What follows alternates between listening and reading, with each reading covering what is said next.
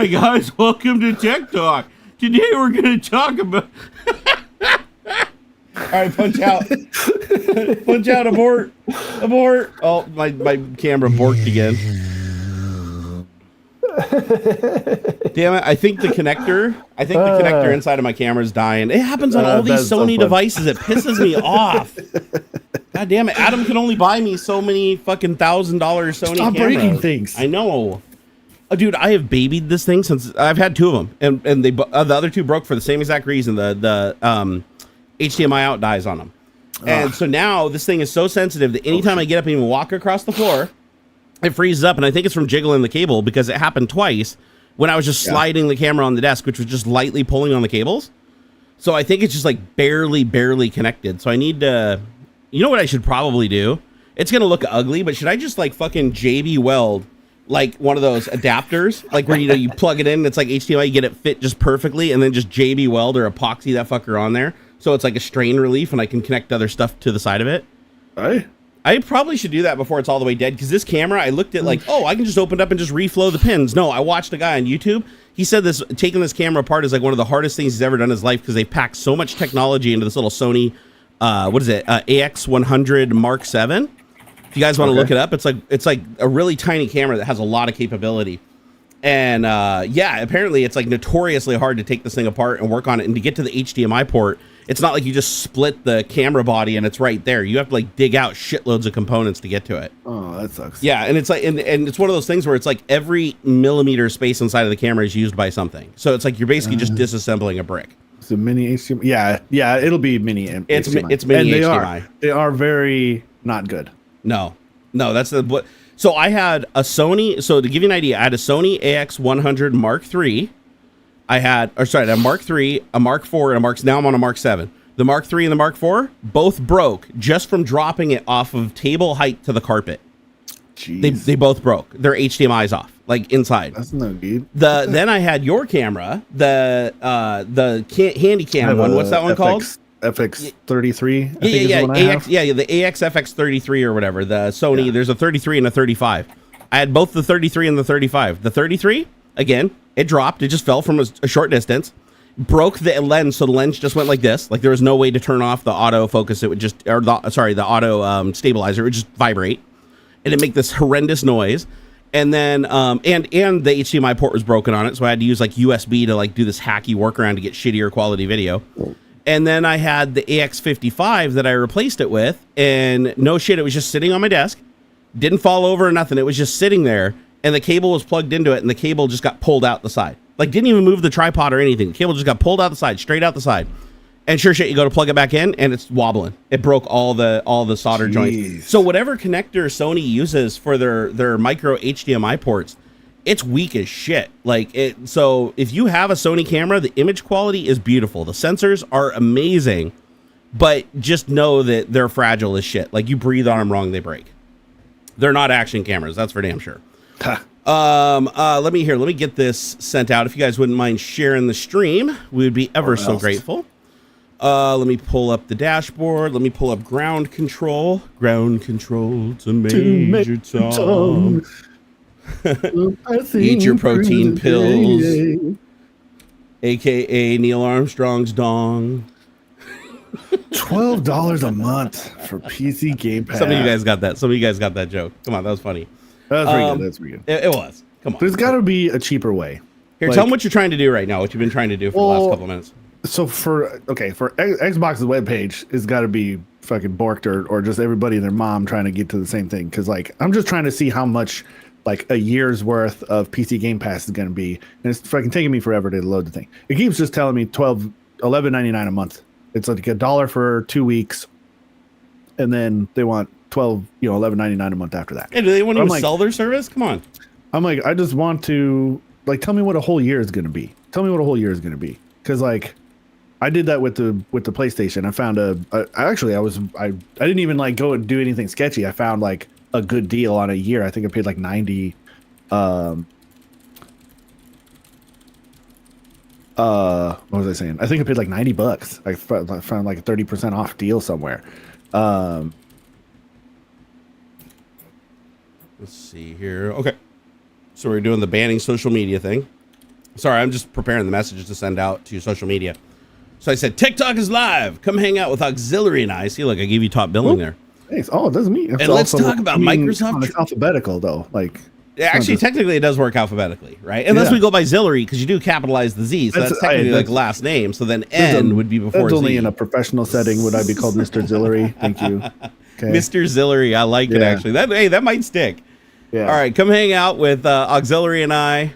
Let's see here. Put my glasses on. While we talk about Microsoft training its AI on your private documents, Australia limiting access to social media to minors. Make sure I don't say minors. I do that once in a while. People are like, they're gold miners. Yeah, those gold miners so they can't have the social media. They're always on social media, not doing their job, bro. That's right. Oh, and then my favorite topic was, let's hear. And my favorite topic, which is your 3D printer ratting you out to the police. Dude, you're gonna laugh when you hear this story, dude. It is so fucking bad. Like, there's no way. I don't think it's gonna happen, really. But if it did, it would be like very dystopian. Honestly, we just need to at that point, just throw away our Constitution, because it really doesn't mean anything at that point when we start doing shit like that. All right, copy, paste, and okay, so it just went out to Blue Sky first. Blue Sky gets the first one, and then we're gonna head on over to X, but I have to make sure. Oh, you know what? I'm gonna link it anyways. Could you guys do me a favor?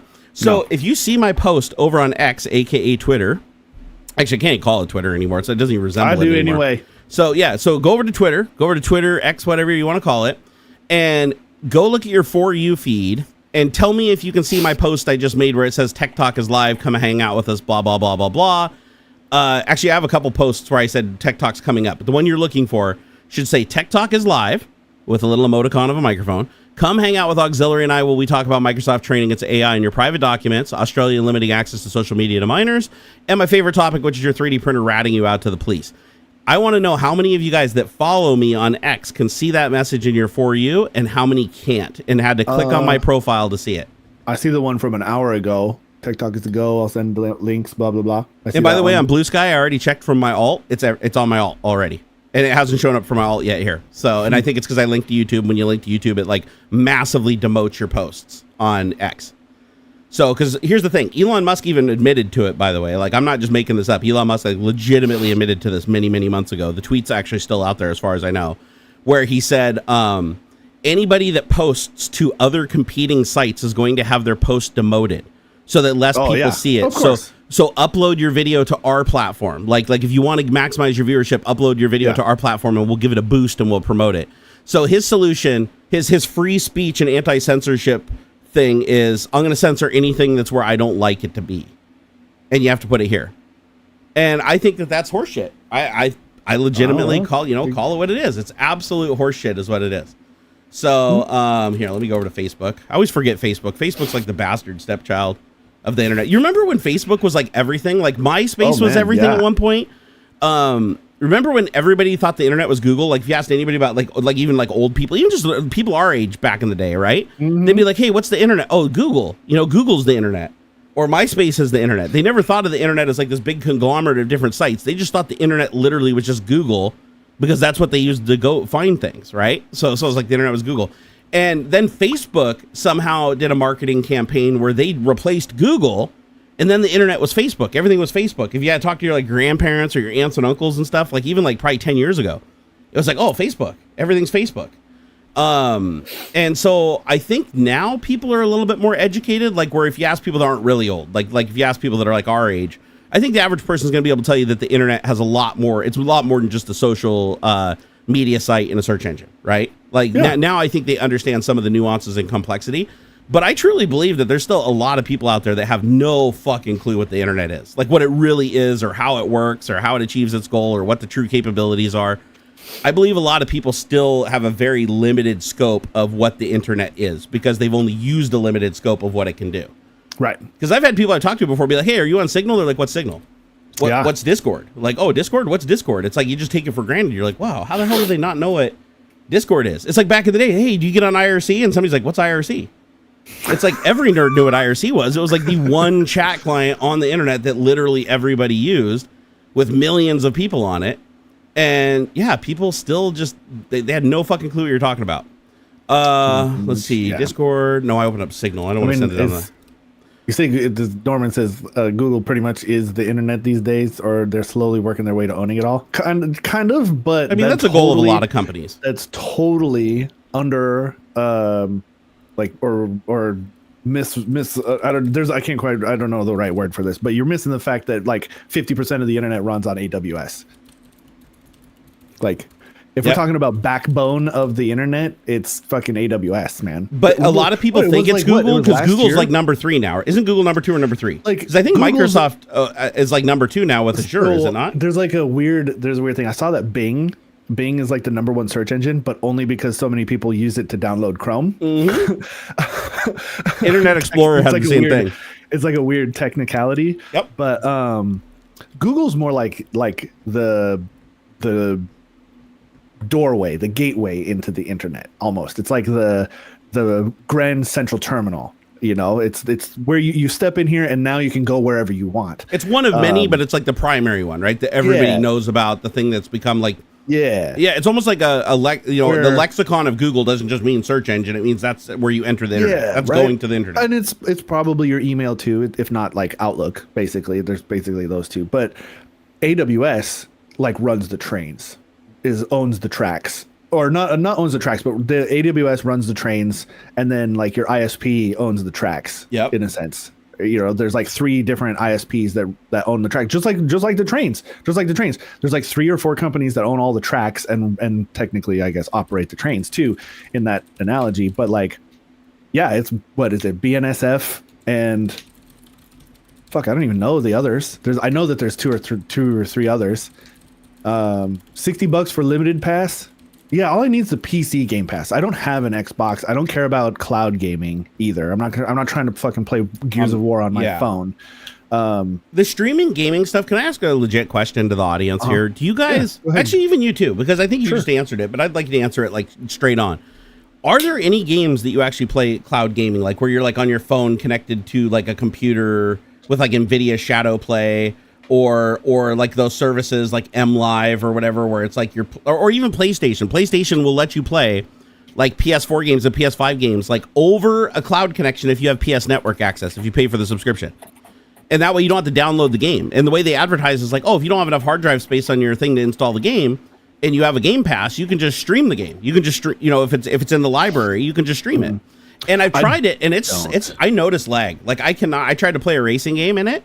And the lag is really low, but not low enough. Now, if I play cloud gaming in my house on my LAN, I can play just fine. You guys, I did races and I got good time. Yeah. Like, you might as well just fucking play then. Like, once you go over the internet, like if I was out and about, because I could play on my PlayStation with my phone. I would want a backbone or like I'll Bluetooth a controller to my phone or something. Because like trying to play with the screen controls was just terrible. I mean, I was just browsing the fucking front page and it was terrible. And I was still at home too when I was playing with it. So like if I was like, oh, I gotta wait for my car to get fixed or something like that, changing my tires, and I had an hour or something. Yep.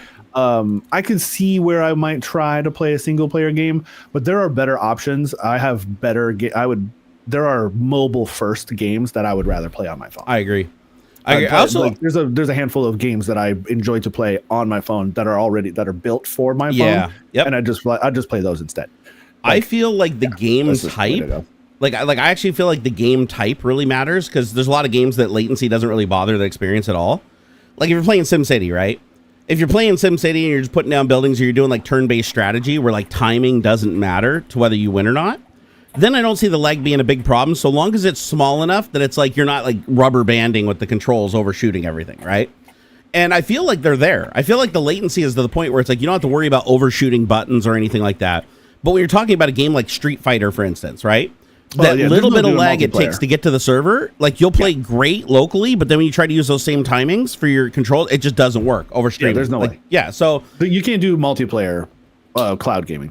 I can't imagine you're doing any good at all. No, but even against the computer, I played Mortal Kombat 11, and I streamed it because I didn't want to install it first. I was like, oh, I want to try it on the thing. I want to try it and see if it's cool. It is cool. It actually is really cool. And so I started playing, and I made it through like the first 3 guys before I died. But again, I suck at fighting games, right? But then I tried to play it over the cloud service. I couldn't beat. I tried 4 rounds and I couldn't beat the first guy. Huh. So it's like basically like playing Mike Tyson's Punch Out and getting your ass kicked by Glass Joe, right? Like it was really embarrassing, and I was using like the same time, and then I went back. I was like, okay, let me go play it again. Maybe I have the settings on different difficulties or whatever.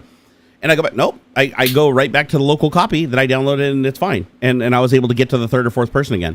So I think it's a good idea for like turn-based strategies, because there's a lot of turn-based strategies that have amazing graphics, right? Like there's a lot of graphics, especially with like Unreal 5 and shit. Like have you seen all the drama around Unreal 5? Like people like dissing on it and saying it's shitty and it's bad and they hate the companies that are going to it. And What? yeah, there's this whole fucking drama thing. I didn't realize it was a thing until somebody pointed it out to me. But apparently people are getting really angry. Like there's a game that just came out called Stalker 2. Have you ever heard of Stalker?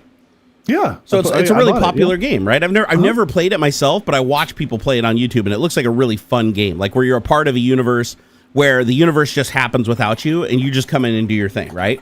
So, but it's like a first-person shooter. Well, Stalker 2 switched to Unreal 5, and I think it looks gorgeous. Like if you look at the comparison between the first Stalker and the second one, it's amazing. Even playing on easy, I'm fucking. Dude, I died real fast. I'm like, it's fucking tough. But you go to YouTube, dude. You go to YouTube and do a search for like Stalker 2 reviews. Every single person is like, "Oh, Unreal gives you low frame rates and micro stutter. And I have to play at 720p DLS test up to 1440p to get it to be even playable." Okay, so we're back in Crisis. That's what I feel like is happening. Yeah, it's Crisis again. This was actually a topic that I wanted to kind of get on that I know we've touched on before. That's a good comparison, by the way. It keeps coming up, and this came up. I was talking with my brother about someone like close, well, related, not whatever. My sister's boyfriend. Not he's never gonna see this, and whatever. But it doesn't matter. So I'm a nerd. He's a nerd. My brother. I firmly believe everybody is a nerd at something. Right? Everybody's got a thing that they could like just go off on for a while and they know deep lore for. Yeah. Whether it's movies or video games or fucking Real Housewives or Oranges or fucking Jam. The Pirates porn series. Yeah. Yeah, whatever. Everybody's got a thing that they're a nerd. Like there's all kinds of different flavors of nerds. Okay. You got sports nerds, you got car nerds, you got fucking headphone nerds, whatever. There's all kinds of nerds. But what I feel has gotten away from us, especially in the gaming and the gaming like community, is insufferable nerds. Okay. Yeah. I love listening to somebody who's passionate about a topic go on about their topic in a way that is like passionate and stuff, as long as it's not like condescending or insufferable. And I feel like that's where I can only play this fucking first like top tier AAA brand spanking new game that they've been working on for fucking 6 or 10 years or something. Like I don't know the space between Stalker, the last, what was it? I think Shadow of Chernobyl was the most recent one, and this one.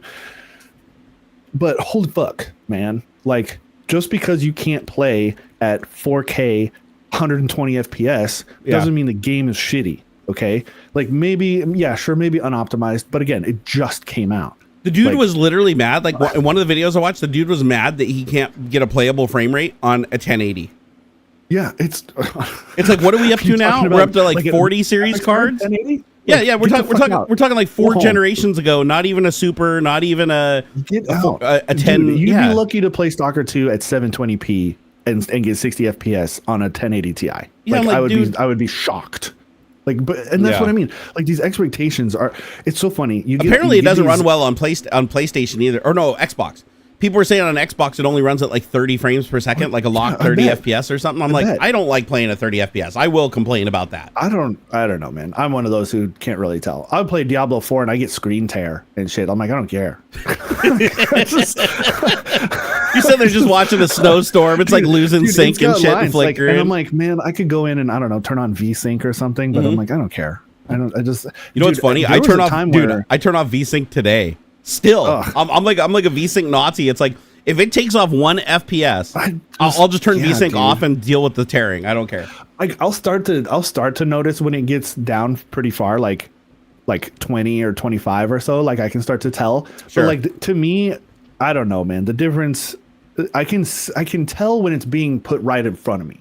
Like you'll see those split screen things where it's Yeah. like this is 30 and this is 60. Like I can tell there, but like if I just jumped into it and it's 30 FPS, I don't fucking know. I can't tell. I don't care. That's fair, right? Hey, Dwarfston just gave us $5. This attitude, you got these fucking people who are like, oh man, Happy streaming and oh, good if you don't weekend, have everyone. 4090 Enjoy the weather, super winking duper with face. fucking 128 gigs of RAM and like the 14900 KS, you're a fucking loser. And then you go and look at the Steam hardware survey, and like 30% of people who are on Steam playing video games have like a 1660 Ti. Yeah.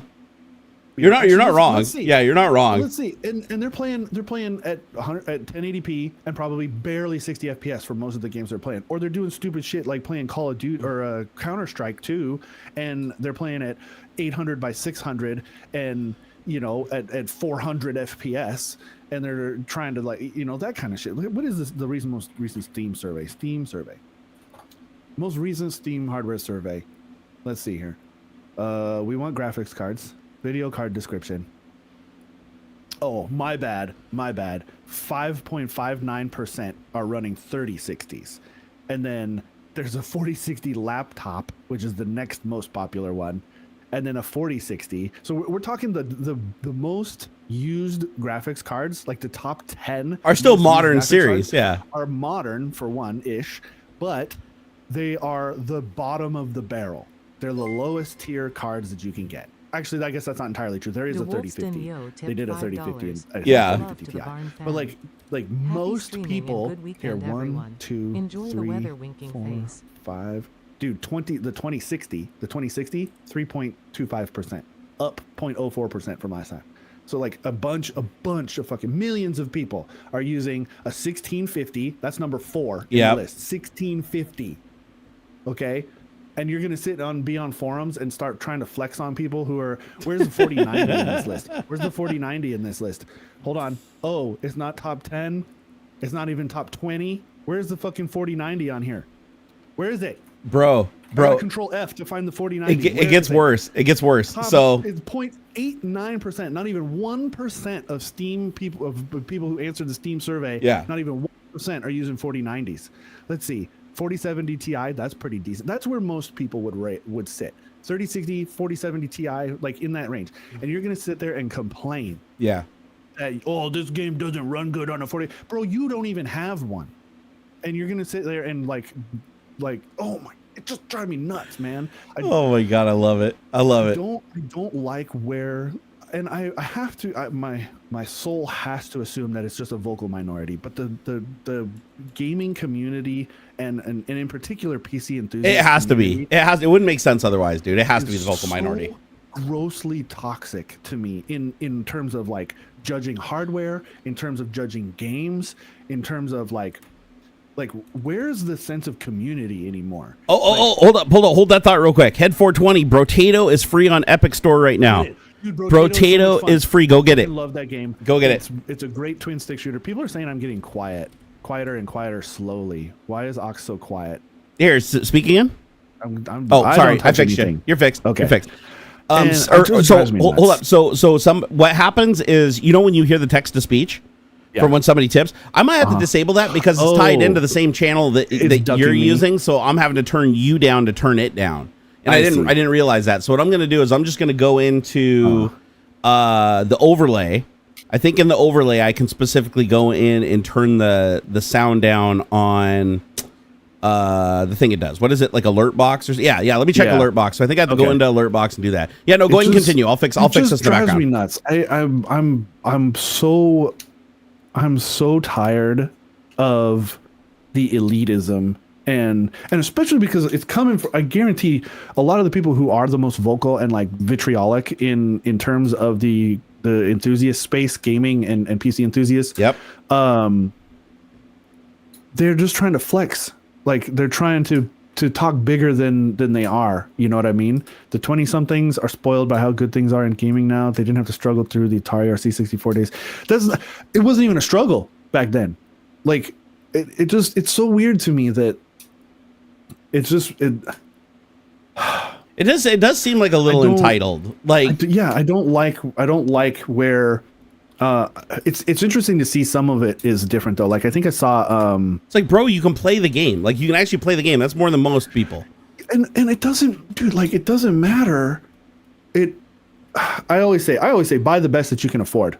Right? You can always wait 6 months. There's always going to be another big thing. There's always going to be another advancement. There's like 6 months. You can always keep waiting 6 months. If you chase the top of the pile, you will just run out of money. It's never going to be never enough. ending. Yeah. Like I have a 3080 Ti. I would still be on my 1080 Ti if I didn't get a crazy good deal on this card. Like I got half price basically on this card. And I would not have upgraded until probably now ish, where like we're 2 years into the 40 series and 30 stuff is cheaper. And I probably wouldn't have gotten, or I would have actually, what I would have done is bought a 4070 Ti Super right now is what I would have done if I had not got the 3080 Ti I have now. Hell, I've got two 4070 Supers in my closet right now that I'm tempted to plug in because they're better than the 3080 Ti I have now in certain aspects. But like, it's just, I don't understand the like we're constantly talking shit. We're constantly like dragging on people and I just miss the sense of community and like, bro, you gotta have the bigger wang, dude. You gotta have the bigger wang. And you know what? And like look back just a year ago, when like the three, there were like three big tech tubers. It was like Jay, Kyle, and I think Gamers Nexus were all fighting for the top spot in 3D Mark or whatever. They were doing the crazy benchmarking stuff. LN2 stuff, super cool in their graphics cards and all this stuff just to squeeze out another couple of points. And I feel like a lot of that perpetuated that. And I don't think they do that shit anymore because it got super toxic. Like, and not amongst the three of them or whatever. They were doing great. Like I think a lot of that died with EVGA though, when Kingpin had to step down. I think that was because Kingpin was the one that was coaching them all. Yeah, every single one of them, everything they were doing was either directly coached by Kingpin or he influenced it through another. Because I remember they were all doing the same stuff with the LN2, and that shit is so hard to do. Like I watched him do it in person, like at a PAX, and I didn't realize how many CPUs and GPUs they blow up doing that shit. Oh, I bet. Like literally piles. I'm all for pushing stuff to the limit. Like I love seeing, oh man, you push the 14900K to 8 gigahertz or something. I think most people do. It's fun to see, right? It's a spectacle. It's when it becomes this. It's when it goes too far into like. It becomes tribalism. Yeah. And like, oh, I'm Team Gamers Nexus and fuck you guys, you suck, and like it gets to be too toxic and vitriolic, and people wonder why Jay and I don't talk publicly anymore. It's so weird, and it's like because it does get toxic. Everybody wants, because the most people, don't get me wrong, there's a group of people that love that we did stuff together and love the things that we produced and everything. But there was another huge group of people that was the loud minority. They just made our lives a living hell because it was always like Team J or Team Jerry, like as if we were in some kind of competition 24/7. Yeah, and then it just poisons the pot, and then it's like it's no fun anymore at that point. Exactly. Because then you're not even doing it for fun anymore. You're just doing it to leg up the other guy so that you can give a middle finger to the other person's community that's being bad. And that's everywhere. We used to have to do that on Tech Talk back in the day. We'd be like, nobody in chat. Like we'd start off the show and be like, hey, nobody in chat. We don't want to see no Team J, Team Jerry, somebody, because they'll just straight up leave comments. Oh, I think Jay is way better than Jerry. I think Jerry is way better than Jay. I think Jay built Jerry. I think Jerry built Jay. And it's like you go back and look at our thing. It's like Jay and I came up like really close together. I was ahead of him for a couple of years. He was ahead of me for a couple of years. It was like just this constant going back and forth as we grew together. But anytime it changed sides, the community would just like get out their pitchforks and be like, oh my God, we're ahead now. Let's all be, vitriolic. And so it's hard to have public relationships with other content creators online because people, so same thing with like Chris Perillo. Like Chris Perillo, great guy. Chris Perillo's a great guy. Love the guy. If he called me right now, I'd go over to his house and hang out with the dude, right? I mean, it's like, but online, if we have any kind of collaboration or we do anything, the people come out and say, I hate Chris Perillo. Why would you work with him? I hate Barnacules. Why would you work with him, Chris Perillo? It's like, what the fuck are you talking about? We like each other. Like, it doesn't matter. That's it. Like, calm down. It's like anything to drag down somebody else's joy. It's like people, I don't know, somehow, there's a huge chunk of people that somehow get some kind of boost out of dragging other people down. Like it doesn't matter. Somebody will say, "Oh, I just got this new PC, and here's the specs." Oh, you could have you should have bought it from blah, blah, blah, put it together yourself, or why didn't you buy this piece or that or blah blah blah. Exactly. We just have to. I feel like people need. There's a lot of people that need drama. Like, dude, that's fucking rad. Like, it doesn't matter. Like, oh, I spent $800 and I have this computer that I got it from Walmart, but it's like my first computer. I spent like $800 and it's got the 5600G and a fucking 1660 Ti in it, but it's like my first one. And oh, you fucking idiot! You could here's a PC part picker. You could have done better. Blah blah blah. Dude, you know what this reminds me of? You know what this straight up reminds me of? Like when we were kids and had consoles. Did you ever have console wars with your friends? Sure. Like I remember when I was a kid, I bought a Sega Genesis, not because I wanted a Sega Genesis. Okay. I sold like 4 megabytes of memory out of my computer back then. Like it doesn't sound like a lot, 4 megabytes, like it doesn't even hold an email anymore. But I sold 4 megabytes of RAM for $200 so I get the money to go buy a Sega Genesis. I didn't buy a Sega Genesis because I like Sega Genesis. I didn't buy a Sega Genesis because I like the first party titles and everything. I bought a Sega Genesis because my other friend had a Super Nintendo and I didn't want to have what he had. And my other friend had a TurboGrafx 16 and I didn't want to have what he had. I know, dude, you got to be like, that's how you can tell like the eccentricities of your friends when you were younger. Is the kid that always got the really obscure shit that was never in the lead, but always had just like these crazy good Jaguar. Jaguar. Yeah. It's like, okay, tell me I'm wrong. Tell me I'm wrong. So you're a super nerd. So you have a group of friends that are all gamers growing up, right? Yeah. Okay. If you're lucky, you got the one kid that has the Neo Geo. What does that mean if he has a Neo Geo? He plays Metal Slug. Yeah, but rich family, right? Yeah, incredibly like wealthy engineer. family. Exactly. Yeah. Like if you have a friend, because I had one friend growing up that had the Neo Geo, and he had 2 sticks, and he had 3 games, and I thought that was the most insane thing ever because it was like just like the arcade. It was exactly like the arcade, and those sticks are amazing. If you've ever used the Neo Geo like controllers. Like you can tell they basically just took whatever was in the arcade machine and just put it in a smaller platform. Like it is very clicky. The buttons are very clicky. I love them. Dig it. Very expensive to get a hold of today. But he had that. And I remember when I went to his house, his dad drove a Porsche, right? He had the 911 out front. They had a house that was like, 4,500 square foot out on a huge piece of property with dirt bikes and all kinds of fun shit. But he was the rich friend, right? So then you have the friend that has the TurboGrafx 16. That's the poor friend, right? Because it was the cheapest of the generation of consoles, right? And so like, but my friend had the Super Nintendo, which was like the A tier for that type of gaming, right? Not the arcade gaming, but one step beneath it. And I had a Sega Genesis because I was kind of in the middle, and I really extended myself. I saved up a lot of money from doing chores. I sold memory out of my computer to get it. And I was really disappointed. I was so disappointed when I got it. I thought the Sega Genesis, it had amazing sound. I will say that Sega sound kicks the shit out of Nintendo's. Like the sound chip that they put in the Sega is phenomenal. However, the graphics and color don't even touch Nintendo. They don't. Like, I don't even care about the hardware specs. It just doesn't, right? The games that they released on Nintendo and Sega Genesis, it always ran worse, and it had worse colors. Always. Like, I never had... The only game I ever found on Sega Genesis that was better than it was on Nintendo was Pit Fighter. Because Pit Fighter had blood right out of the gate, and you didn't have to do, like, the Konami code to, like, turn it off like you did on Nintendo. But my friend that had the Nintendo, his dad worked on the base as, a Navy engineer, middle tier family, middle class income. I'm like the poorest family by far, but I overstretched myself to get the Genesis, but I never really loved it. I never really loved my Genesis, but did I ever tell that to any of my friends? No, not for a second. If we ever talked about consoles, it was Genesis is superior. Here's why. Oh, yeah. No contest. It's better graphics. It's better this. Look, it has 16 bits and it's true 16-bit processor, blah, blah, blah. Like, you would take the stat sheet out and just use it to defend yourself against your friends. You'd all sit around. And then your one rich friend would just come over and, like, not even be bothered. And he'd be like, oh, I just have a Neo Geo and a Nintendo and a Sega Genesis and a TurboGrafx 16 and every handheld. It's like, okay, shut up, James. We get it. We get it, bro. Yeah. Actually, his name was Jake, too. I had 2 friends named Jake. One was my friend... well, I don't want to use their last names, but there was the Jake who was the poor friend that I grew up with, and he actually lived with us for a while. Like, he got kicked out of his house, and he lived with me and my mom, and she helped him get his GED. That was my childhood friend, Jake. And then my other Jake I met through him, who was his friend, Jake, I'll call him Jake, too, and he actually got hit by a bus while skateboarding. And it broke every bone in his body, and he won a lawsuit, and they awarded him $500,000. Whoa. So his family was already rich. His dad did blueprints for the Navy. Like, he did the blueprints for like submarines and shit. And so they already had a lot of money and already all had nice cars and everything. But now their son has $500,000 and they just let him keep it. They just put it in his account when he was only like 13, 14 years old. Cool. And they just stuck in his account and said, hey, you can do whatever you want with this money.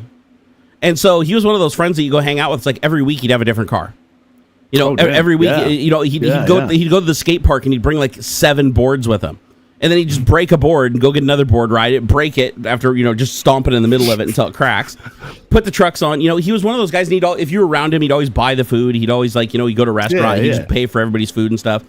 And, but he had so much money, but he was like, he didn't act like a person that had that kind of money because it wasn't like money, like generational wealth, right? It was like he was well off in the family, but it was like something he got for, you know, almost dying, you know, through a lawsuit. And so it was really cool to like see him have all the cool shit, but then it made you want it really bad and you knew you couldn't have it. And that was the hardest part about it, is like I couldn't defend my Sega Genesis against his fucking Neo Geo. You know? I couldn't defend it. Oh, and by the way, he also had an Atari Jaguar too. But you know what system never got hooked up that we never even played? The Atari Jaguar. I don't know if I honestly have never played an Atari Jaguar, but I have to assume that they're absolute shit because he bought it and couldn't even be bothered to hook it up. Because he ran out of inputs on his little TV switcher. So the Jaguar was the one that just sat there, you know, with the power cable dangling, you know, off the back and nothing plugged into the TV. And there's a couple times we went over this, hey, you guys want to play Atari Jaguar or whatever? He's like, no, it sucks. I only got the one game for it. It's stupid. There's going to be people in chat that are just like freaking out, though, because I'm sure Atari Jaguar probably had some bangers on it. But I remember or something? Probably. But I remember like back in the day, they would always advertise these game consoles using like the most bullshit ride the line of truth advertising you could do.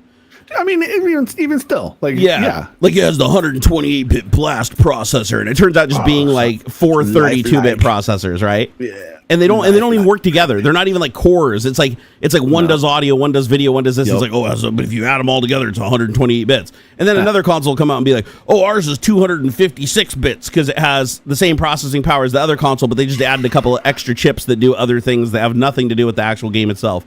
Or like the graphics, right? They'd say, our system's 64 bits. You know, it does, you know, something does what Nintendo don't, or was it Nintendo does what Sega don't? What was the thing they did their advertising campaign? Sega does what Nintendo don't. That's what it was. Sega does what Nintendo don't. That was a really good campaign. Line, though. Damn, that's hard hitting. But the Sega Genesis only had 3 buttons out of the box. You had to buy a turbo controller, and the games had to support it to use it. From hardware, Sega was always better.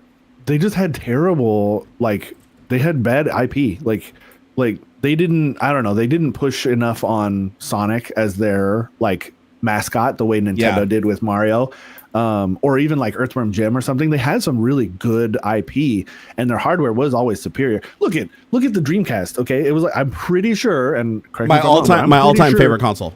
The Dreamcast had a fucking LAN port in the back. Like it had internet and online multiplayer before any of the other consoles did. It did. I think it was. I mean, it was. I don't know. It ran Linux, dude. It literally Windows CE. It had WinCE. The Dreamcast was top notch, man. Had a keyboard and a mouse. Remember, it was the only console that had a keyboard and a mouse that you could get for it. Do you remember the controller that had the keyboard in the middle? Do you remember the keyboard in the middle controller? No. Oh, dude, I gotta find a picture and show you guys. This is insane. So I think PlayStation ripped them off. Sega just didn't have a good way of pushing their IP, or I don't know, marketing budget or something. But Sega should have been at top tier, right up with Phantasy Star Online, MMO. And I played Phantasy Star on the Dreamcast. I love that. Come on, that's amazing. And how did they not at least come in second to PlayStation in the console wars? I made a mistake. So crazy. I had it backwards. It was actually Nintendo ripped off PlayStation. So PlayStation created a controller that had a keyboard integrated, where it had the controller sides on the edge of a keyboard. Okay. And then Dreamcast, I believe, ripped them off, because didn't Dreamcast come? Which came first, Nintendo 64 or Dreamcast? I want to say N64. I'm not sure. So if N64 came first, then I'm pretty sure that Sega ripped off Nintendo then, because if you guys want to look it up yourself. North America, September 29, 96 for the N64. So there's, and I know why, a lot of people are showing them as Dreamcast keyboards. Dreamcast, they're not Dreamcast. Oh, it was? Okay, so they ripped off Nintendo. They ripped off Nintendo. So if you go here, dude, so Dreamcast did not have, I can't find it anyways, the integrated keyboard controller, but PlayStation and Nintendo 64 both had one where you have basically the controller sides on the edge of a keyboard. That's cool. And it was really cool because you could set it in your lap and it would rest on your lap, so all the weight would be taken off of it. You'd have these controllers separated, so you're not putting your hand together like this, which, you know, messes with your shoulders and your elbows. So you're playing with your hands wide apart like this, and it felt like you're holding on to like a modern Sega streaming, the Stream Deck thing that the PlayStation made. The Portal, the PlayStation Portal. The Portal, yeah. So yeah, it's like it was basically like a Portal back in the day, but instead of a screen, you had a full size keyboard, so you could like type really quick and then put your hands back on the controller and play. And I remember I had that for the Dreamcast, or sorry, not the Dreamcast. I had that for the PlayStation 2, and I loved it. Man, I absolutely loved that thing. Having a keyboard on a console is fantastic, but a lot of people opted to not allow it, especially Xbox. Microsoft fought forever to not have keyboard support on Xbox. True. Like, went out of their way to remove it. Yeah. And you know why? You know why they did that? They did not want people buying it as a computer and using it as a computer. Keyboard and mouse is better at online multiplayer. No, they told us internally at the company because everybody was asking for it, and they said if we put a keyboard and a mouse on an Xbox because it had a web browser, they're like, if we put a keyboard and a mouse on it, people are going to use that with the web browser and just use that as a computer, and they're not going to buy a computer. So they're like, we want it to be just for movies and just for like gaming. We don't want anybody using it as a computer, even though it is a computer. That was a big push of why they crushed games for Windows Live.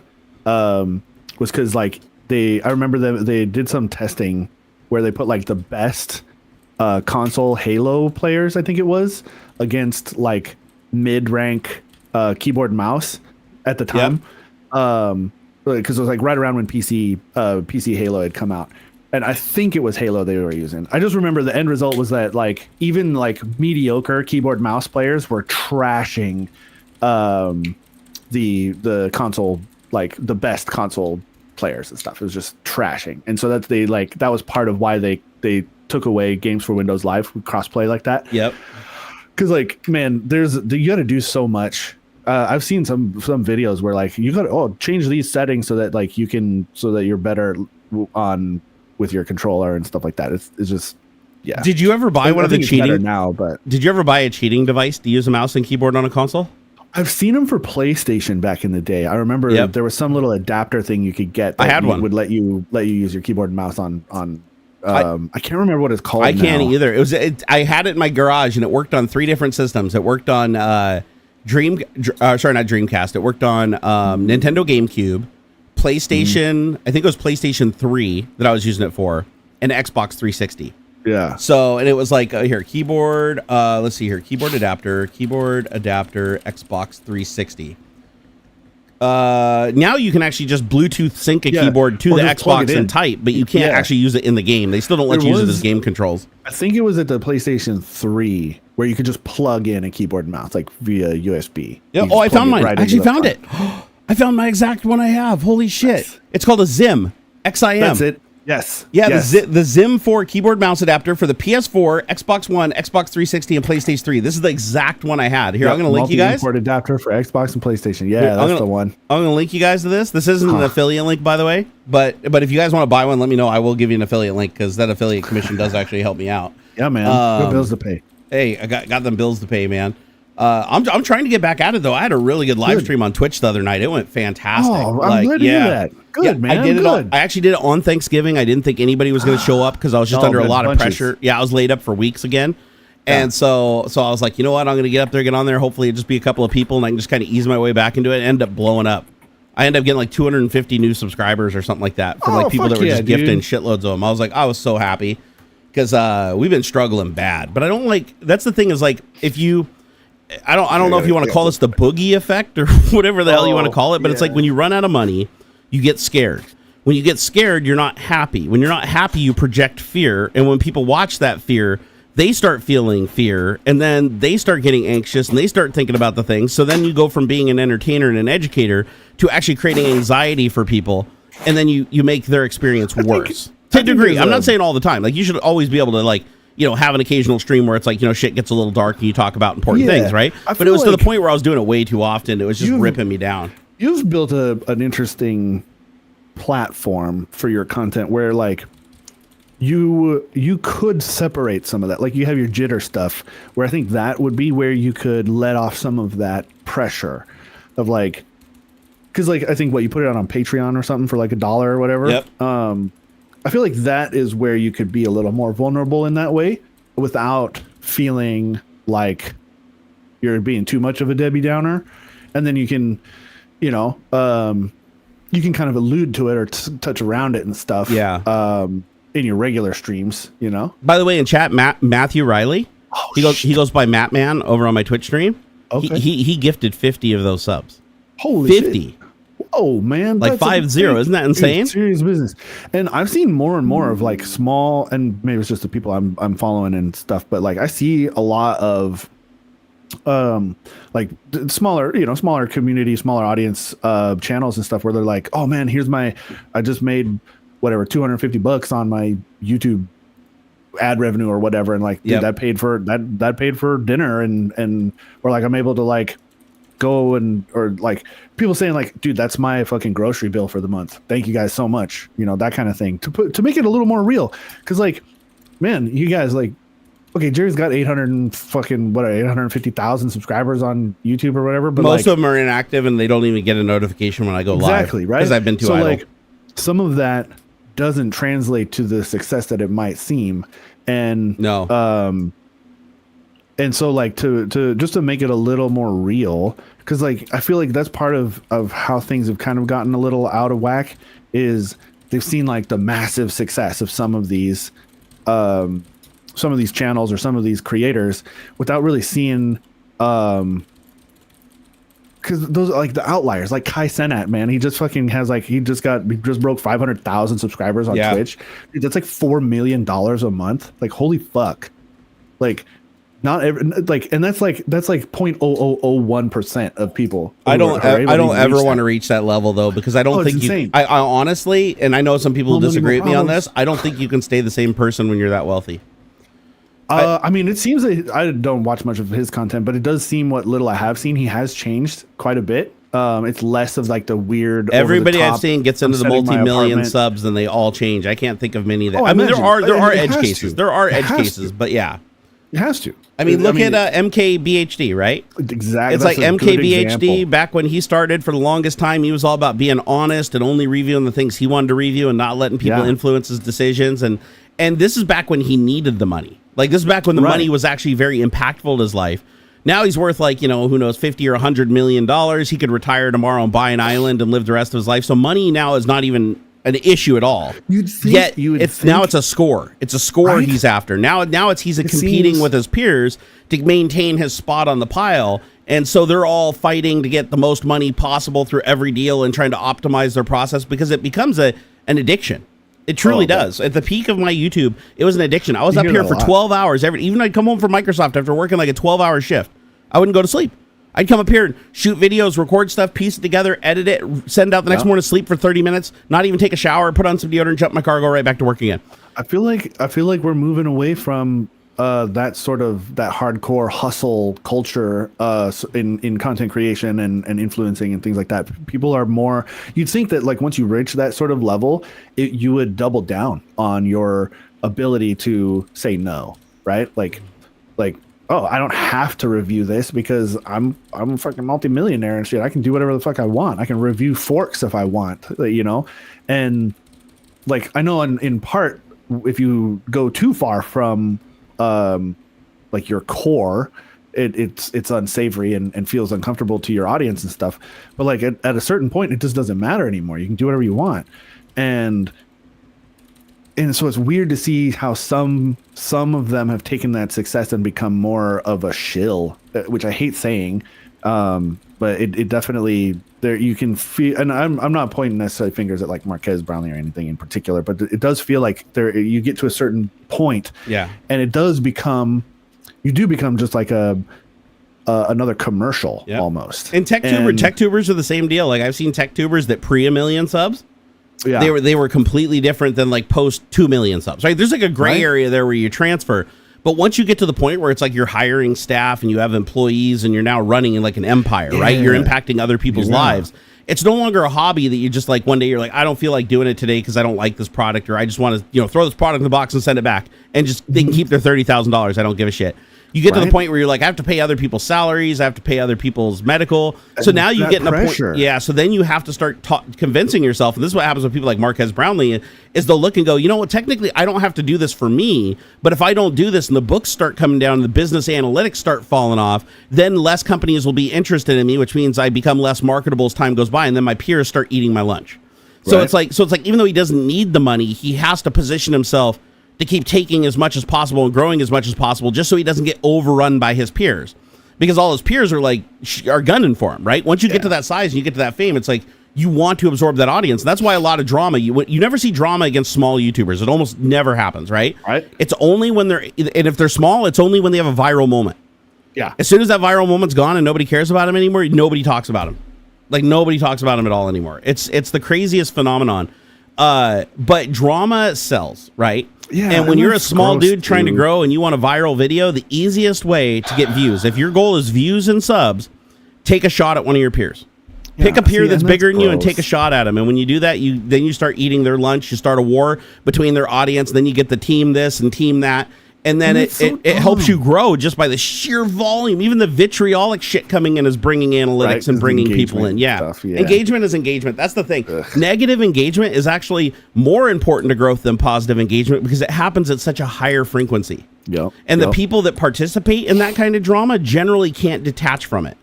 So if you can get like 10 people involved in your comments on your video, that all are alpha males, they're not giving up their position, they're 100%, team this, ride or die.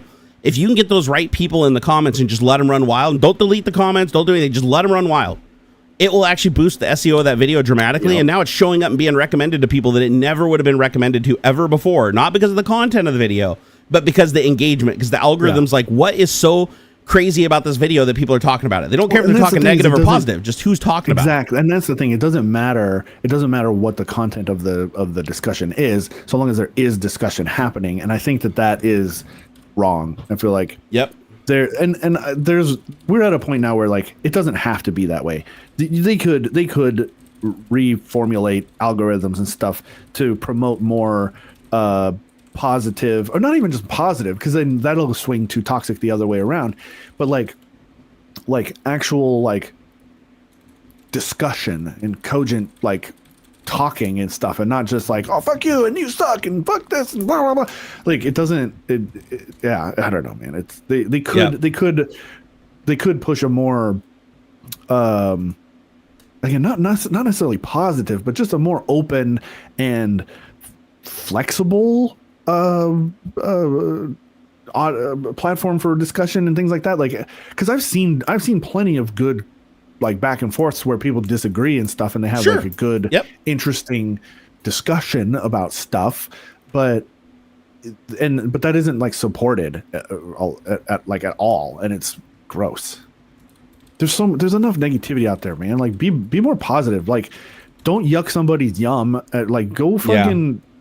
Look, somebody's stoked for their thing. Be stoked for them too. When I lost my therapist, dude, I noticed that I started falling into the same pattern as everybody else, where social media, I was allowing it to get to me. I want to. And I was interacting and everything that even though my brain was telling me like, dipshit, you're walking right into it. Like, if you say anything, the only thing that can happen once you push enter is other people will respond, forcing you to have to respond again.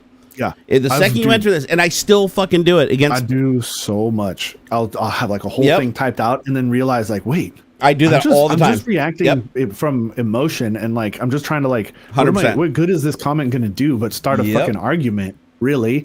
Like, do I want to go back and forth with this person because of what they said? No.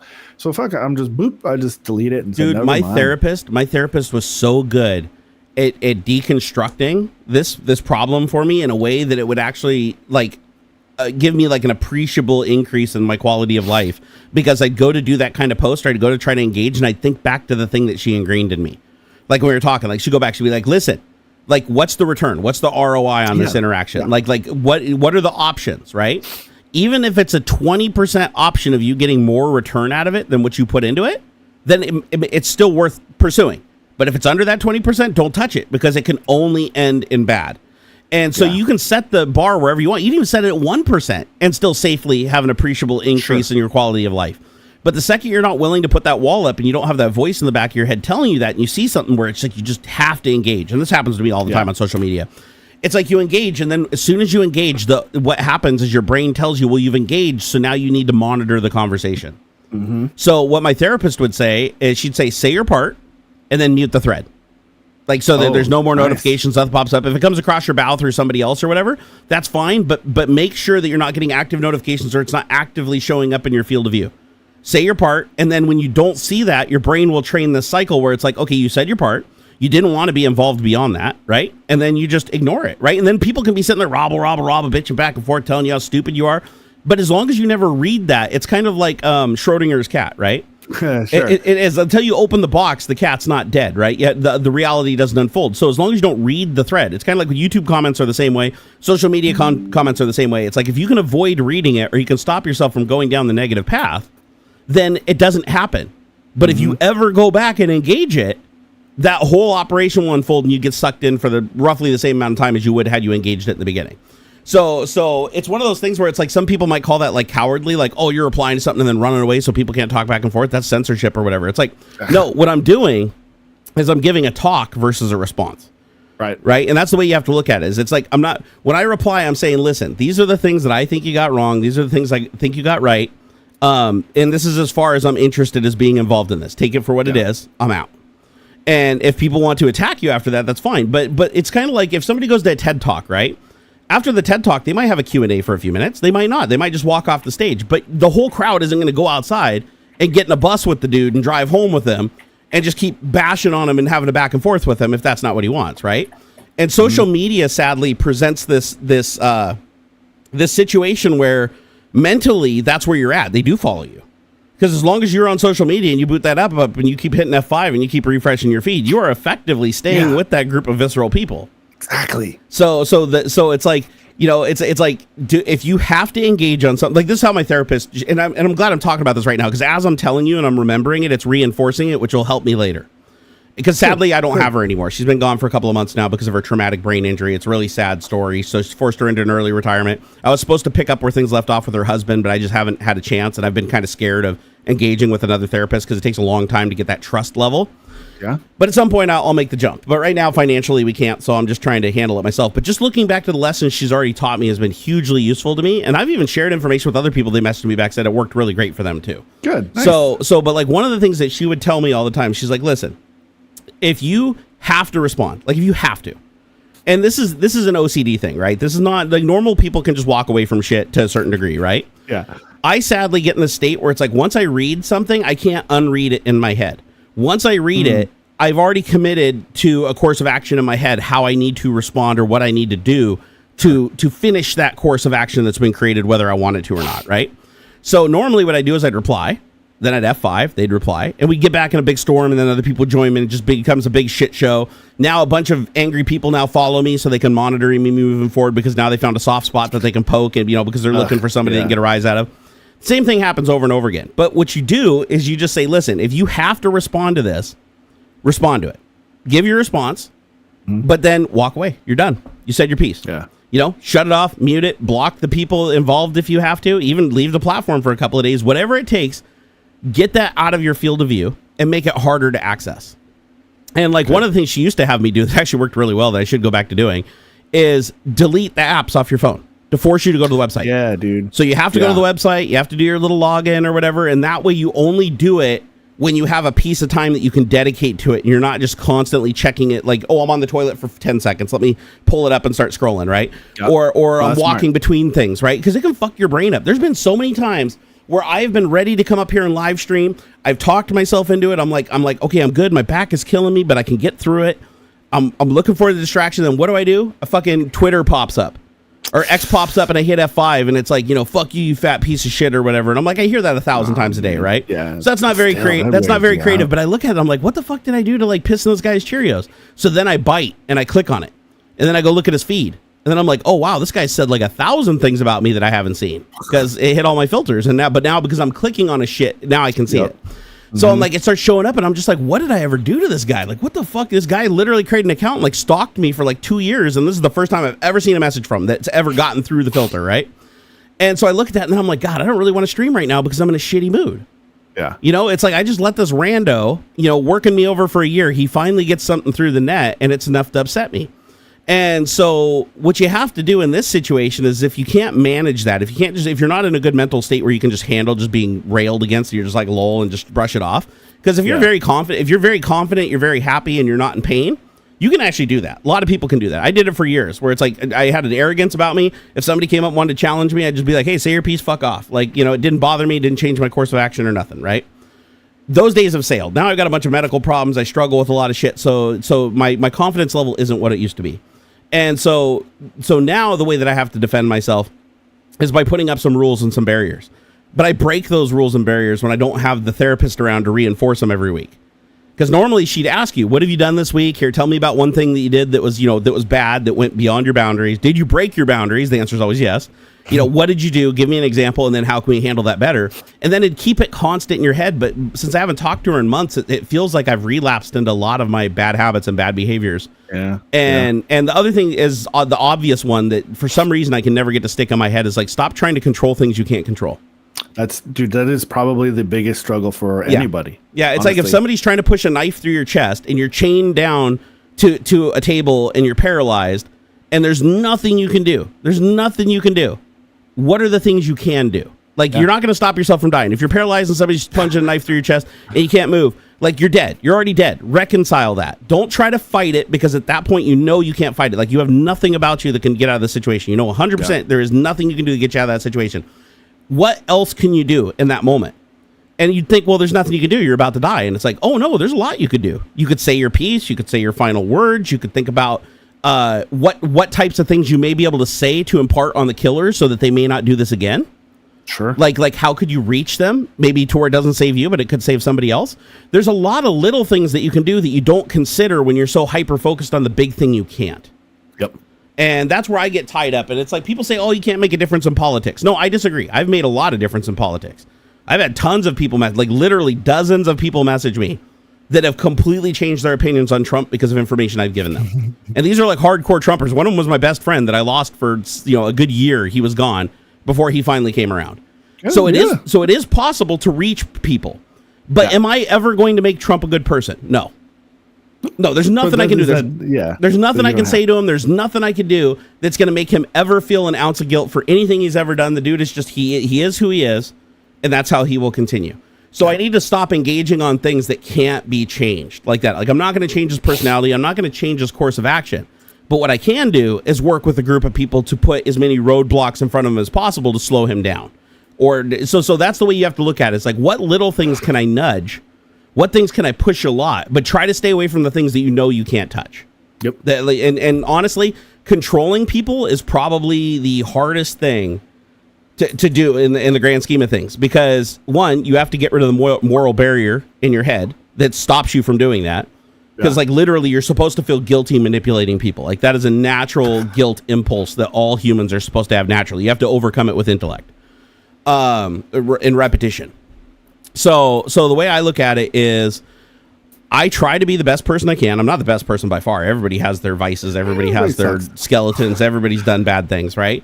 But what I try to do moving forward is I try to go, what can I do that if I can't change the source of the problem, how can I make it better for the other people? Sure. Like if I can't fix the problem, how can I improve the problem's effect on myself and other people?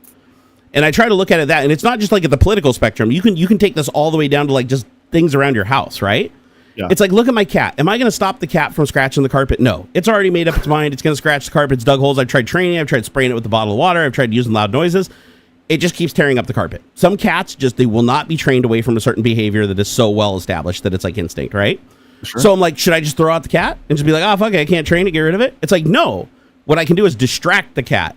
So I can say, listen, if this cat likes to tear up this carpet, I'm going to go grab a piece of carpet and put it next to it that's even more appealing and more scratchable. There you go. Yeah. And then the cat's like, I'm going to destroy that carpet. So I didn't stop the cat from destroying the carpet. I just directed the cat's rage in a different direction to where now it's not destroying my property. Nice. So things like that, when you think that way, it actually is really beneficial and makes you make progress. But the sad thing is like right now I'm in the frame of mind where I can think that way, because I'm hanging out with my bud doing tech talk. I'm not thinking about my pain. I'm not thinking about my financial situation with my life and losing everything and all that shit. I'm not thinking about that stuff right now, so I have a clear mind. And because I have a clear mind, now I can go through these rational things and think back to what my therapist told me. But the problem is that all goes out the window when you panic. The second you get in an anxious, panicky state, and you can't control these states. People think you can just like, just turn off anxiety. No, you can't. Oh, you absolutely cannot. It doesn't even matter if it's even if it's rational anxiety, you can't just turn it off. Irrational, you can't. The anxiety hits, you got to weather the storm.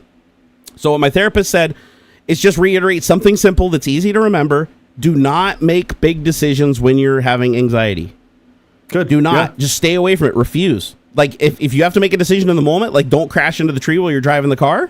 Make those little decisions to try to keep yourself alive, for sure, but don't make big decisions when you're in your worst state, because you will overshoot everything by a mile. So, like, if you're anxious and fearful of death, don't go, grab all your guns, load them, cock them, and start aiming them at the front door with your finger on the trigger, right? Don't let your anxiety and fear dictate your action in the moment. Wait until you're of clear mind, the anxiety is past, and you have a window. That's when you analyze everything and make the decision. Because that's when you can actually take all that and think back to what you've learned and think back to what the lessons, from your therapist, or me just reiterating what my therapist told you to do, taking the good things that you think will work for you and the things you want and rationally working them for you. But if you're in a bad frame of mind, forget about it. Everything I just told you goes out the window when I'm anxious. If I'm anxious and I'm streaming over on Twitch, everything I just said goes out the window. I'll engage with trolls. I'll try to change Trump as a person. I'll try to affect the entire world. My anxiety drives me to a point where it's like rationality goes completely out the fucking window. However, those little bouts of calm, even if it's just from exhaustion, because you can only be anxious for so long. The anxiety eventually just forces you to get so tired you can't even think straight, and you fall asleep. Fall asleep, wake up, find a window where you're at your calmest, then make your decisions, and then reinforce those decisions and try to stick to them. Because it's a hell of a lot easier if you make a decision in the beginning to stick to it through the anxiety than it is to try to come up with that decision during the anxiety. So if I tell myself, hey, today, if I have an anxiety attack, which is inevitable, it'll happen. So when I have an anxiety attack later, I'm just going to tell myself, go into the bathroom, turn out the light, sit on the toilet, put my phone down, just turn on the light, sit on the toilet, and then just focus on my breathing. That's it. Nice. So I tell myself that, and as long as I tell myself that now, it's fresh in my head, right? It's like that's something that's going to be like when I'm having anxiety and I'm like, how do I stop this? That's going to be the first thing that pops into my head, because it's like the last thing I thought about connected to anxiety. Mm-hmm. So now I go and do that. It cuts my anxiety spell into half or a quarter of the time that it would normally run its course, and I'm not making any dangerous decisions because I told myself, don't make a decision. Like, just focus on calming yourself down. Don't make decisions in the moment. Because I'll tell you what, dude, like, I know I'm all over the place with this one because my ADHD is raging hard, but gamblers do this all the time. This is actually one of the reasons that gambling makes so much money for places like Las Vegas, is if you are just calm and you've got money to burn, you can go put it in a slot machine, pull the handle. If you lose, you're like no worse off, right? You're just like, okay, money's gone. Move on to the next one. I had my fun. It made noises. I lost. If you win, though, you're like, oh my God, you get that rush of adrenaline, right? And you're like, wow. So the first thing you do when you win isn't just walk away. Unless you've pre-programmed yourself before you went into the casino to do that afterwards. If you just win out of the blue, most people's first impulse is to keep playing. Oh yeah. They're like, shit, I won. Oh man, I'm so far ahead. I'm just going to play, and then I won't play past when I lose the money, right? Or you lose that money and you're still no worse for wear, right? That was money you accounted for losing. But then what happens is it starts eating at you. Yeah. The way it works, you start going, shit, if I hadn't have done that, I would have another $20. Like, you know what I'm going to do? I'm going to go put $20 on black on the roulette wheel, right? 50-50 odds to get my money back. Boom, it's gone. Now you're down $40. Now you're like, oh shit, that was my gas money to get back to the hotel or whatever. Oh God, now I have to keep playing because I have no way to get back. And you start panic betting. You let that drive because you're like, if I just keep playing, eventually I'm going to win again and I'll get it all back. That's not how it works. And so the people do that. Next thing you know, they're like handing over the fucking deed to their house and mortgaging their car, going to the pawn shop. That's why you always see pawn shops next to, as close as they're allowed to legally be to gambling establishments. You will always find pawn shops littered around the perimeter. And it's because people will hit the point where they've lost all of their liquid assets, and now they have to start converting like their physical assets. Well, I guess that would be liquid, but you're converting your physical assets into cash to keep betting to get yourself out. But now you're to the point now where it's like, I've lost everything. I'm down to my last dollar. Do I keep this dollar, or do I hope that this dollar gets me all my money back? And they're going to put that dollar in, piss it away, and then there'll be an absolute zero with nothing. When in theory, they would have been better off keeping the dollar, because at least if they had that dollar, they could have leveraged that dollar to try to turn it into two. or turn it into 3. Use that dollar to go buy a piece of cardboard to draw and borrow a marker to draw a sign. That's like, I'm down on my luck. You don't even have enough money to do that now, right? So if you're in a calm state of mind, you can always think yourself out of a situation better than when you're panicking. Yeah. Because when you're panicking, you just keep repeating the same behavior that you think could save you because you know there's a potential outcome. And you don't care if it's 1%, you just chase it. And sadly, a lot of people do that in politics too, where it's like they ignore everything else except for that 1% chance that this decision might make them a shitload of money or might give them a lot or might give them everything they want. So they ignore everything else and they get hyper focused on that 1%. And then afterwards, they're like, shit, I never got the thing from that 1%. And you're like, yeah, but that was you knew it was 1% odds going into it. Like what? And you're like, oh, but the other person was 0% odds. It's like, yeah, for that thing, sure, 100% agree. But there's probably a lot of other things on the other side that you didn't even explore that could have been positives for you because you didn't even bother to look because you were so hyper-focused tunnel vision on this one sure thing that you thought was going to happen. So gambling, politics, share things, making decisions in your life with anxiety and gambling, share a lot of things. But the ultimate decision is, or the ultimate advice that I'm saying is don't ever make a decision unless you have to. There are situations where you have no choice. But do not make decisions when you're compromised. Yeah. Anxiety, depression, or drugs or alcohol. In any of those states, do not make important decisions. I think that's where I was getting at with that. Hey, before we proceed, I do want to thank a lot of people were doing super chats earlier, and I totally got over it. I hope you guys are still here. DeWolfston, thank you so much for the $5 super chat, dude. Woo! Woo! We love you long time, brother. He says, much love to the Barn fam. Happy streaming and a good weekend, everybody. Enjoy the weather. Dude, did you notice the weather just got like super awesome? It's super bright and shiny, but it's cold. It's cold. Yeah, cold out there. Dude, I woke up on Thanksgiving morning when it's been like literally clouds every day. Every day clouds, dreary looking. I wake up on Thanksgiving morning and look out the window and the sun is just beaming in like it was like a summer day. It was colder than shit, but it was like super shiny outside. Right. And I was like, this is nice. And then it was like that the day after. I was like, oh my gosh, this is baller. And then like even today looking outside, I mean, it's still a nice bright day. Yeah. So yeah, we've been having some really, really good weather. So, and yes, the answer is I did have a great Thanksgiving. I hope you guys all had a great Thanksgiving if you celebrate. Oh, my camera just froze. Let me fix that. That's a known problem here. Let's see. Barnacules local camera. Deactivate. Activate. There we go. I'm back. There I am.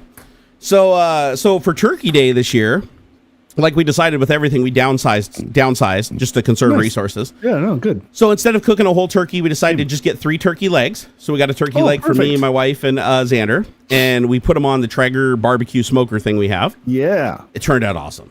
Dude, it was the best turkey I ever had in my life. I told my wife we're never getting a full turkey again. Like honestly, that's the way to go, man. It is. Like, or a breast if that's more your jam. Like, you can just get like a turkey breast. And dude, like, so we're having a Friendsgiving thing later today. And awesome. And something I've noticed as we've thrown parties and stuff and have had event friends and stuff come over, everybody cooks way too much. I'm trying to get it, trying to put it in everybody's head. Like, whatever it is you think you're gonna make, cut it in half. Because like, there's like, I think there's gonna be like 14 people coming over. Is that me beeping? No, that's me, bro. Oh, okay. There's like gonna be like 14 people coming over if you include the kids, and it's like the adults don't all need to make a full meal, a full thing. Like, yeah. I would rather miss out on something than have so much extra, Yeah. I'd rather people like, oh man, I missed the fucking mac and cheese. I'm gonna have a next party, dude. I'm zeroing in on the mac and cheese next time, than to have so much extra. Yeah. Because like it feels wasteful. Oh yeah, and I get really, that's something that, especially since we've been having financial issues lately, I've been way more cognizant of how much food we throw away. Dude. Because we just keep a variety of things so that there's a variety, but then inevitably you can't eat it all, so some goes bad. Yeah. And so we've downsized a lot on that. Our fridge is only like a quarter of the way full now when it used to be just packed all the time. And it works out great. Only buy as you need kind of thing. Like, the less things you have, the easier it is to manage. Yeah, dude. It also helps with the decision-making process too, which I wasn't expecting. But she made so she made 3 turkey legs. Awesome. She found this steak that was on sale that was stupid cheap. I think she paid $8 for like eight little steaks that were like this big. And it's like, normally you can't even get one steak that big for $8. So she got all these steaks, and they were a tough type of steak, right? It was the type of steak you normally would put in stew. And so she tried this thing online where she beat the ever living shit out of it with a mallet, broke it all up, got it soft, soaked it in like brine, like in a vacuum bag in the fridge, or a Ziploc bag, anyways, in the fridge. She took it out, she put it on the Traeger, and it was the best steak I've ever. Well, I won't say it's the best I've ever had, but it was like, top 80% steak I've ever had in my life. Nice. It was absolutely delicious. So we had steak, we had turkey, we had potato salad, which is a personal favorite. My wife knows how to make the potato salad. My mom made growing up, so for me, it's like really special. It's my favorite. She made that, and then Xander wanted sweet potatoes, so she made some sweet potatoes for him. Nice. And we had rolls, and that was it. Yeah, dude, that was the whole dinner. Perfect. And the thing is, it made it so much easier for her to cook and keep track of everything without burning anything or missing ingredients. Yeah. So it made it less stressful for her to make the meal. The food turned out better. By the time we all ate, the food didn't have to sit around for a long time, because usually, when you're cooking, you have to like let the meat rest, then do the turkey. Yep. You got to time everything so that when it's all done, it's like nothing's warm anymore, right? Right. So, but it was delicious. The steak was perfectly cooked, like with red in the middle and everything. I mean, it was perfect. It was like medium rare. I was like, this is amazing. I was like, I'd eat this steak every day. I'd eat this turkey every day. And I'm not even a big turkey guy, but the turkey was amazing. Awesome. And it ended up being like a cheap meal. Like we literally spent like maybe an eighth of what we normally spend on food for Thanksgiving. Love it. And we also had little little personal apple pies. And little personal pumpkin pies, like those little itty bitty ones you make, right? That's so good. And we just got a little bit of this Blue Bunny ice cream, and we just put that on top and ate it. And it was like it was amazing. It was amazing. I even told my wife, I said, this is honestly one of our best Thanksgivings we've ever had, because we usually just have Thanksgiving together, just the three of us. Yeah. And just because I don't do well on the holidays, Thanksgiving, Christmas, and New Year's are the most depressing holidays for me that I struggle with the most, where I really have to work to overcome it. And but it turned out being so great. Like, we got to sleep in. The food got made really easily.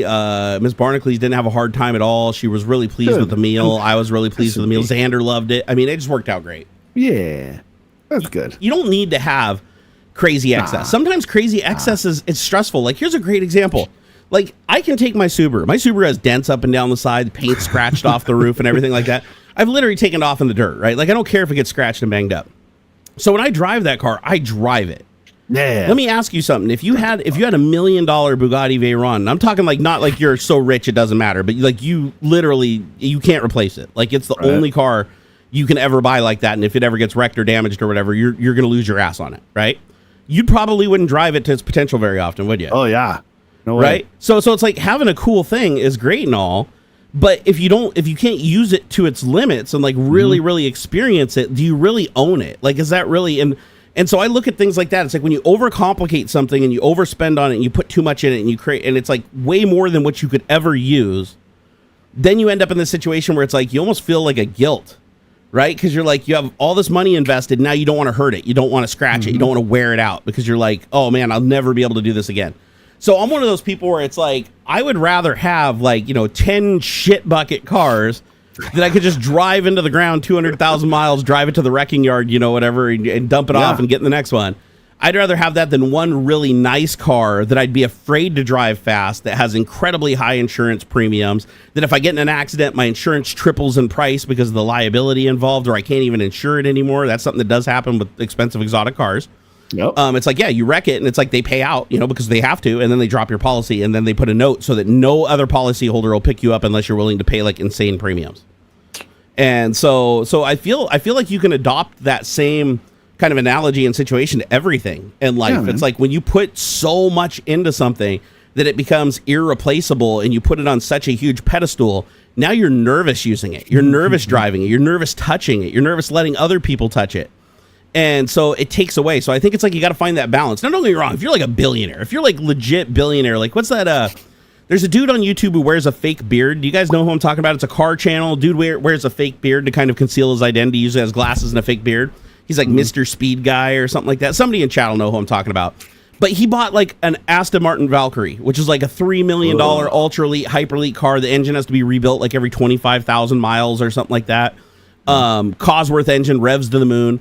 And it's like this car that you can only like really drive. You can drive it on the roads technically, but you wouldn't want to, because even like a rock chip on this thing, you're probably out $100,000, right?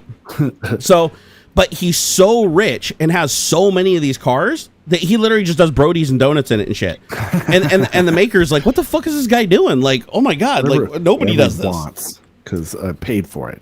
Yeah, and so like if you have that kind of fuck you money, to him that's a Honda Civic, right?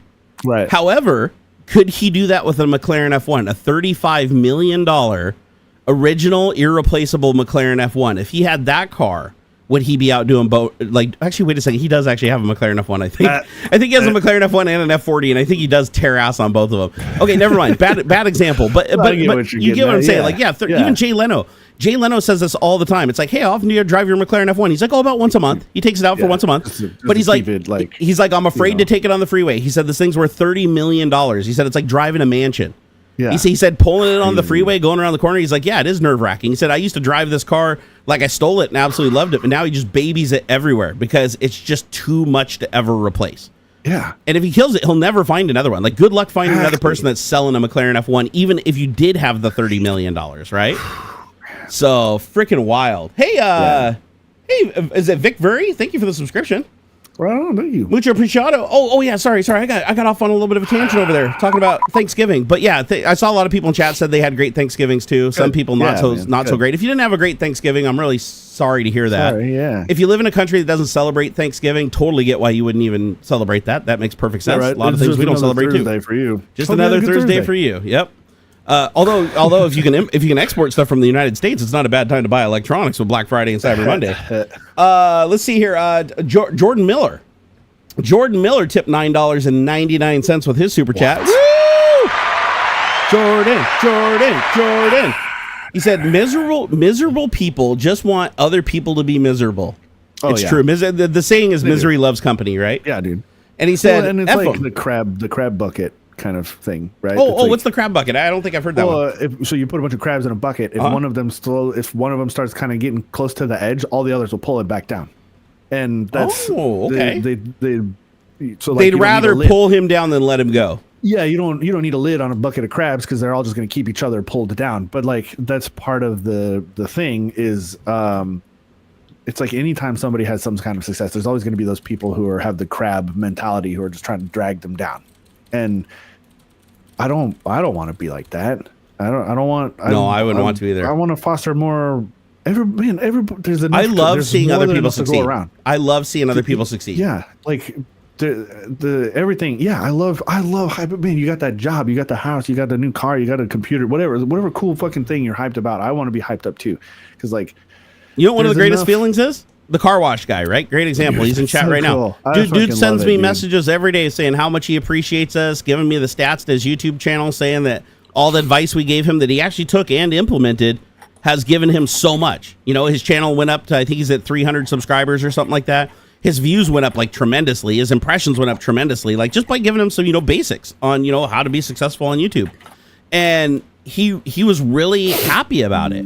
Good. And instead of being the type of person, and I've seen this before where they'll contact you and they'll be like, hey, I need you to give me more information or this didn't work or whatever. And then if you can't give them anymore, they start becoming mad. They're like, oh, you give me this far and then you don't help me. I see how it is.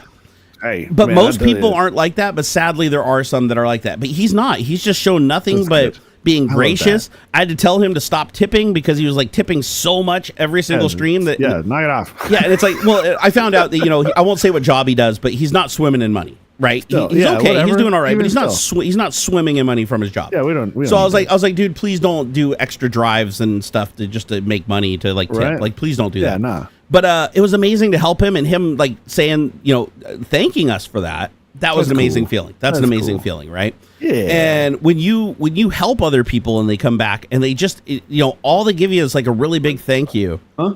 It means everything. Could I get an orange? Ooh, orange. Cool. I want an orange. No, just like a big one. Ooh, I want a big orange. Yeah. Thank you. I want a big orange. What kind of big orange are you getting there, bro? Hopefully a Valencia, but probably what's the other one? We talking caffeine here? An orange, like an actual orange. An actual orange. You want an actual orange? Yeah, I thought you were talking about like a drink or something. Okay. No, like the actual fruit. What's the other big kind of orange? Not a Valencia orange, but the other kind of big orange. What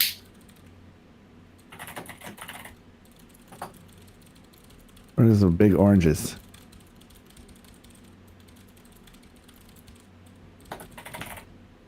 I'm trying to think, because there's not navel oranges. Navel oranges are small.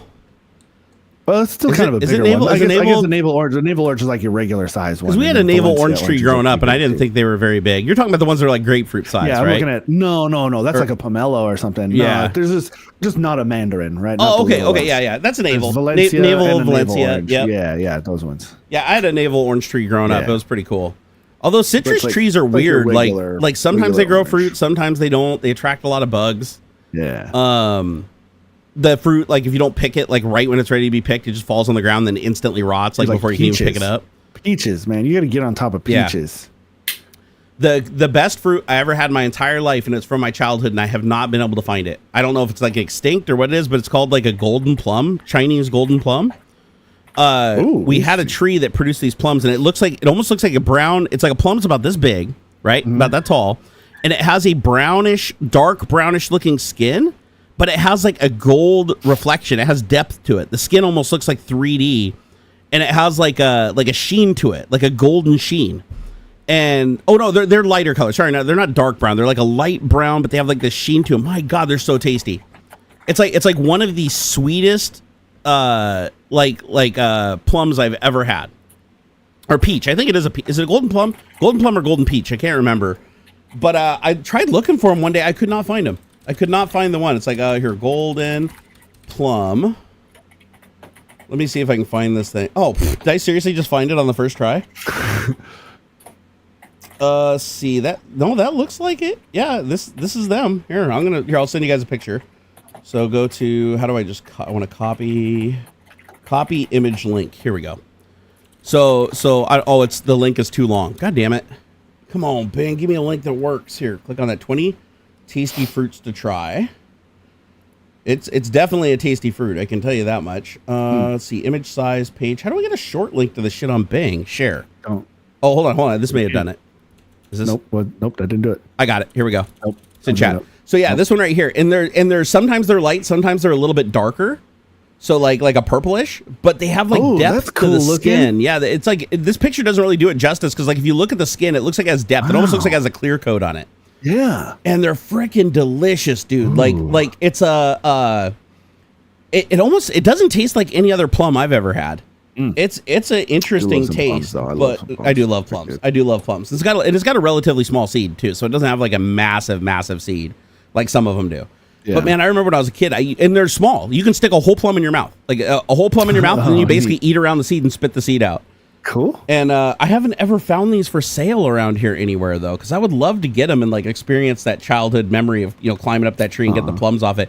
Dude, it was a crazy high yield tree too. Like it would get so many plums on it that you'd have to support the branches up with boards because it would like snap its own branches off from the weight of the fruit. Jeez. So I've never seen another fruit-bearing plant that did that. We had all kinds of stuff. We had apple trees. We had the orange tree. We had blueberry bushes, strawberries, because we grew a lot of our own like veg and stuff growing up because of money problems. And we had the land at the time. So we were like, why not? But I remember that plum tree. It was really, really, really, really old. It wasn't very big. It was like it stood about as tall, a little bit taller than a one-story garage that was right next to it. And I could climb almost to the top of it, like when I was a little kid, like 8 or 9 years old. But I remember the plums were there'd be like 1,000 plums on a branch, and the branch would be like bending down, almost touching the ground. Wow. And then once you took all the plums off of it, the branch would go like way the hell back up in the air again. That's how heavy it was. Boing. So it's pretty crazy that a tree can grow enough fruit to break itself. Yeah. Like that's something that I never thought would happen. I'm like, oh wait, there's got to be like some genetics in place to prevent that from happening, right? Nope. And then all you can do is you go out there and support it with like 2x4s and wrap string around it and stuff just to put some support on it. And we had an apple tree that did the same thing. We had the apples were gross. These are fucking gross apples. I think they use them for like mash and alcohol or something like that. But they're called is it crab apple or something? Crab apple, super sour. It's like bitter, really bitter. Crab apples, and they're little and kind of green. Yeah, and hard. Yeah, really, like really a rock. Hard. Yep. Yeah. Crab apples. So we had a tree that grew those. I don't think you're supposed to eat those. Dude, they were gross. I think they're disgusting. Like they're not going to die or anything, but I think they're like technically inedible. Like you're not supposed to eat them. The only thing we ever did with them is like troll my friends. And my grandma did make apple sauce out of it. Like if you add enough sugar to it, then it makes good applesauce. But trying to core 1 million of those little apples is the dumbest thing ever. Like it takes all day to make like almost no applesauce. And she made an apple preserve. She made an apple like marmalade jam that you put on toast. that was okay, and she used the crab apples for that. But other than that, you couldn't eat them. They were inedible. Like, you about break your teeth just trying to bite them. And then they'd be like, oh, it's not ripe yet. It's like, no, it's ripe. It's like completely red, and it has the striations down the side and everything. It's just rock hard. Like, you could bean somebody in the head and knock them out with it. Huh. Pele. Pele gave us $10.14. Oh, snap. Pele, you're awesome. Woo! Pele. We love those super chats so much, guys. We really do appreciate it, especially this time of year. It really helps out. Yeah, serious business. And to all the people out there that think that I'm just some grifting YouTube millionaire, I am not. Not even close. I am not. I can tell you right now, I tapped my 401k for money to live on. So I'm not of age, so I have to pay a big penalty for it. So, but like 10%. Yeah, until I can figure out how to get my health a little bit more under control so that I can do stuff on a more regular basis. We're living off of my retirement early, and it's not much. So it's enough to get me by realistically, like doing the math. If we really stretch things, we can probably get like 2 years out of it before I'm at zero and have no retirement. So, yeah, they're not too happy about it either. The retirement people are like, okay, no, we got to work a plan where you have like, this budget. I'm like, I'm already operating on like skeleton, bro. No, I know I will. I know I will. Come back. I know I will. I'm one of those people where it's like, the hardest choices that you can't make now become easier to make when it's the only choice. Right. So it's like same thing when my son was in the hospital. Everybody was like, oh my God, you were so brave for like, staying at the hospital every night with your son. It's like, dude, I didn't have a choice. Like, there was no other choice. Like, the only way he had any kind of survival odds at all was for us to be there 24/7 to approve everything on a moment's notice and make sure that he was getting the top of the line care and keeping an eye on everybody coming in, everybody coming out. Like, it was one of those things where it's like, it's hard to explain, but it doesn't make me brave that I did that. Now, don't get me wrong. There are dads, I'm sure, that would have walked away in that situation. I'm sure it's happened. Like, when they get overwhelmed or they're not truly in love or they never wanted to have a kid or whatever, and they just, they're snagged up in the situation, they just leave like an asshole, right? I wasn't one of those people. I fell in love with this kid the second I saw him. It's hard to explain. If you're a parent, you understand. You know exactly what I'm talking about. But the second that you lay eyes on a baby that you're like, I made that. Like, I'm half of that creature is my genetics that I put there. You feel this weird connection that's like, you can't even explain it, right? And so I was like, ride or die. And the doctors were like, he's probably not going to make it. He's got 50-50 shot at best. He's going to have he has really bad brain damage. His lungs aren't developed. He's going to have to need oxygen for the rest of his life, which is going to kill his optic nerve. So he'll be blind. Literally, they laid it on so fucking thick. And now I understand why they had to, because they have to give you the worst case scenario because you sue them if it doesn't turn out that way. Yeah. So we were lucky. We were really lucky. And sadly, the people next to us weren't. So the people next to us, they lost one of their twins that were actually they were both in better shape than Xander, but they lost one of them. And then the kid that was next to us was born with only a quarter of his brain. Ouch. And I'm happy to say he's alive today, and he's actually able to feed himself a little bit now, like with a spoon. And they said he would never be able to make a noise. Now he makes noises. Some things he smiles at, and clearly you can tell he's showing enjoyment. Amazing. So he's already done so much better than the doctor said, but it's like he will have to have 24-hour care, professional care for the rest of his life. Yeah. It's like I won the lottery because my kid, they told me all this shit was going to happen, and now he has healthy lungs. His brain is absolutely flawless when they did the brain scan, when we took him back. So cool. His lungs have no scarring, 100% blood oxygen saturation. He's super fit. Like, I'm just like, dude, I feel like I won the lottery on him. So it's like, even if everything else in my life just goes to shit, that's the one thing where it's like, that was my biggest investment that paid off better than I could have ever expected. So, it was absolutely worth it. But again, it wasn't that I had a choice to just go home and just see how things turned out, right? It's like, the choice was made for me. There was only one option. It's like when the doctor comes in and says, okay, I'm going to give you two options. One of them isn't a real option. Oh my God, did that just happen? Whoa. Daniel Frost. Whoa. Oh, brother. Brother. Dude, thank you so much. I think I'm going to fire up DMXIS for that. Here we go. All right, we're gonna warm her up over here. Let me zoom it out so you guys can see it here. There we go. There it is. There's the smoke. There's the smoke machine. You guys can see back there. Let me make sure it's working. Here, is it? He wants that smoke. Uh-oh. It's broken. Oh, dude, you broke it. You broke it with the too big. It was too big of a dono, man. Too big. It's broken. Hold on. I think the DMX controller can't handle wasn't working. X is going to give it to you. X is going to give it to you. R.I.P.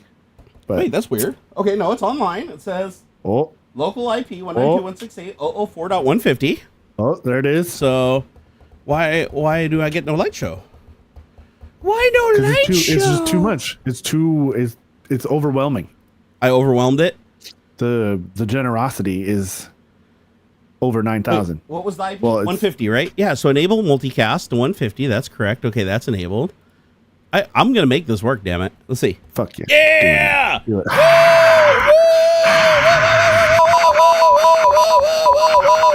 Hell yeah. All right, we'll let her heat up. It takes about 5 to 10 minutes to heat up because this thing's got a lot of power. Oh, snap. It's coming. She got It's coming. It's coming right in your face. Well, ew. Men. Instead of ladies, men. Hey, you got to mix it up every once in a while, right? Equal opportunity. Dude, I cannot believe he just did that. Daniel Frost, much love, brother. Thank you so much for the support. And we do like sexes, too. 1,000 sexes, that's a lot of sex. That's like... Again, it's too much. It's overwhelming. I've never had 1,000 sexes in one day before. Like, if I did, I'd probably be shooting dust. I barely... Yeah, right? Man, I get like 3 or 4 in a weekend, maybe. Like, oh, my God. Oh, my God. Oh, speaking of funny puberty-related things... So how many people here have a 14-year-old or older son in their house? No, I have a girl. I feel so bad for Miss Barnacules doing the laundry. I really do. Oh no, I really do. Oh my God, like dude, that. He's hit the age. He's hit the age. He's super covert about it. Actually, he's not covert at all. He like basically just like broadcasts it. Yeah, man, it's like I can see the network. Dude, it was just like, I was like, oh my God. Don't get me wrong. He's like, his devices are still heavily locked down and everything because obviously he's on the spectrum. So we have to, we have to work with him a little closer, but it's like the Sears catalog is enough. It doesn't matter, dude. Sears catalog. Hey, YouTube Kids, you can even find like anime girls, you know? So that's all I'm saying. Dude, Roblox. There's some weird shit. But it's so funny because it does remind me like, you know how I said, like, you know, looking through Xander's eyes is like my own childhood. Like I see a lot of parallels, like watching the world through his eyes again. And I'm like, there's a lot of things from my childhood where it's like, I thought that I was weird for the things that I did. And I'm starting to find out that no, it's just normal, instinctful things that everybody does and comes to the same conclusion. Talks about that. I think that's another great thing about some of what's going on social media and that kind of finding like inclusive groups and stuff is that like a lot of stuff that 20 years ago, you'd maybe be very shameful for, or just concerned, like, oh man, I'm thinking these things and like I have these feelings and like, is that I must be weird? Yeah, you know. And it's totally not. It's like, man, it's so many people are doing the same thing, facing the same stuff, feeling the same ways, and like, it's I'm so, you know what? The one thing that I'm really happy that I did though, I can't just say me, Miss Barnacules went along with it too, is we both agreed that we were not going to teach him shame. We didn't want him to be aware of shame. We wanted him to be aware of what's appropriate and what's not appropriate around other people and respecting other people's boundaries. That's it. But context. But not shame. No personal shame. So like if he wants to just run around the house freaking naked and jump in a shower or whatever, zero shame. Hell, I do it myself. Like it's my house. I can walk around nude if I want to. It's like freaking nudist colony. So he has no personal shame. And I am so proud of that decision because him not having that shame has enabled him to find things that he likes and dislikes and like deal with his frustrations and deal with all of the shit that comes at you like during puberty, all of the emotions, all of the testosterone, all those things were really jarring to me as a kid. And a lot of it was, and I'm starting to realize now, like looking through his eyes, a lot of that stuff that jarred me as a child was out of the shame that was indoctrinated into me as a part of, you know, the religious bullshit that I was put through as a kid. And now I see the product of that not happening.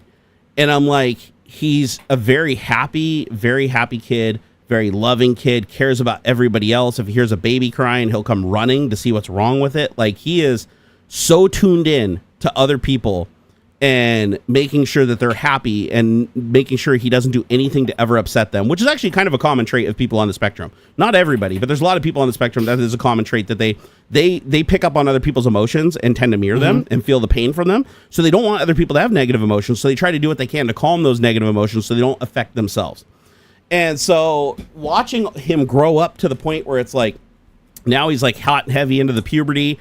He's figuring shit out, and it's like seeing him do that without shame made me realize just how bad we fucked up our kids, like generation after generation, by indoctrinating them into shame and blocking off like every single exit point that they have to deal with the roadblocks that they run into, so that they're forced into only having options that are bad.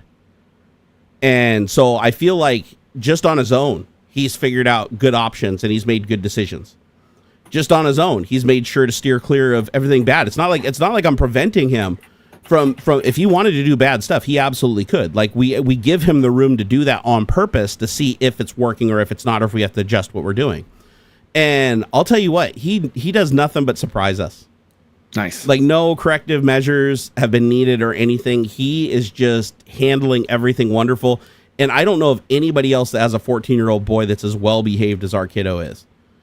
I mean, and that's for a reason. It's because he's not like super angry and frustrated all the time. He doesn't feel like everybody's telling him, oh, you can't say that, or you can't think that, or you can't do that, or, you know, oh, you're a bad person if you do this and you do that.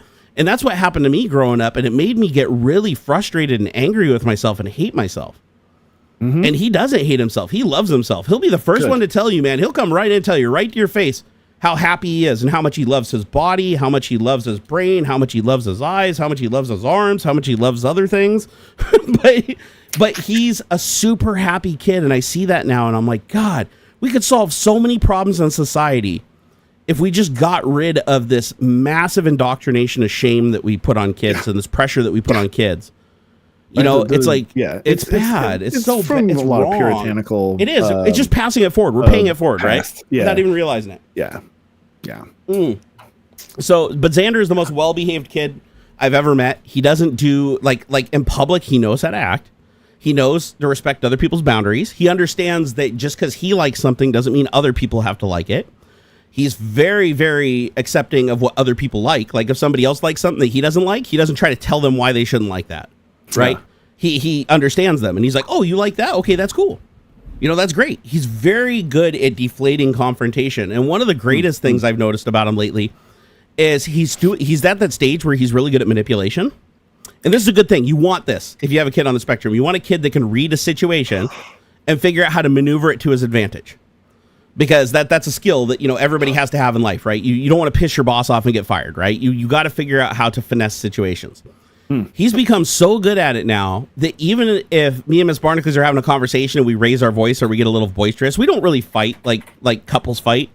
Like me and my wife, we never yell at each other. We never scream. We never threaten or do anything like that. It's like we're the bestest of friends all the time. We just disagree on shit, right? And so we'll disagree on something, you know, passionately and go back and forth. And it's like Xander won't realize that we're just poking each other and having fun. And he'll run in and try to disarm the whole situation. He's like, hey, Dad, you should understand where Mom's coming from. Hey, you should understand where Dad's coming from. Oh, you guys love each other so much. Like, and we have to like look at him and say, hey, buddy, it's okay. We're not fighting, dude. Everything's cool. Like, we're good. I'll go over and, you know, give her a hug and give her a kiss and be like, look, we're not mad, buddy. And he's like, oh, okay. But the second he sees that there's some anger going on, he immediately jumps into a mode where he wants to diffuse it. But he does it in a way without ever making anybody feel like it's their fault and without making anybody feel bad. Yeah. He'll walk into a situation and he's so good at reading the room. And I love it. I absolutely love it. I've learned a lot from that kid, honestly. And one thing that I think I've learned the most from is I'm pretty sure I'm on the spectrum. I'm pretty damn sure. I've never been tested, but I'm pretty sure I am. More and more, I'm thinking a little bit myself. Yeah, because I went through all of his early evaluations that they did for his PDD-NOS diagnostic, and I was like, I check all the same boxes.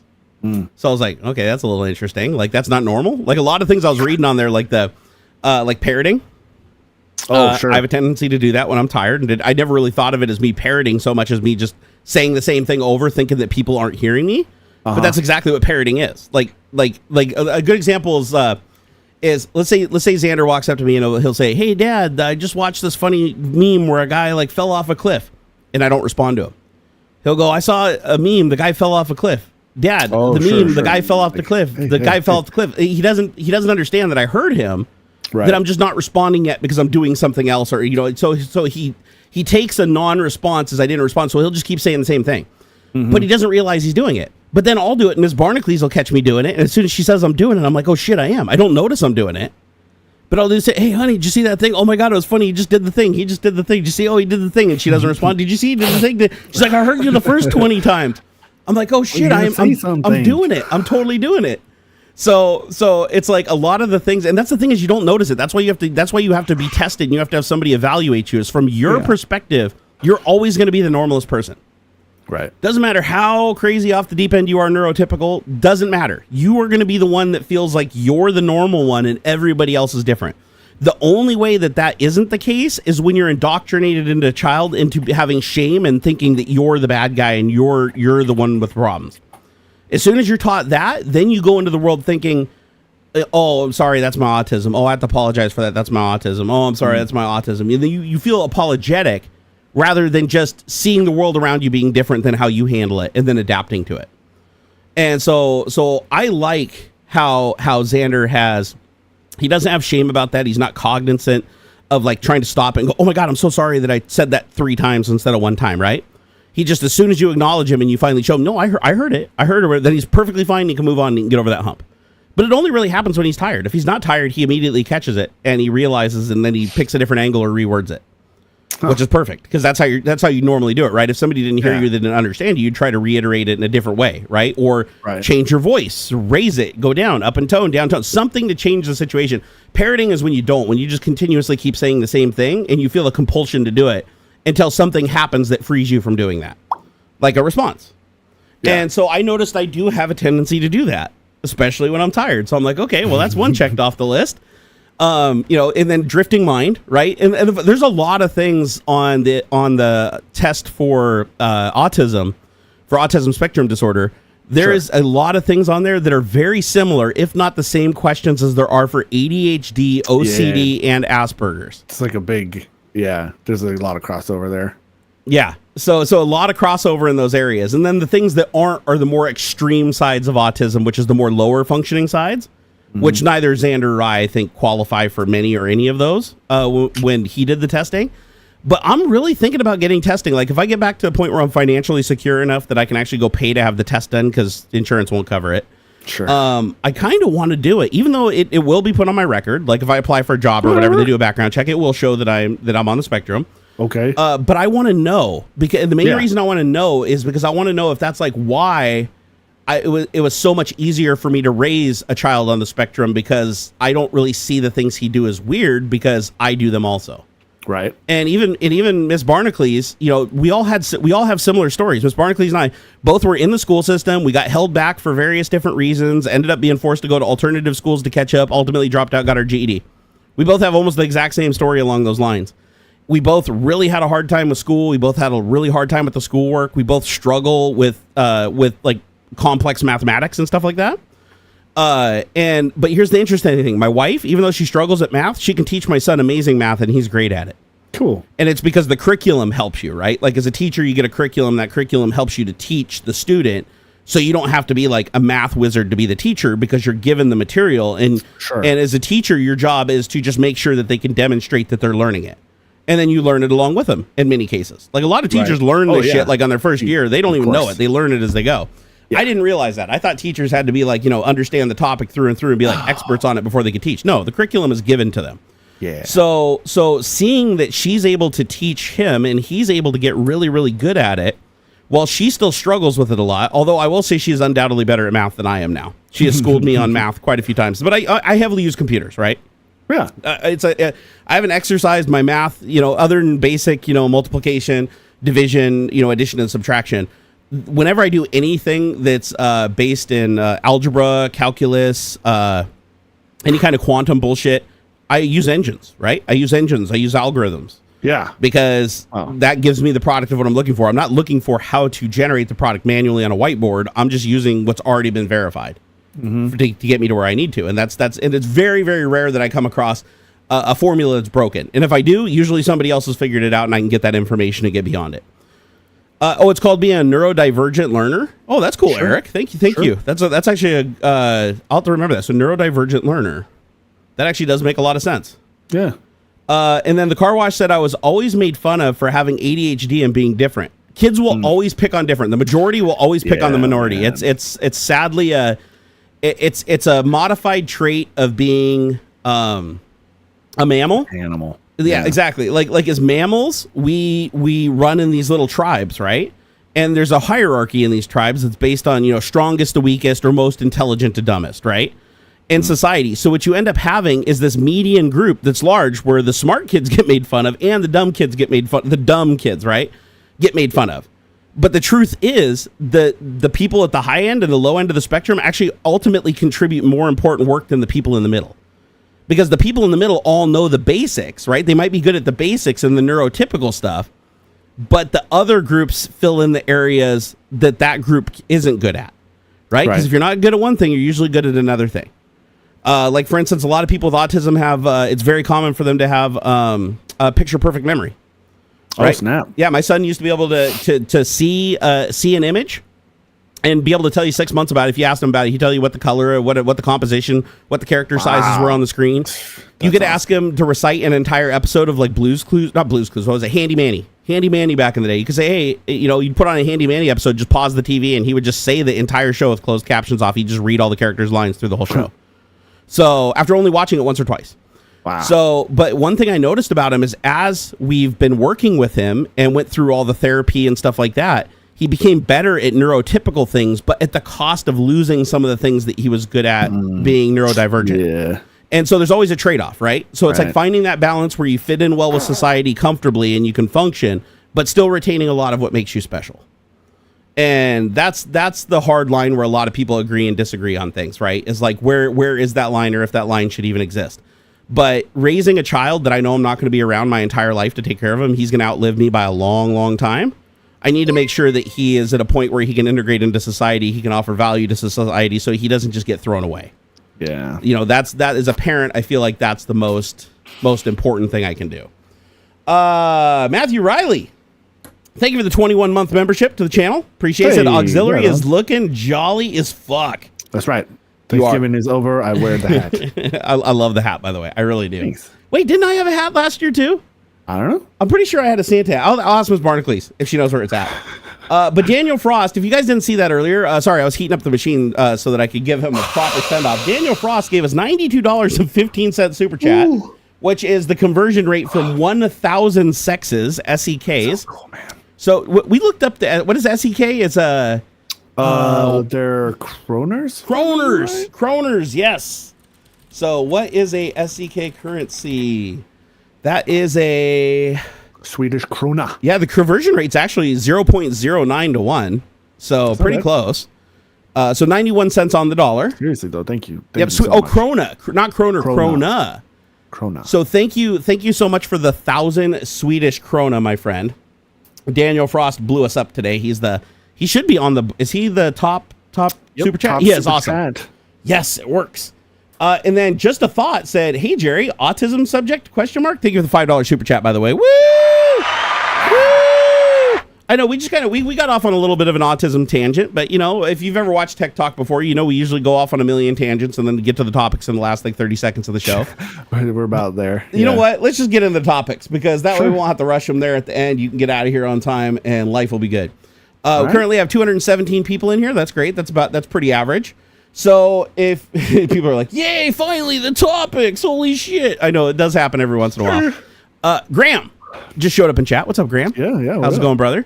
He said, being able to separate yourself from a situation and hyper-focus is pretty awesome sometimes. It can also be difficult in relationships. Oh, 100%. Yeah.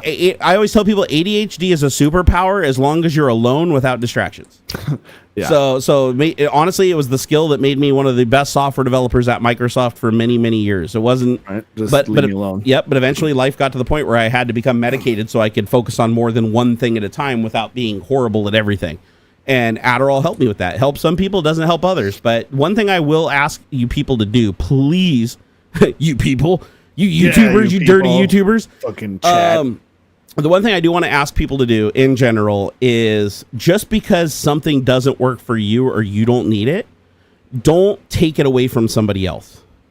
Yeah. Because this is something I see playing out in society a lot, and especially with the new political administration coming in, this is going to be a really, really hard thing to overcome moving forward. Whoa. Oh, brother, 49 pounds? That's like $7 million US. Dude. Martin, brother. That's good stuff. Brother. Oh, hold on. Are we hear that? Yeah, we're heated up. You ready to blow this bitch out? Here we go.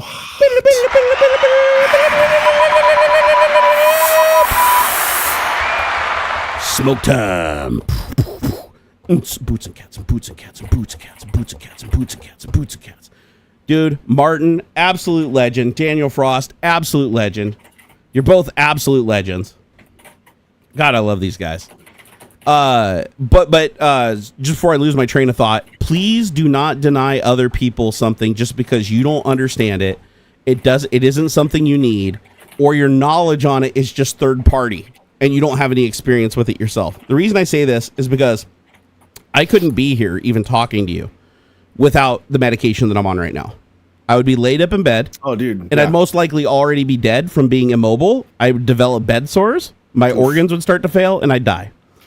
So the fact that I'm able to sit in this chair and I'm able to talk to you right now is because of medication that I have access to that people want to take away from me. Okay. And the reason they want to take it away from me is because the majority of people that don't need this medication to function are the ones that are making the decision on whether the people that do need it get it or not. Yeah, dude. And that's not okay. So you might stigmatize something because, like with everything, you hear bad information about it. But I'll tell you what, there's people that die from everything. There are things that get abused that you wouldn't think could be abused. Even water, drinking water can be abused.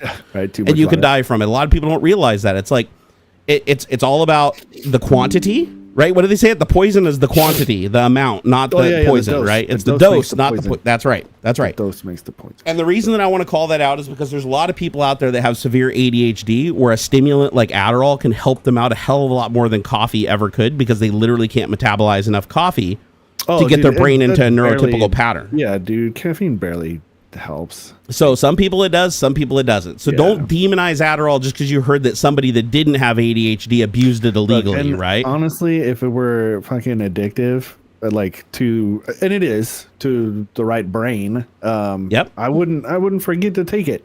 Yeah. Like end up with extra. Yeah, I have extra every month on the Adderall for sure. And like, yeah, so that's just dumb. Yeah, so don't demonize the people that really need it just because the other people abuse it, right? Because in pain medication, a lot of people are like, oh, opiates or fentanyl. It's like, no, fentanyl is an opiate. Opiates are not fentanyl, totally, okay? Yeah, again, you're talking about the amount. Thousands and thousands of times more potent per grain of... Like, a grain of sand can kill you with fentanyl, right? Grain of sand of oxycodone ain't killing anybody. So the drug I'm on called buprenorphine, you can't even overdose on it because it basically clogs up the receptors. It doesn't populate. So any other opiates that come in are completely ineffective until it purges from your system, which is 12 to 24 hours. So I just want people to think before they immediately jump to the conclusion and get on the bandwagon that something is bad just because it doesn't help them. And the same thing goes for like weed. Weed doesn't work for me. Never has. Sure. I've tried marijuana. Because honestly, it would have been a safer option than what I have to take. Sure. And so I tried it for a month. It sadly had bad side effects, gave me stomach cramps, made me throw up, and all the different ways that I tried to get it into my body.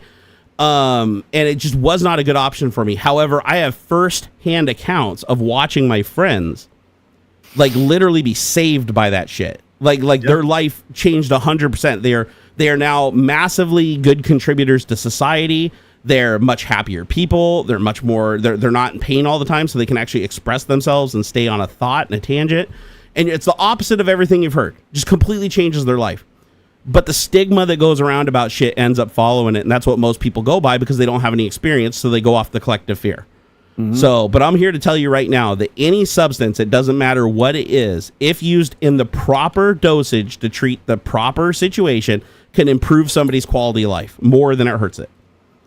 Now, it depends if the person needs it or not, right? That's the whole subject, is if you're not one of the people that needs it, you shouldn't be making the decision for the people that actually do, because you don't understand what it's like for them without it. So I just want people to be a little more sensitive of that going into 2025, because we are going to have the head of our health department is basically going to be ran by an absolute fucking idiot, old brainworms. And Hulk Hogan, the guy that sold fucking vitamins to kids from China, saying that they were going to get like steroid muscles. So shit's going to get weird, but try not to demonize things. Try to stand up for the people that do need it, even if you're not the one that does need it, because you're going to need those same people to stand up for you for the things that you need or ultimately will need. You know, it's like what happens when people start demonizing insulin, right? They're like, oh, if your body can't produce it. And there are people that are like that. Like, oh, if God wanted you to stay alive, he wouldn't, you shouldn't need insulin. Like, he's calling you back to his kingdom. It's called like Christian Science or whatever, where they don't treat their kids, no medication, no trip to doctors. If God doesn't heal you, it meant that he wanted you to come back to heaven or whatever. That kind of shit. It's like, come on, the kid doesn't know any better. He's only been taught what he's been taught, right? He only knows the options that are available to him because those are the only options that have been given to him. Yeah. So it's like, stand up and try to fight for the people that can be saved and the people that can have a better quality of life, even if it doesn't help you. Just like me, I stand up for dropping insulin prices, even though I don't need it personally. Yeah. Surprisingly, as heavy as I am, I don't have diabetes. I know it's a fucking miracle, right? So I don't have the beaties, but I stand up for people's access to insulin, and I try to do everything I can to speak on that topic when it does pop up my radar and I can make a difference because I have a friend who has type 2 diabetes. He dies without it. Like, if he goes like 3-4 days without insulin, he's dead. And I'm like, that's so scary to have to be that dependent on something like that you can't produce yourself and you can't get yourself. Like, you really depend on this thing being created and marketed and approved and through your pharmacy and available. And it's like, if it's not available, you just die. That's scary, man. So yeah, I just wanted to drive that point home. But yeah, just try to look at things through other people's eyes before you jump on the bandwagon and demonize everything. Oh, hey, thank you so much. MT Boy 1991 became a new member, and so did Viker. Yeah, you guys are absolutely awesome. Daniel Frost just gifted 0 memberships. It's so funny. He gifted 1. It's an off by 1 indexing error. Martin said, funny. Martin said, happy to catch the best show on the internet. Oh, dude, you are too nice. Frost gifted Dwarfston you a membership. Dude, that is so freaking awesome, man. That's so awesome. Hey, Balliot Brand, there's our boy. I love Balliot. He's a great guy. He gave me the Rode the SMB 8 microphone that's going to go in the garage when I finally get the makerspace set up so I can live stream the 3D printing stuff out in the garage. That's going to be the microphone I use, courtesy of him. Absolute freaking legend. I love all you guys. You guys I couldn't do what I could do without you guys. I am absolutely. I'm not going to make any illusions that I'm like making a living right now or anything. I'm living off my 401k. But you guys, everything that you do for me helps me reduce that burn on the 401k, and so it'd be way worse without it. So I am massively grateful for all of you guys to allow me to keep doing this. And every day that I get to keep doing this is another chance for me to turn things around, increase production, and start heading back up the other side of that hill I've come down. So I appreciate you. And I love your faces. All right. On to the topics. 3D printers reporting to police. You said you haven't heard anything about this, right? No. I'm not surprised really to hear this, but no, I haven't heard anything about it. This is super fucked up. Let me see if I can find an article really quick to give to people. So it's here. Police reporting on 3D printed guns. So let's see here. Let's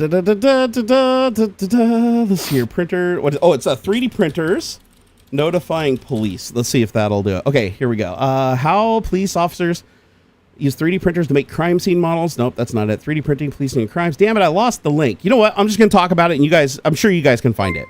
Yeah. So here's the deal. They're trying to pass legislation. Oh my God, Balliot Brand, brother. Almost at our daily goal. Hell yeah. Dude, that is so freaking awesome. Oh my God. We almost never meet our daily goal. This is rad, dude. You guys are awesome. Man, thank you. A lot of green up there. God, you guys are here. Let me reply to Balliot here really quick. I love that everybody's liking the super chats too. I noticed before not a lot of people were doing it. Now everybody's doing it. So yeah, if you see somebody doing a super chat, please give it a like, because even if you can't give a super chat, it makes them feel better about what they're doing, and that really makes us feel good. So it's the circle of awesome. Oh, MT Boy, thank you so much. He said he watched my videos all the time over and over. It's helped you through a lot of dark times. I appreciate that. I appreciate that. I think people sharing their situation. Make sure you watch the ads. Make sure to and also watch the ads if you could. I'd appreciate it. But if you don't, I understand. I do understand.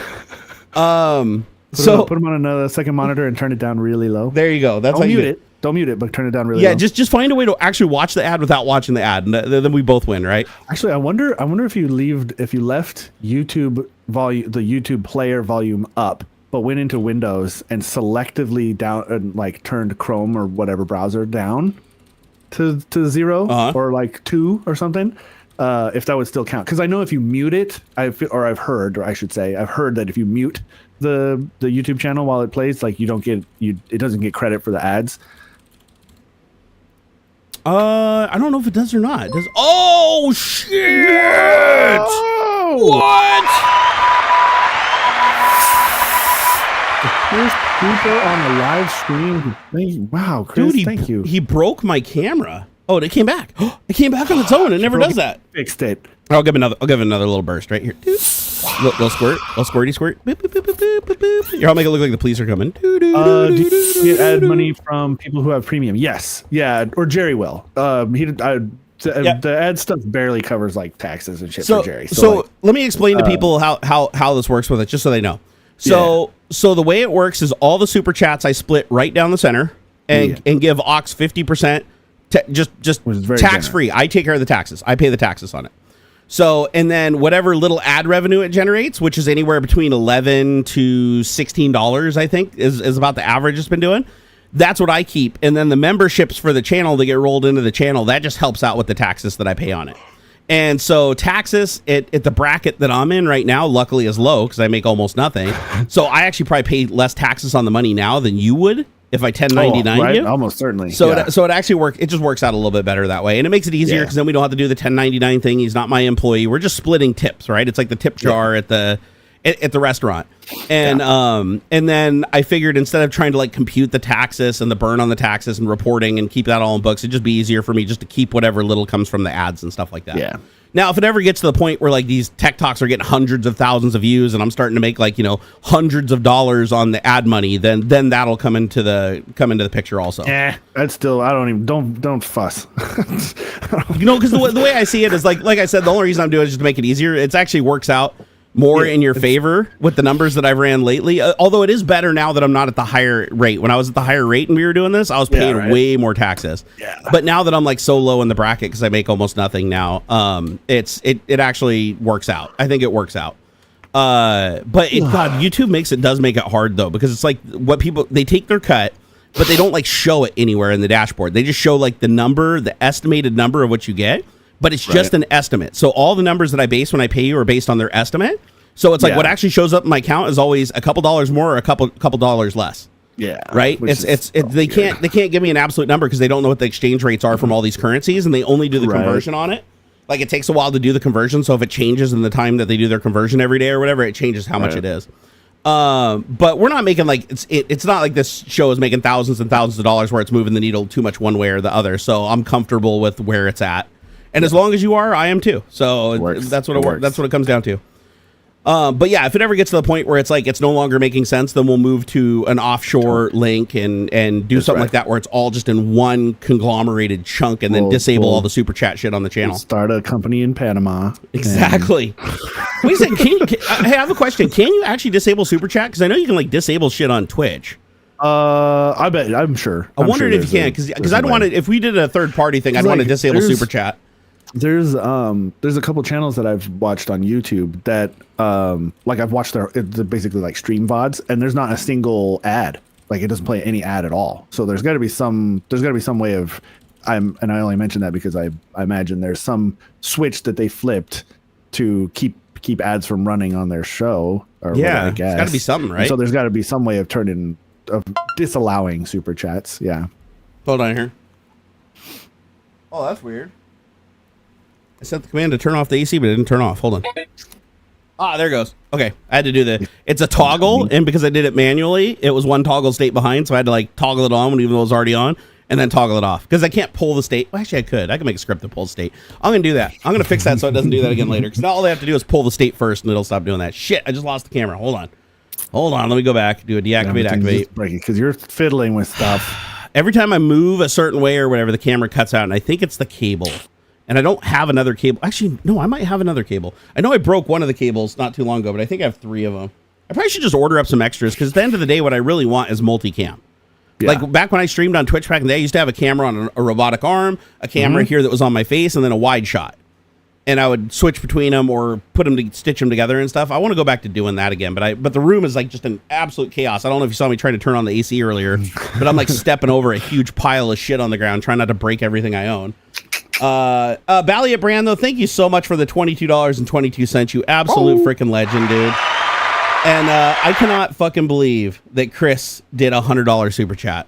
Seriously, that is just that is so fucking crazy. That put us way over our goal. I'm guessing, right? We have to be, right? Looks like yeah, 124%. Yeah, we're way over our goal. Thank you for that.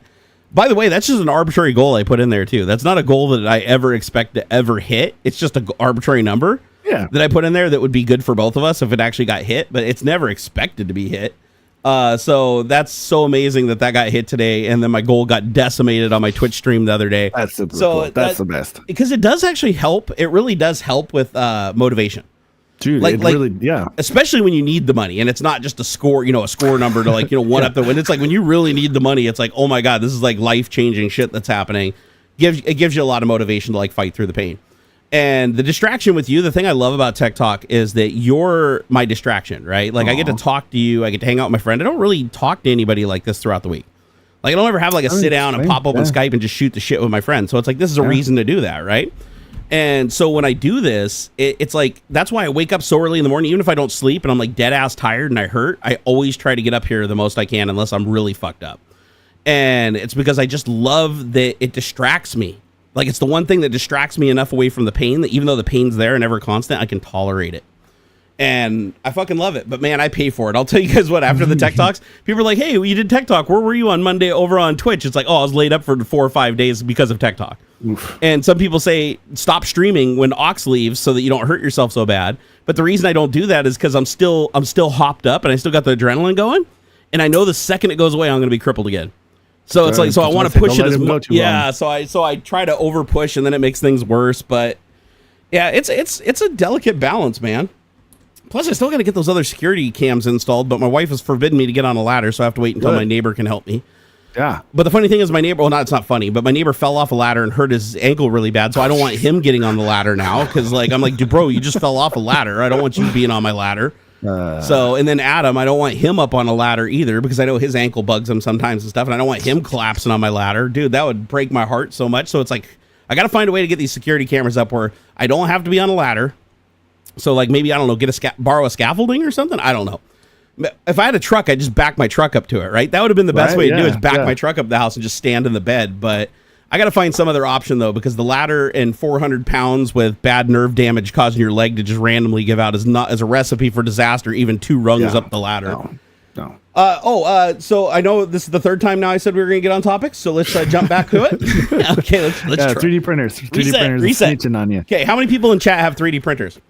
If you have a 3D printer, tell me just give me the number of 3D printers you have and your top 3D printer. What you consider your top 3D printer? I have one, and my top 3D printer is the Ultimaker 2 Plus. Ultimaker 2 Plus, baby? Yeah.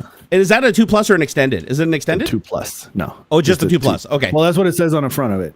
Is this 2 Plus? Okay, I couldn't remember if I gave you a 2 Plus or a 2 Plus extended, because the extended just is a little taller, so you can print slightly taller. Oh no, it's almost a perfect cube. Got it. Okay, it's the normal one. Okay, so it's got the upgraded internals, hence the Plus. So here's the thing: they're trying to pass legislation right now, and I believe this is at the federal level. They're trying to do this. So this isn't even the state level. This is the federal level. So that's when shit gets really dicey, right? And the legislation says that 3D printer if passed, right, that 3D printer manufacturers would have to install special firmware on their printers, which means now the printers would have to have bigger processors and shit, because it's going to add a lot of load, right? That can analyze the CAD models that are being printed, literally look at the G code and determine if what's being printed could be a gun or a gun part. So basically, they're trying to enact this thing. Remember, they did something similar with ISPs back in the day, where they were saying, hey, you have to log every activity that your users do and report if they go to these specific IP addresses and shit. That's so dumb. So now they're trying to do this shit with 3D printers, where it's now your 3D printer, if you send a model and say, I want my 3D printer to print something, or you put a memory card in with the G code on it and you say, print this, the printer now has to analyze that G code and see if any of the shapes that you're trying to print loosely align with what could be gun parts, or if the combination of things you printed prior with what you're printing now could assemble a firearm or a weapon. And if it comes to and there's going to be a million false positives, obviously, right? If this happens. And so the way it's going to work is it's not going to pop up on the screen and say, no, you can't print it. What it's going to do is it's going to just say, nope, sorry, I can't print it, and call the police in the background and send them a message with the model that you're printing, what time you printed it, what address you were at, your IP address at the time, your information from your ISP. There's no way that'll ever go through. That's just dumb. I hope not. I hope not. What if I'm printing something from Helldivers? Exactly. Right. Yeah. How are they going to differentiate? Like, there's legit like looking pistols and stuff from that game, or heck, anything, any cosplay stuff, Like, how are you gonna? Yeah, Spikewall nailed it. It said people are just going to print smaller segments, right? Obfuscate the G code, print smaller segments, and glue them together. Just offline. Like, I don't need, like, why does your fucking 3D printer need to be on the Wi-Fi to begin with? I take a SD card out and I put it into the thing. Like, that's all that. There's no getting around. This is just dumb. So, like, security theater. And they want to use AI. They want to use AI to do it too. So, like, what'll happen? So now your printer will have to be cloud connected. So what's going to happen is it's going to take your G code, it's going to render it into an image, like, you know, a rough 3D non-textured image of what you're printing. Then it uploads that to the cloud using one of the generative AIs, the multimodal generative AIs, and it's going to say, is anything printed in this picture a gun or a gun part, based on the AI being explicitly trained on guns. They're not going to use like some open public AI. It's going to be an AI trained on guns and guns parts and known 3D printed guns and stuff like that. And if there's a match above a certain percentage, then it's going to send an email to the police, and it's going to notify them of your activities. So there's going to be such an incredible freaking backlog, and like there's just no way to enforce it. If this happens, you know what I'm doing?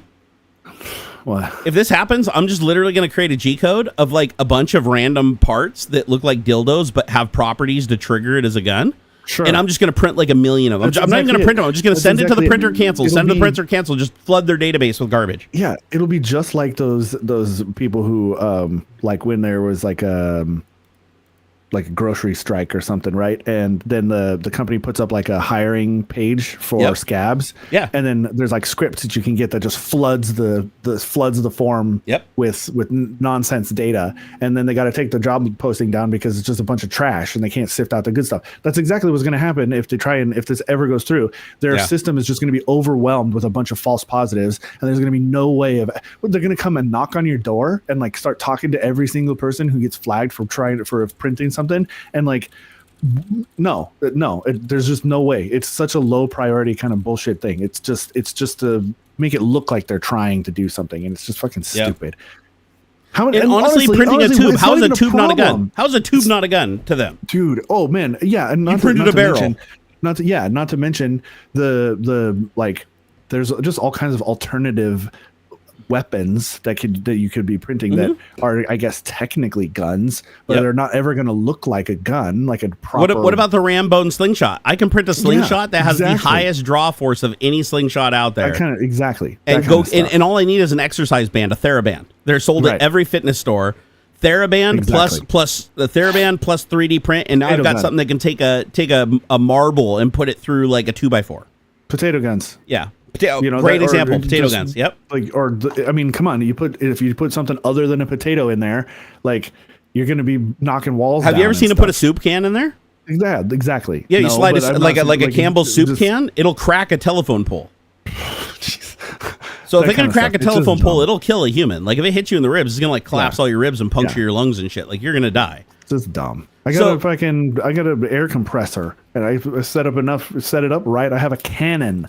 Like, come on. It's just dumb. I'm trying to figure out, like, who is the one that came up with this? I want to find this article. Oh, did I just find it? Hold on here. Okay, so in the crosshairs of the law, arrest, bail, and sentencing for 3D printed gun offenses. Nope, this is different. Let's see here. Oh, and by the way, I just found this out. This was actually, I knew this about a year ago. Washington State is one of the first states that banned 3D printed firearms. So you can still you can still create like an 80% lower for metal, but they banned 3D printed guns. So like you cannot 3D now the 3D printed AR lower I made 9 years ago was legal because I called the police before I printed it, so I knew it was legal and I never assembled it and destroyed it afterwards. But how do they enforce that? If they see you make a video 3D printing a gun and shooting it somewhere, they'll come in. Okay, but if I don't. Like it's one of those things that like you have. They don't know unless you use it. You're right. You'd have to have done something else before they could come in and start searching your house, and then you have one, and it's like, oh well, you're going to get in trouble with that too. Here, Washington. Here, let me see if I can find the law for anybody else here living in Washington, because I thought it was really weird when I saw this. I was like, no, this can't be right. Is it illegal to 3D print a firearm in Washington State for personal protection? You have to put personal protection because obviously transferring isn't allowed. Sure. With no transfer offering, and if you destroy it when you're done. Have to be very specific here. All right, in Washington State, here it is. So in Washington State, it is illegal to manufacture or possess untraceable, undetectable 3D printed guns. This includes any firearm that cannot be detected by metal detectors or does not generate an accurate image on an X-ray machine. Even if you intend to destroy the firearm after use, the act of creating it is still prohibited under state law. It's always best to stay informed. I'm going to say, what is the RCW law? Yeah. Let me see if I can pull it up here. Yeah, the revised code of Washington. Okay, so the RCW, if you guys want to look it up, is 9.41.220. So this is the law that went into effect. I don't know how long ago it went into effect, but I know it's in the last couple of years that it happened. Where'd my chat window go? I lost my chat. Where's it at? There it is. I found it. All right, so here's the RCW. Because of course, before I ever print anything that I think could get me into trouble, I call the police and ask them first. And I want to make sure it's like a recorded phone call. So if anybody comes, like, hey, I called the police, they said it was legal. So I'd be calling a lawyer, not the police. The police don't know shit about what laws are actually right. But my point being is, like, the police will actually respond to me, and if I do get sued, I can be like, listen, I did call the people that enforced the law, the people that would have arrested me for doing it. They said it was okay. So I'd imagine that if it goes to trial, which would still suck, they're not going to find me guilty of something when the police literally told me I could do it. Yeah. Unless it was like common sense, right? Like, oh, please, can I kill somebody? Oh, sure. It's my last day on the force. Go ahead. That would be stupid. But here's the interesting point of the law. It says it prohibits only if it can't be detected by an X-ray machine as a gun. Which means, so what you'd have to do is like 3D print it with some metallic internal structure or some kind of filament that has metal embedded into it, so that it will create a gun-looking signature on the X-ray. As long as it does that, just like with an 80% lower, you're probably still okay. Mm-hmm. But conventional 3D printed guns, where the only piece of metal in it is the striker and the pin, and or maybe the spring striker and pin and the barrel, that's not going to show up on an X-ray as something that looks like a gun. So that would technically be illegal. And when did this law go into effect? Let me see here. It's funny, I keep leaving the AI. I'm like, the AI can just answer this. When did go into effect? So oh wow, really new. This is way newer than I thought. This finally went into effect on July 12th, 2024, this year. Oh snap. So literally months. Wow. So because and the reason I remember this is because somebody had contacted me and said, "Hey, didn't you 3D print like an AR-15 lower?" And I was like, "Yeah, I did that like 9 years ago and made a video on YouTube." He said, "Oh, 9 years ago? Okay, you're fine." And everything else is grandfathered in. If you created it before this date, then it's grandfathered in. But you cannot create any other guns. But luckily, I destroyed them all. All my AR-15 lowers that I created 2 of them, and they were both destroyed. They were made for that video. None of the parts fit, because the whole point of the video is to demonstrate that the media sensationalized saying anybody can just buy a cheap 3D printer and just make a gun. Yeah. I was trying to demonstrate that it's 10 times easier to just get an 80% lower and create a real firearm than 3D print one that's going to break after 2 shots. And you have to file on plastic for 24 hours just to get the parts to fit together enough to shoot. And it's probably going to injure you and be inaccurate as fuck. Now, there's a ton of people, I'm sure, in chat that are like, hey, they always get offended when I say 3D printed guns are unreliable, because a lot of people say, oh, it's so much better now, and there's guns that can do thousands of shots and everything. I'm not talking about the edge cases, and I'm not saying it's impossible. I'm just saying the average person going to a store and buying a 3D printer isn't going to just print out the parts, take them off the build plate, slide them together, and go out and shoot 1,000 rounds and just have it work flawlessly. Exactly. That's never happened. Everybody that's saying, oh, they create these guns, they revision after revision after revision, strengthening sections, going in there, filing, getting tools to deburr everything and do everything perfectly to get one gun together, and then that gun might be able to survive. Might. A lot of them don't, but might be able to support a number of rounds. So no, but that's why nobody uses 3D printing guns for like home protection, right? Like you might have one as a hobby, but you're not going to grab that over your freaking metal Glock or your metal shotgun. Like no way in hell. Why would you trust that? Exactly. So people do. I've noticed it's a really sensitive subject because there's a lot of 3D printing gun channels out there that their whole shtick is that 3D printed guns are the future, and hey, at some point maybe so. At some point maybe so. We have metal sintering machines in our house, and you just 3D print like a 1911 that's like millimeter accurate that just goes together right off the build plate.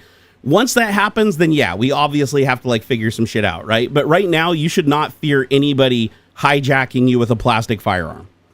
Like as far as I know, that hasn't even happened.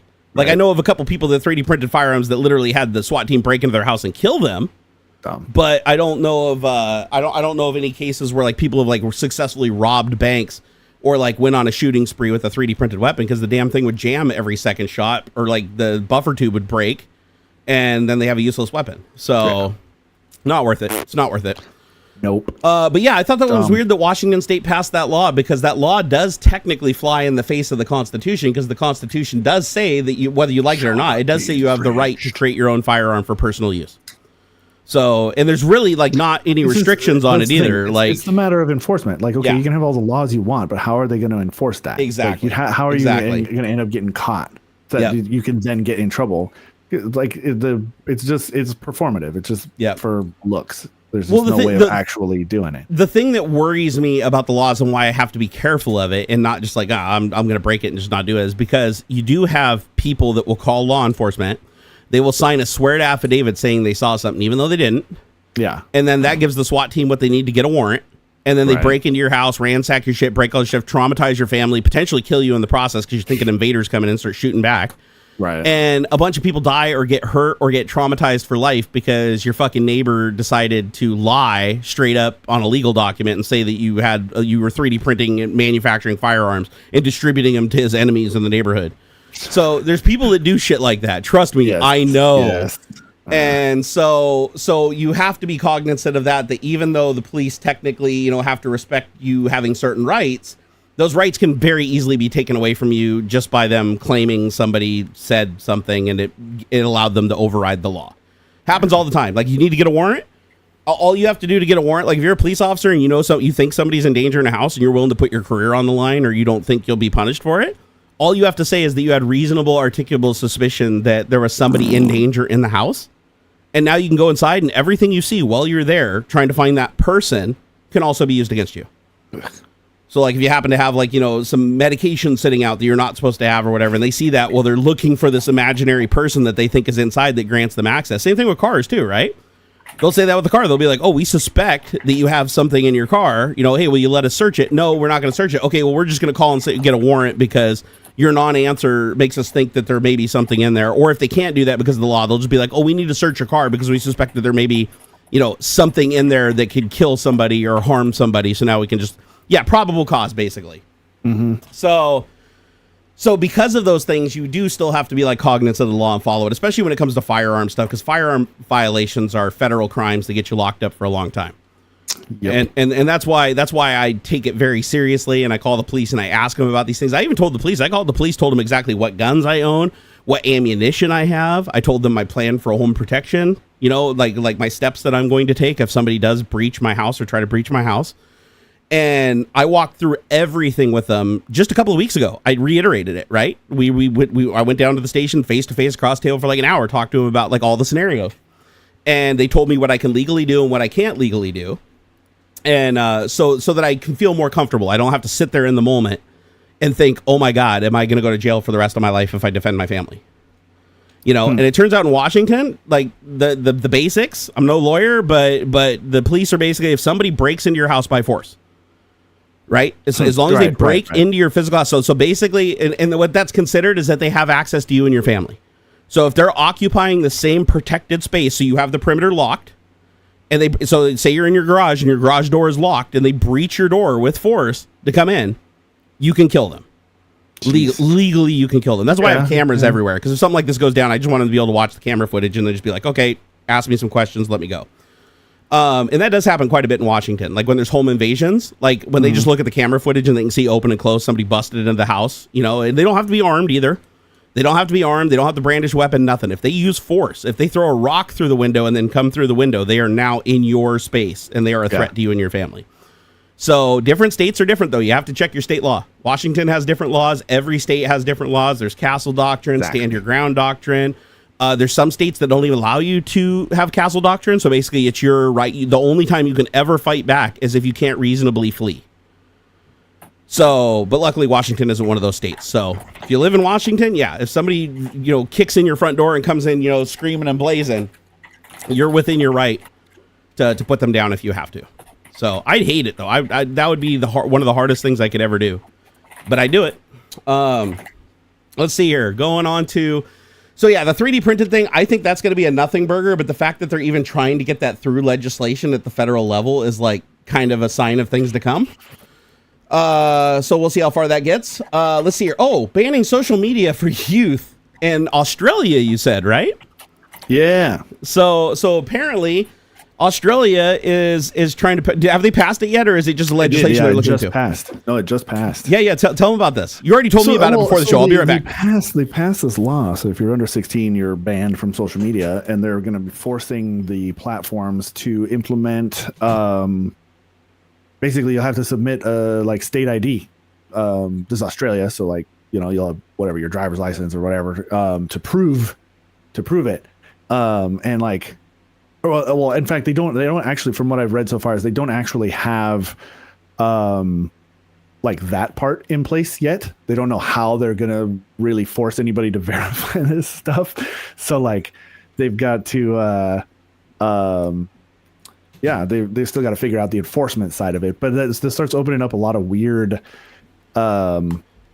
I don't know, man. It's just a weird, I don't think it's right for the government to have a database of everybody who's got social media accounts. I mean, I'm sure there's probably already a thing. I was going to say that there probably is here, but to make it compulsory is distasteful to me.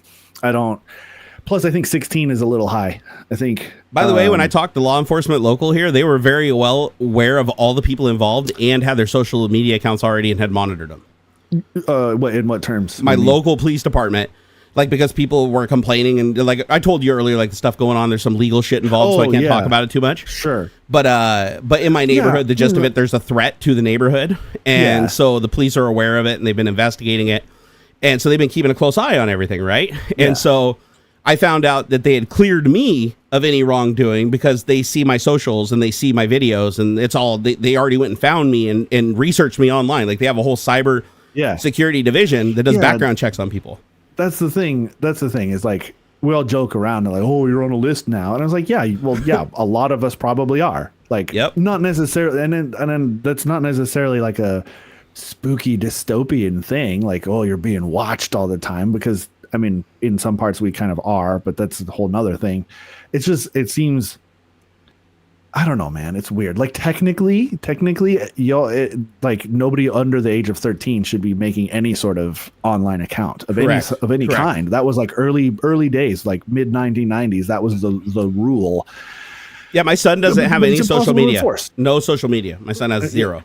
Yeah, and but it's impossible. Yeah, it's impossible to enforce. And so Australia is different, obviously, but there's no way I guess no way, but it would be very unlikely for something like that to pass around here, because it's just, I mean, it'd be like a gross Fourth Amendment thing, or fourth, fifth, sixth. Look how close they came to banning TikTok, though. That shows you how far they're overstepping already. That's a little different. They can get away with that because of commerce stuff. It's a foreign owned company and that kind of thing. There's other ways of attacking that. But it's still overstepping. TikTok. You're telling people where they can and can't go in a free country, even sites that aren't against the law. Why does TikTok have to be against the law? Right. It's literally a media site that's doing the same as Instagram and YouTube, whether you like it or not. You know, and they all have algorithms with agendas, right?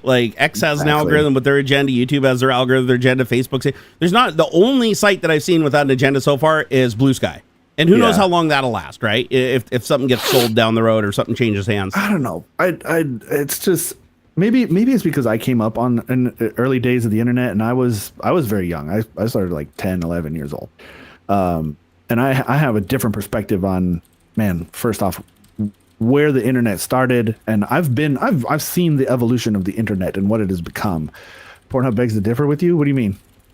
They just block the states that are requiring IDs. You just can't access the website if you're in Kentucky or whatever the fuck. So what? But isn't that weird though, that they have to have a system where you have to present your ID to get to the website? They did ban TikTok. No, they didn't. You can no, TikTok's not banned. Pull up TikTok right now. No, they tried. Anything. They tried. It has not happened. That's different. Again, that's different though. Foreign-owned company, you can do that kind of stuff through different commerce. By the way, TikTok did adhere to the rules. That's why they weren't banned. Is they literally did move their data to all their United States data centers. Through Oracle, the database. I've talked with people about this before. It's Don't get me wrong. I don't like TikTok personally. I'm not a fan. My wife even stopped using I it. dig But I acknowledge that it's no more of a harm than any other social media site. They all do the exact same shit. They all bend their algorithms. Just because you're based in the United States doesn't mean you're doing any more wrong or less wrong. I haven't looked deep into it. Aaron, he says, I'm actually happy with the Australian law removes anon, which means people are less likely to be jokes, and also removes a lot of cyberbullying. I don't think it goes so far as that you have to present your real information on your social media accounts. You just have to verify that you are of an appropriate age. I don't, and maybe the government could tie that back if you're saying weird shit and doing bad things. They could tie it back to that verification. But I don't think it is forcing you to be who it doesn't. I don't think they're forcing. They could never enforce it. Their real names and stuff. They could never enforce it, dude. They never think about that. If they required you to use your real name online, all the bad people would still exist. They would just be spoofing it using other people's names, stolen licenses, fake social security numbers, stolen identities and stuff. Huge. It just they would just switch their tactics. And then the problem with that is now you end up hunting the people and cyberbullying the people that had nothing to do with it because you track them down and they're not the people that were using the ID. Yeah. So I also think that being anonymous is like a big part of freedom. Remaining anonymous, like not just on the internet, but like if you choose to remain anonymous in your life and you don't want your neighbors to know who you are, you should have that fucking right to do that. You should, unless you are breaking the law, because the police obviously are going to have more access to data, right? They do. Right. Like the police know your social security number. They know your real name. They're going to know where you're living because you had to present that to buy the house and everything like that.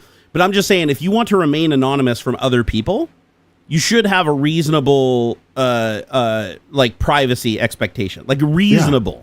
Not in public. I'm not talking about if you're running around in public and committing crimes and beating people up and shit. Like, no, fuck that. Like, the cops should be able to come and go, hey, nope, you're charged. You're found guilty. Here's the real information. Give it to the person he assaulted. This is the person that assaulted you. Sue the shit out of him or whatever.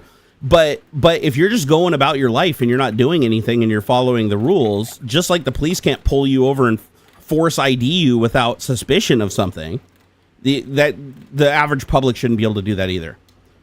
Now, I choose not to be anonymous on the internet. My full name has always been public. My address has never been hidden. People dox me all the time. But the funny thing is because of that, I have the least amount of problems from it because it's not a prize. If you find that information, it's like public and so easy to find. Anybody can find it. That if you find that and try to use it for wrongdoing, it actually strengthens my position greatly with the local police department and gets them involved a lot quicker to go and research and figure out like who it was that did the thing. Because they went through such easily traceable channels to find that information that it makes it easy to track them back. And it has in every case that I've had a stalker so far. There's not a single person who has stalked me that they have not found yet. So, and I want to say it's either 5 or 6 people that got to the point where they were making death threats and stuff like that, where I had to involve the police and they had to track the person down physically. And a couple of people are still in legal disputes that I may still be called to testify in. A couple of them got let go. I won't go into that, but it was my choice. Like I could have chose to prosecute, but I chose not to because of the situation they were in. But yeah, it's nice to know that my local police department is now funded for this type of crime. It actually gave me a lot of relief. At the peak of when I was growing on YouTube, because again, when I was popular, happened all the time. When I'm not popular, rarely ever happens now.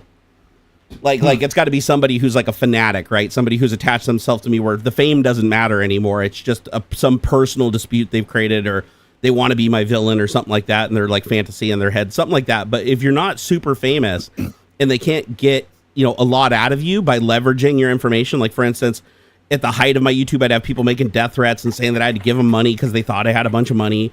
Or they'd out my information knowing that hundreds of thousands of people would see it or millions of people would see it, and that would cause me like some kind of huge problem. But now it's like I stream and I only get a couple of hundred people. My videos maybe get 1,000 views or whatever. So it's not really enough. It's not worth their time. So now they go after other people instead.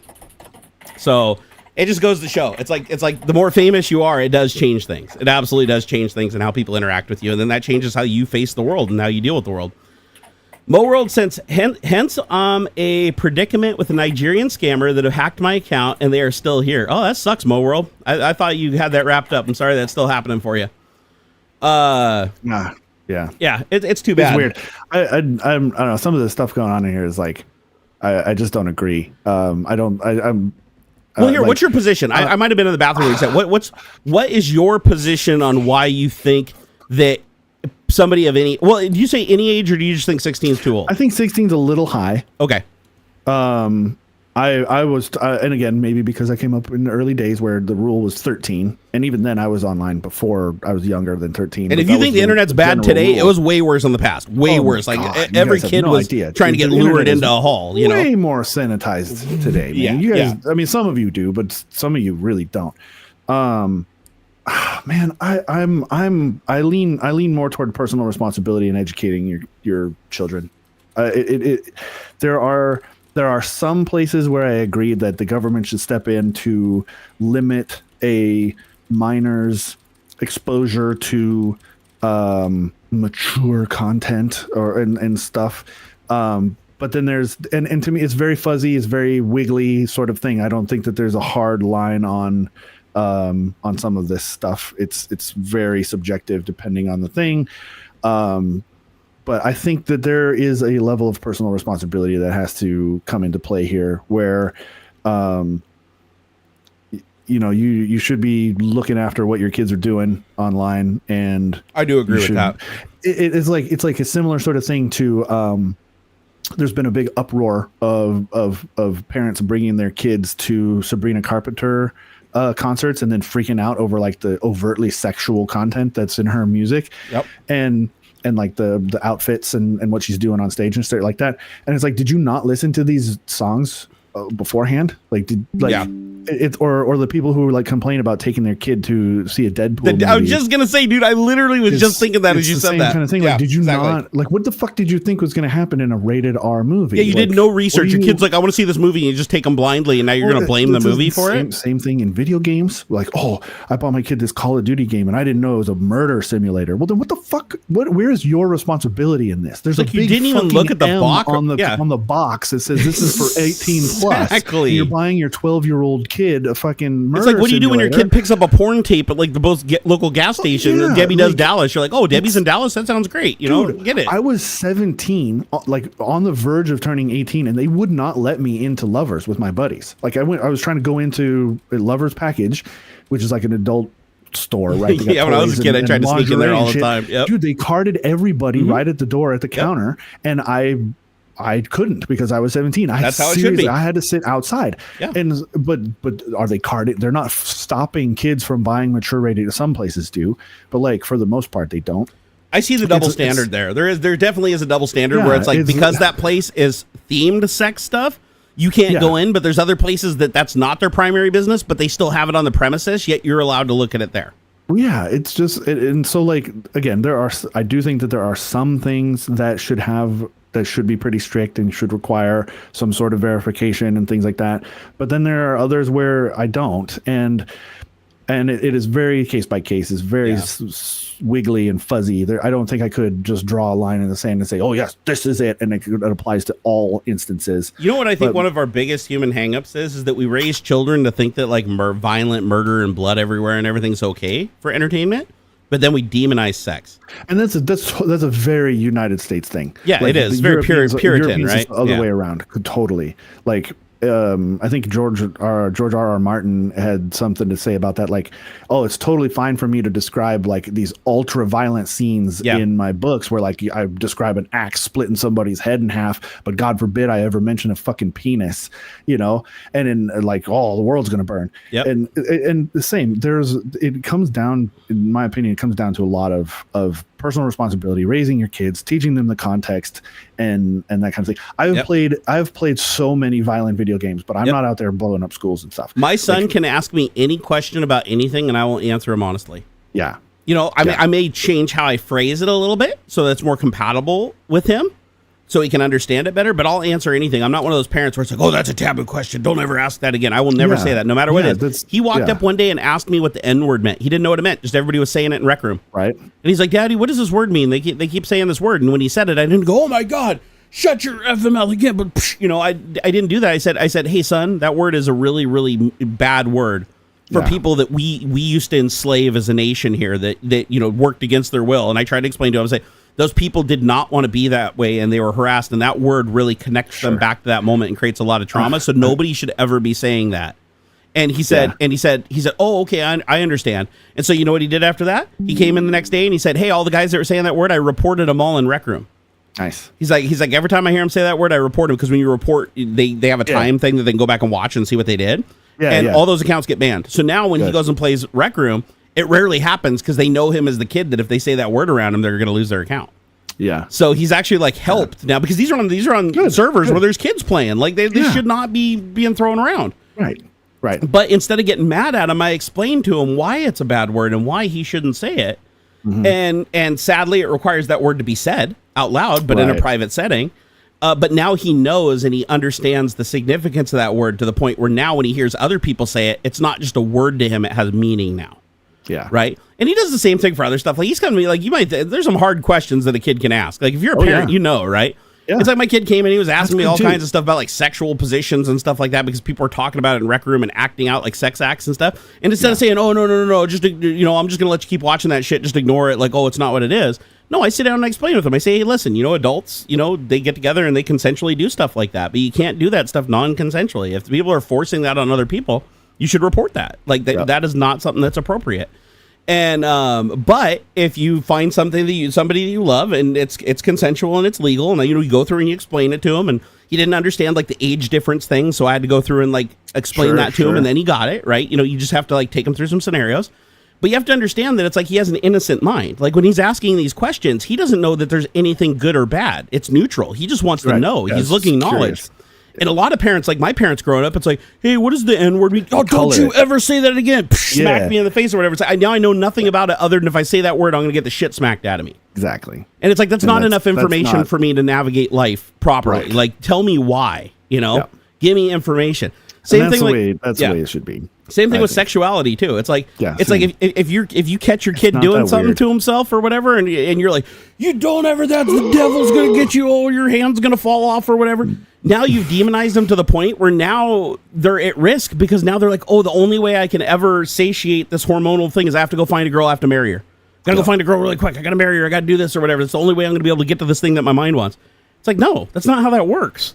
Yeah. It's like, no, as long as you're safe, and as long as what you're doing isn't hurting other people, and that's what I drill in over and over again. As long as you're safe, if it's inappropriate to do in front of other people, you do it in your own privacy, right? You have to respect other people's boundaries. But if it's safe for you and it helps you, then that's fine. Like I don't do the whole, and my wife's Christian. She's not like super hardcore Christian, but she used to go to church and stuff. She has a Bible. And so we both agreed that we'll expose him to both sides of it. So she exposes him to some of the stuff with Christianity. I expose him to my, the atheism side of it, and let him pick and choose. And we really like how that has turned out, because now he's informed on both positions. He can make his choice, and he knows that regardless of what he chooses or picks and chooses from both sides, we're okay with it.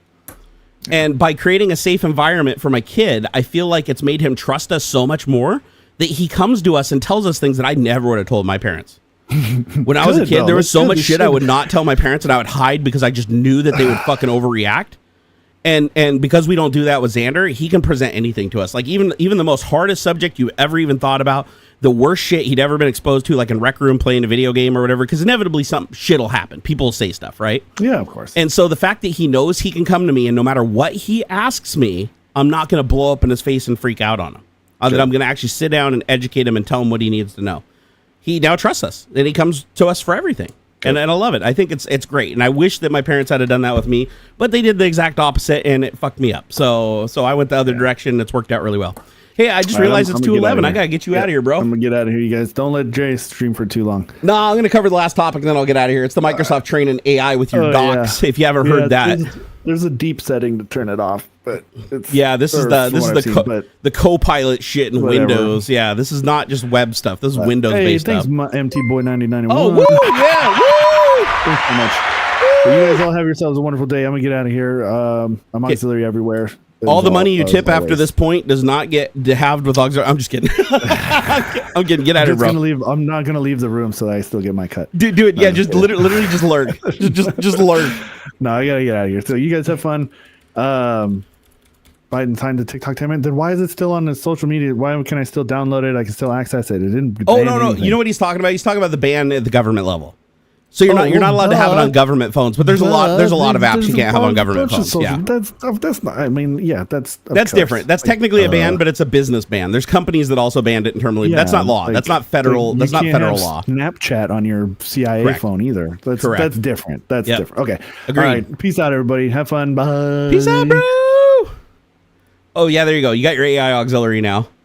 Just chilling there, all tatted up. God, I love that man. He's such a good guy. I love that I get to do tech talk with him nowadays. It's a lot more chill. So the final subject that I want to talk about is was actually given to me on X this morning in a reply to one of my posts, and this was Microsoft. Let me see if I can find the link here. Microsoft Copilot AI training on documents. Let's see here. Oh, did Microsoft respond and say that this is a myth? Hold up. We may have some new information here, my friends. All right, so here we go. So Copilot, let's talk. Update. I've added a quote from Microsoft after publishing the original article that said that they were training data on people's documents. So the original story was that Microsoft was training their Copilot AI on people's docs, like their Office 365, XLS, and DocX documents, so that it contain text, right? And so inevitably, your information that you put into your documents being trained in a model means that model could at some point divulge sensitive information without you realizing it on yourself, right? Because if you had a document with your social security number or the social security number of a bunch of people or passwords or whatever from your user base, and that gets trained into the model enough, and somebody asks the right question, they could, in theory, access that data on some level, which is really bad. So apparently Microsoft responded to the article, but before we read the response to the article, let's go through and see what it has to say here. So read aloud selection. Here we go. This week, Microsoft refuted reports claiming that it is training its Copilot AI on data customers store in Microsoft 365, which seems unnecessary, since it has said repeatedly that it will not do so, and it has a services agreement and privacy policy that govern this behavior. Okay, let me get the rest of it here. By the way, this is one of the features I really do like in Edge. I don't know if Chrome has it, but in Microsoft Edge, you can select all the text, to the new age of misinformation. And it starts reading it.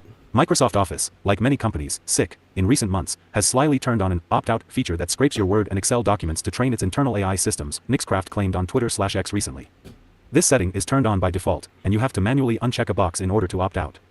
If you are a writer who uses MS Word to write any proprietary content, blog posts, novels, or any work you intend to protect with copyright and/or sell, you're going to want to turn this feature off immediately. A lot of people do. Let's ignore for a moment the hypocrisy of Nixcraft scraping a post from somewhere without attribution to make this claim and then not fact-checking it. Because they continue. Microsoft Connected Experiences means they collect your Word and Excel files for AI training, Nixcraft continues. Why not call it AI training? Why use such words? This is an unethical practice followed by a trillion-dollar corporation. How is this even legal? I am so glad that I don't have Windows OS or MS Office. And I'm so glad you don't understand what this means but still have very strong opinions about it. Microsoft Connected Experiences has nothing to do with AI training. As Microsoft itself was forced to explain. We do not use customer data in the Microsoft 365 apps to train LLMs, the Microsoft 365 team responded. This setting only enables features requiring internet access like co-authoring a document.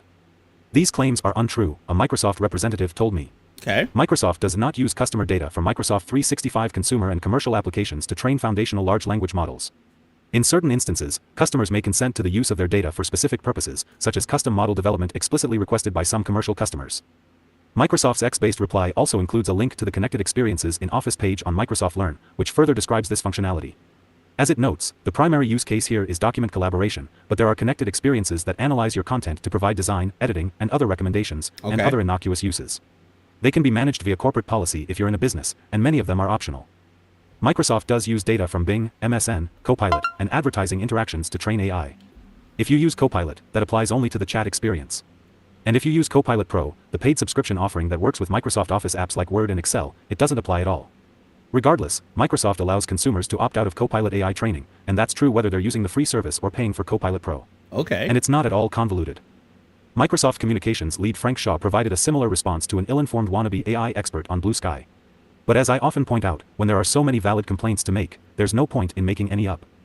The Connected Experiences setting in Microsoft 365 people are referencing has no connection to how Microsoft trains foundational large language models, Microsoft added. This setting enables cloud-backed features many people have come to expect from productivity tools such as real-time co-authoring, cloud storage, and tools like Editor in Word that provide spelling and grammar suggestions. The setting is not new and has been available since 2019. Okay, so question is it fake news or not? The only reason I'm not so sure is this article is by Paul Thoreau, and if you don't know him, he definitely is a guy that leans towards defending Microsoft more than holding them critical. At least I've read quite a few of his articles, and it seems like he is very much a Microsoft apologist. He does write good articles, though. I mean, he does have some really good articles. I'm just saying he's not a person that I've seen hold Microsoft critical. My camera's frozen. Okay, let me fix it. Hold on, stand by. Deactivate, activate, and he's back. So if you guys have read a lot of his articles and you've seen him be critical of Microsoft, let me know, because the articles that I've read, he usually so that's why I'm saying I'm going to take it with a grain of salt. Because Microsoft also said that they weren't harvesting people's personal information when they were gathering telemetry, but then I personally proved that they were collecting personally identifiable information because they were collecting telemetry from like 50 different places, and when you connect those through relational data between each data point collected, they do align to have personal information like your IP address, the time that you had that IP address, which can then be used with the ISP to locate you. So, which is personal information.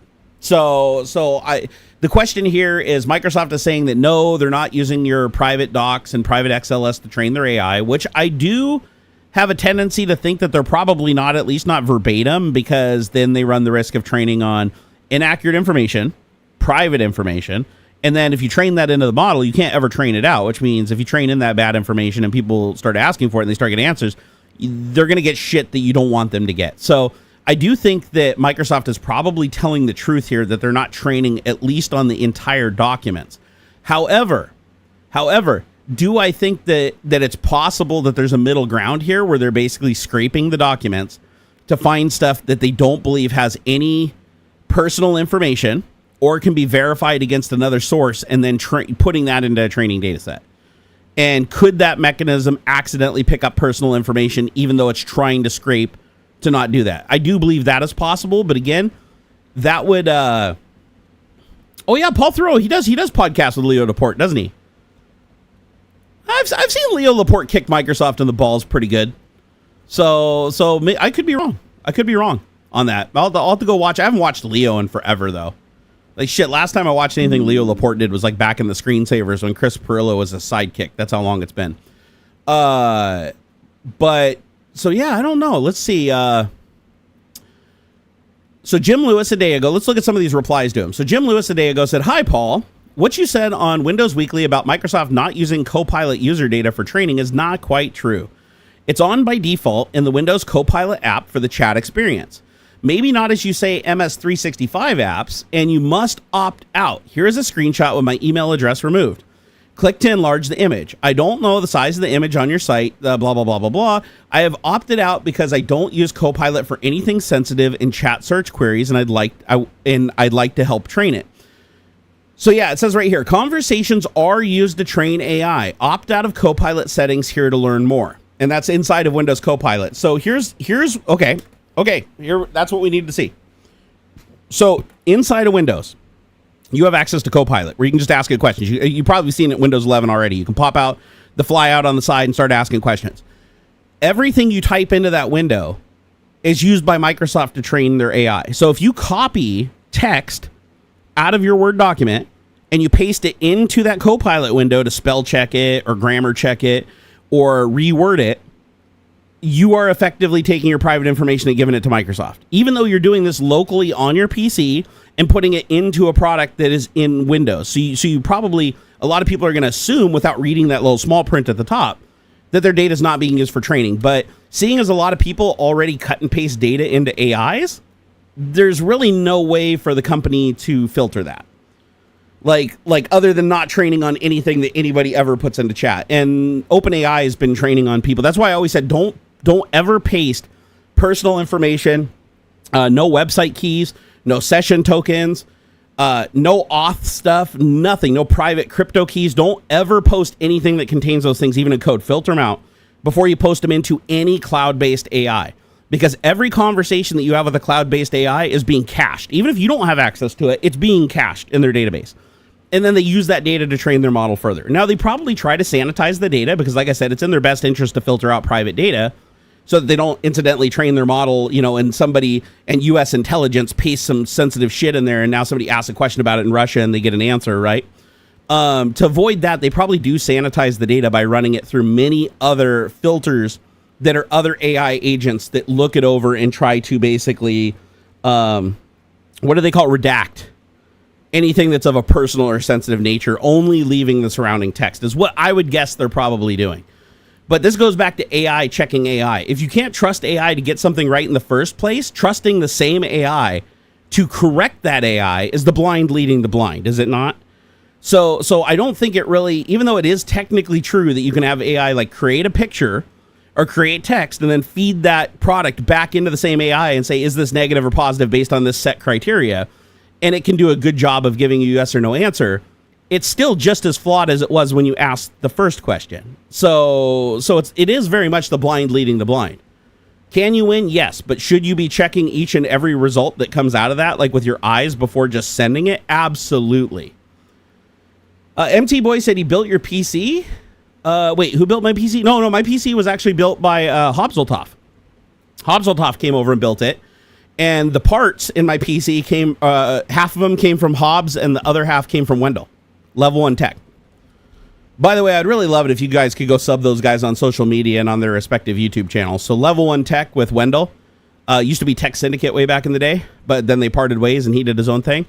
But yeah, Level 1 Tech's Wendell, absolutely amazing guy. Wendell has been much more than a friend. And he's been ride or die. Like through my hardest times, through my best times, he's always been around. He's a true friend. So, and AuxxZillary, same deal. AuxxZillary basically should be my brother. I mean, a lot of people think we look alike. So, he's the younger version of me. Younger, better looking version of me.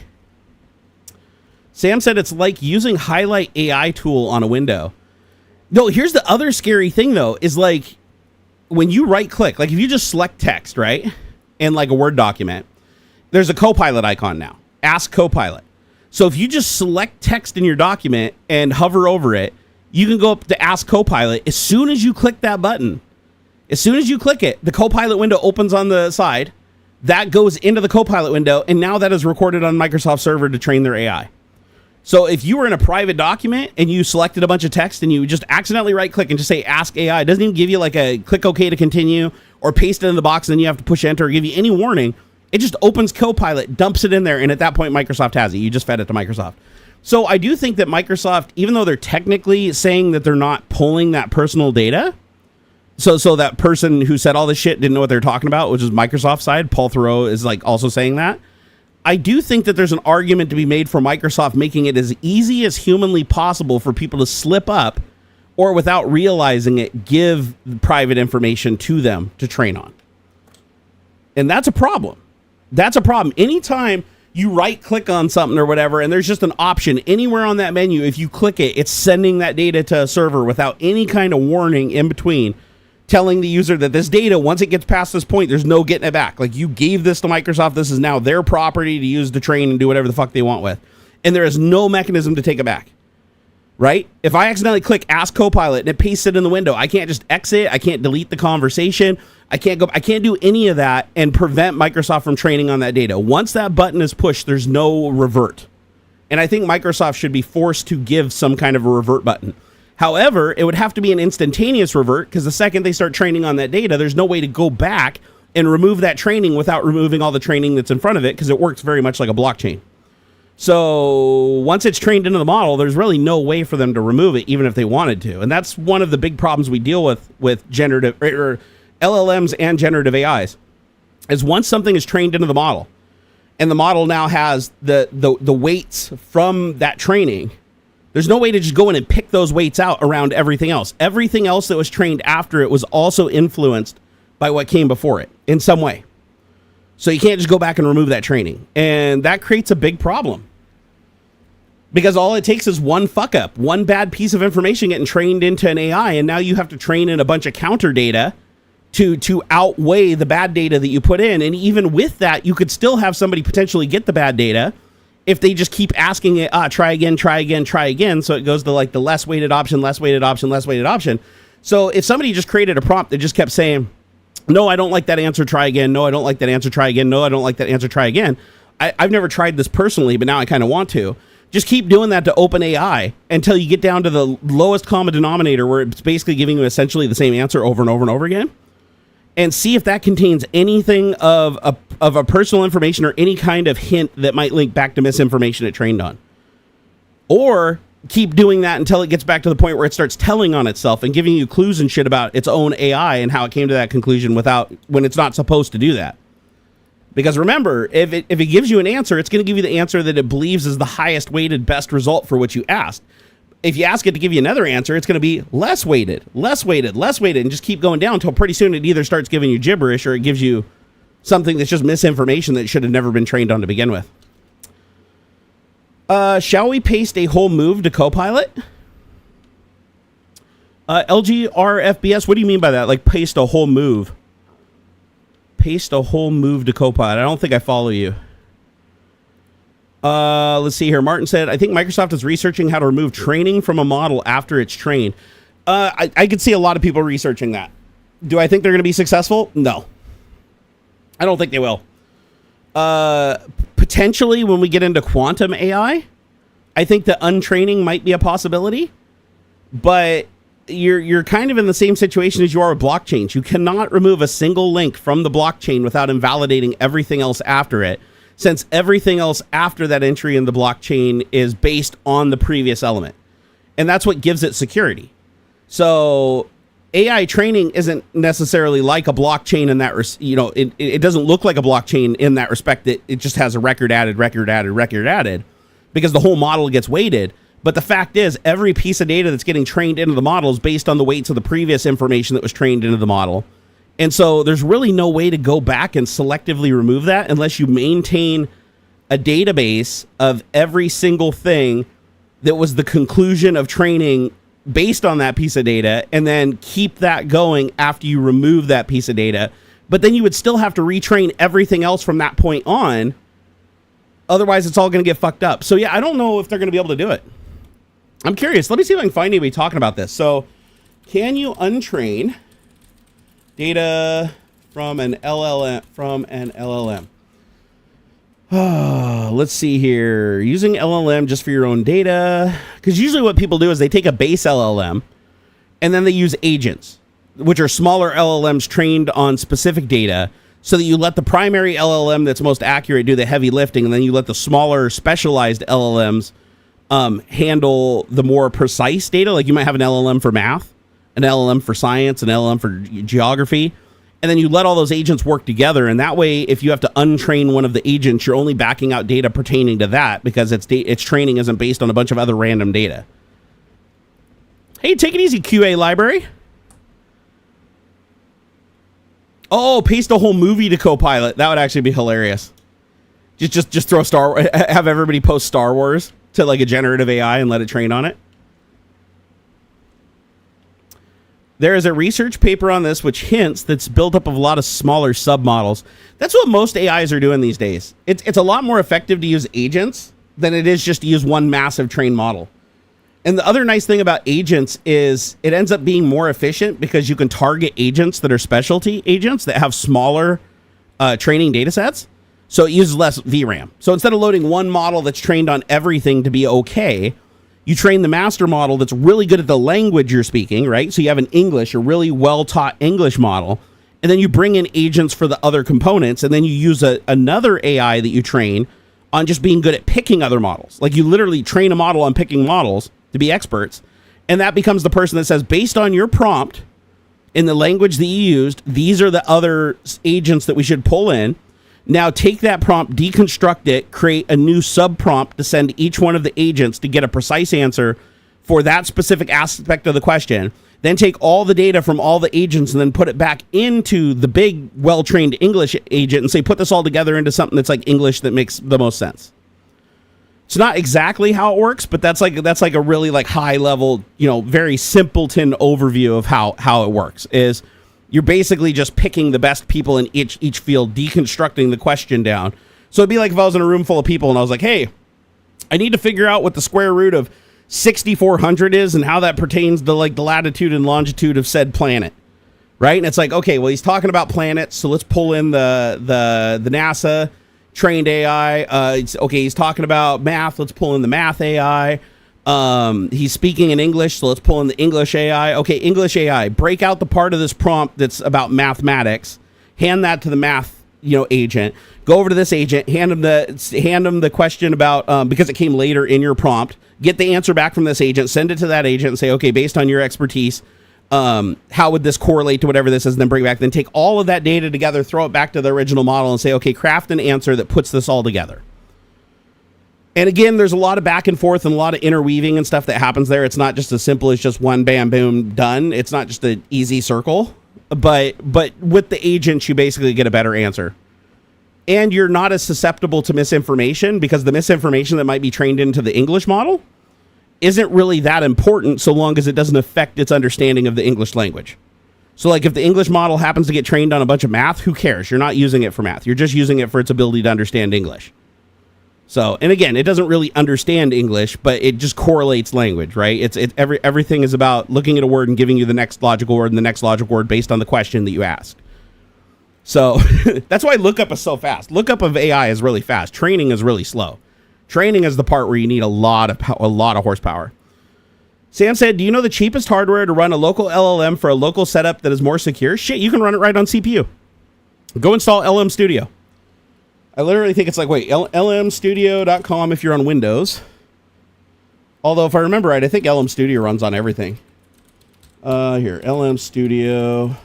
I'll find it. Give me a second. I think it's .ai. There it is. It's always .ai. Okay, here you guys go. You don't even need a GPU. Most of the models will work with a CPU. As long as you have, for the bigger models, you're going to want quite a bit of VRAM. Anything from 12 to 24 gigabytes. Some of the models get as big as 30, 40 gigabytes. So you end up having to use the CPU model because your GPU literally doesn't have enough memory to do it. I haven't tried anything LLM. A lot of people have talked about anything LLM. I meant to try it and I haven't yet. So let me go look it up really quick. So anything LLM. Let's see here. Let me copy this. Also give a link to that too. Let me download it. Okay, let me download the x64 version. Yeah, I haven't even tried it yet. Let me install it right now. I'm very curious. The reason I've used LM Studio is because it supports the OpenAI API settings, and it allows you to tweak some of the settings so it'll work with everything. So I prefer, and this may have all that too, plus a lot more. But the one thing I like about LM Studio is you can load any model, and I believe it even supports multimodal models now. And so it can analyze an image as input and give you information back. And then you can say, start a server, an OpenAI server that uses OpenAI JSON formed packets. And that way you can go to GitHub, and like 99% of the AI projects that use OpenAI, you can basically reroute it so that it uses LM Studio loading your own model that isn't an OpenAI model. It could be something like Claude or Llama or Mistral or Mixtral or any of those, right? And then it can actually query into that and give the answer back. And in a lot of ways, you can actually, get something working completely with a local ecosystem without having to go out and touch any cloud stuff or pay any money. Wow, anything LLM takes a while to install. Does it download base models as a part of its installer? Or is my machine getting hacked right now? I'm just kidding. This is a well-known site.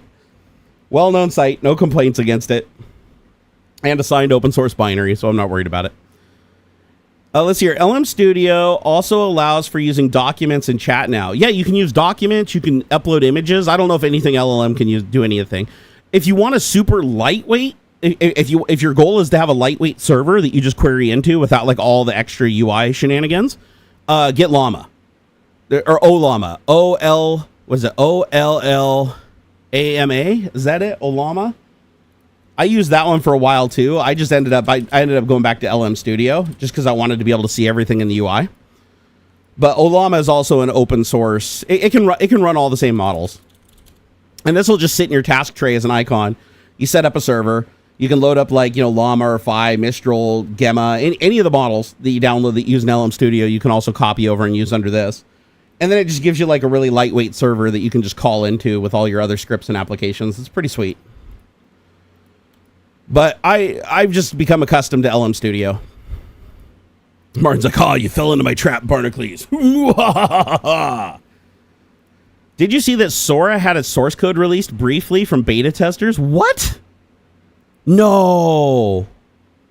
Sora, isn't that the video image generator?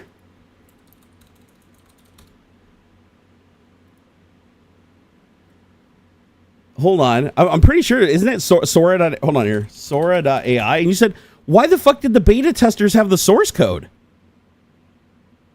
Why would you give the source code to anybody? That's supposed to be a closed project, is it not?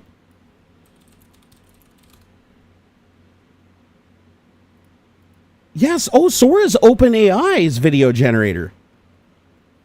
What the fuck? Seriously?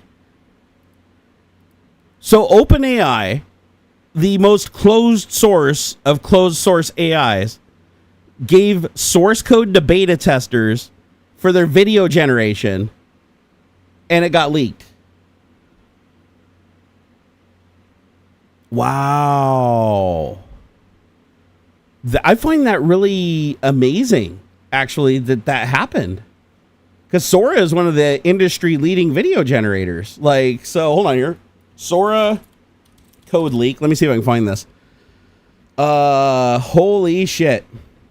Okay, let's see if it was source code or if it was just leaked access to it. Give me a second. Let me look this up. All right.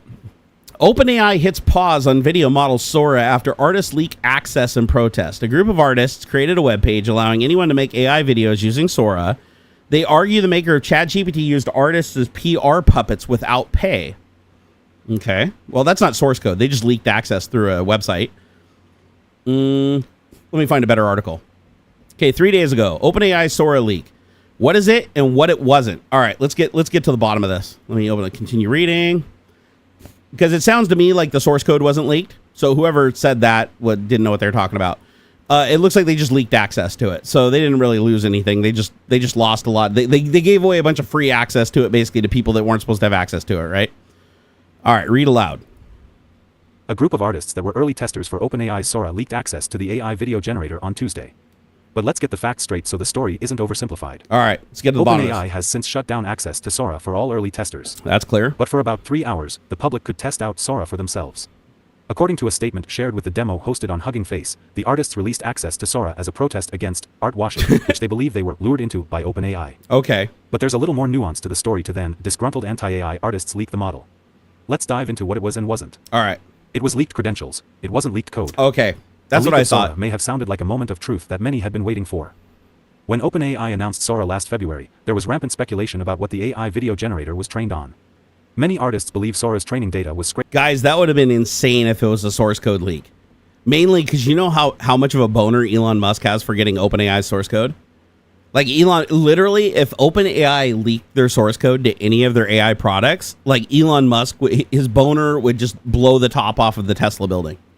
Or I mean the X building, since he doesn't go to Tesla or SpaceX anymore other than just watch flights. But he really wants it. Like Elon even sued them under false pretenses and lied on a legal form, causing him to have to withdraw the entire lawsuit and look like a complete fucking idiot like he usually does. Trying to sue OpenAI into releasing their source code. That's how bad he needs it. So that's why I was surprised I wouldn't know about this. Like if the source code was leaked, I definitely know about it. But credentials leaking, that's not that big of a deal. A lot of people do that, where they'll get beta access to something and then create a website that proxies that beta access through so that everybody can use it, but it's like going through their credentials or their session token. That's actually fairly common practice. I see with a lot of people abusing beta testing rights. But considering how locked down Sora is and how they probably only gave access to people that had large audiences that could like proliferate their technology that would ultimately hurt themselves as artists by doing that, hence tricking them into it is what it sounds like they're mad about. And they protested by just giving everybody access. Scraped from videos on YouTube and elsewhere on the web without explicit permission. OpenAI has refused to divulge any details, but based on copyright infringement lawsuits regarding its other models, the company maintains that publicly available data is fair use under copyright laws. But this is still very much up for debate as OpenAI and other companies face ongoing lawsuits about whether AI-generated content is sufficiently original and whether it commercially competes with human works. When TechCrunch first reported the leak, everyone was dying to look under the hood and see what Sora was made of. But the Sora leak doesn't offer any intel about the model or its training data. It was essentially a publicly available web-based demo, likely made possible by sharing API access. Yeah. It appears to have just granted the public sneaky backdoor access to Sora's functionality on OpenAI servers. But while anyone in the world was briefly able to generate Sora videos, this type of leak doesn't grant us any new information about the Sora model itself. Yeah, so yeah, that was a red herring, guys. I can see why some people thought it was a source code leak, but no. No source code leak. They so really the only thing they lost was, probably a lot of compute time through one of their beta testers, because it was like just handed out for free to everybody. And a lot of people got to use it early that were people that obviously weren't earmarked to use it. And again, the people they were selecting to earmark to use it were people that they probably wanted to gather training data from. Hence why this guy protested by giving access through a back door, so that instead of training on his art, it was training on everybody else's shit too, blurring the lines. That's kind of what it sounds like he was going after. Like he was just trying to prevent them from getting what they wanted from him as a beta tester by muddying the pool by just giving access to a bunch of other people to create stupid shit. LGRFBS said Donald Trump has been sued or warned by Gibson Guitar. Dude gets sued every day because his guitars were too similar to theirs. Wait a second. Trump now is selling a guitar? Are you shitting me? I mean, I'm not surprised if he is, because I mean, the dude literally is like Home Shopping Network, right? Selling cheap Chinese garbage. Let's see here. Trump guitar. Let's see what we got here. Okay, so Gibson hits Trump guitars with a cease and desist while Fed sees thousands of other fakes in LA. Earlier this year, Donald Trump was hit with a lawsuit from Beyonce and the White Stripes. Now the incoming 47th president is under fire for a line of guitars advertised as the only guitar officially endorsed by him, which has been sent to cease and desist from Gibson. Trump Guitars is owned by 16 Creative. Okay, so he basically, again, he allowed a company to just use his name in exchange for money to put his name on their guitars. The instruments are branded with patriotic symbols, though they are allegedly made in China. No, they're absolutely made in China. All of Trump's shit is. Even the stuff he claims is made in the USA is made in China and just packaged here. Let's see here. Meanwhile, the Los Angeles Long Beach Seaport on Wednesday, thousands of counterfeit... Or wait, did they seize them? So at the Long Beach Seaport on Wednesday, thousands of counterfeit Gibson electric guitars were seized, constituting the largest counterfeit musical instrument seize on record. As per authorities, if they had been real, the real value of these guitars would have been $18.7 million, according to USA Today. They arrived from Asia, again, because they were made in China, and Gibson confirmed that authentic Gibson guitars are made in the US only. And yes, these are literally Gibson clones made in China with Trump's name put on them. Wow, that's awesome, though. That's awesome. I hope they get their money back from Trump. Because they thought using Trump's name would give them a defense. Although I could see Trump, once he takes office, just using his pardon power to just pardon them of anything. Like if they get any kind of like it'll go through court, they'll be found guilty, and then Trump will just say, "Oh no, I can pardon them." It looks like it is a federal crime, like because this is imported from China. This is at the federal level where Trump can pardon. So more than likely, Trump, is a part of his deal where they paid him so they could put his name on these guitars to sell them to stupid people that are willing to pay for a fake Gibson guitar with his name on it because everything about him's fake, right? I'd imagine that a part of that deal is going to be him just pardoning them and allowing them to sell their guitars here, even though it's illegal. That's what happened. Hey, you give a president absolute immunity, they're going to use it, man. Especially when they're that fucking evil. That's crazy, though, man. That is crazy. Like, literally every day I hear about a new product that he slapped his name on because he's so fucking broke. Grifter's going to grift. That's true. What is the most AI-looking image of him? Wait, that is the most AI-looking image of him holding the guitar? Let me see here. Let me double check. Let me look. 1, 2, 3, 4. I'll tell you what, the guitar does look a little cartoonish. The lighting does look a little off. Well, there's one way we can know for certain. Hold on, let me copy it. All right, here. There's a tool called the AI image detector. Let me dump it in there. It'll tell you the odds of an image being AI or not. It does look like it was heavily photoshopped though to be more saturated. Let's do okay. So Trump.png. Let me upload it to the generator. Trump.png. There it is. Okay, here we go. Analyzing. Stand by. Wow. Okay. Equally likely created by AI or humans. So it's more than likely a hybrid. So they probably found an actual image of Trump, like standing, and then they used AI to alter it into him holding the guitar. So 52% human, 47.83% AI. That's really high. So very interesting. So yeah, no, it could absolutely. Yeah, I'll share the link.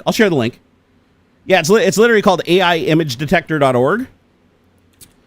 And it's actually pretty good. I fed it quite a few AI images and quite a few images that I created myself just using Krita.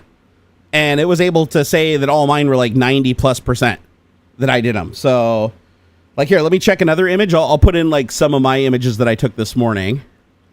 So let me go to, actually here, I'll put in one of the ones of AuxxZillary. So one of the pictures where I took AuxxZillary and made him into like a logger. So here, I'll put him in there. Okay, analyze this image. Okay, it's checking. 70% AI. So, and this is one that I picked that actually does look very human. Like this one does not look very AI generated, and it still was able to detect it. Let me upload a picture that I know is real. So let me upload, okay, where's the picture of, yeah, me holding headphones. Okay, so my hand out holding headphones. Analyze. Yep, 78.94% human, AI prediction 21%. So yeah, it's pretty decent. Like it's obviously not going to be 100% depending on the AI and how good it is at producing a real image, but it looks at a lot of factors to figure out if the lighting and focus makes sense. Like, and it takes into account like the distortion and the saturation, and so it uses a whole bunch of little things to determine like whether it's most likely human or most likely AI. Let's see here.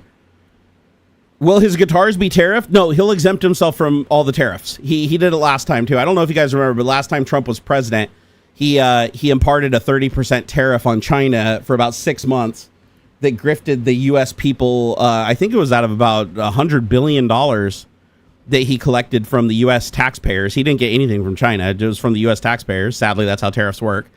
And then he killed the tariffs when it was tanking the economy and hurting the dollar.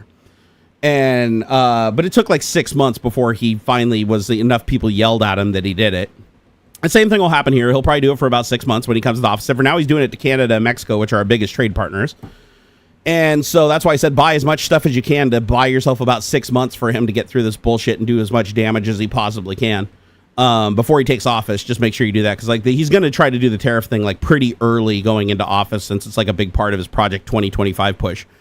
But it won't last forever because it'll devalue the dollar. It's not going to do what he thinks it's going to do because he still doesn't understand how a tariff works, and he won't listen to anybody. He just somehow thinks repeating the same thing that failed last time is somehow going to work this time if he just does it harder.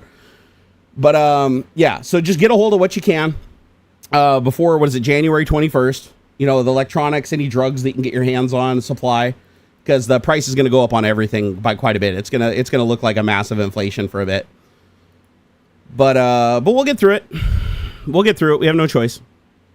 Let's see here. The tool said some of my AI images were 80% human. I must be a good prompt engineer. You're either a good prompt engineer or you're doing stuff that doesn't have a lot of human features, because it does work better on images that contain humans for sure. There's some other ones too. Actually, that's not the one that I used originally. The one here, let me see if I can find the one because the AI on this looks really simple. The one that I originally used looked a lot better. Let's see here. AI image detector. Okay, spot AI generated images in seconds. Let me try this one. Let me give it my headphones.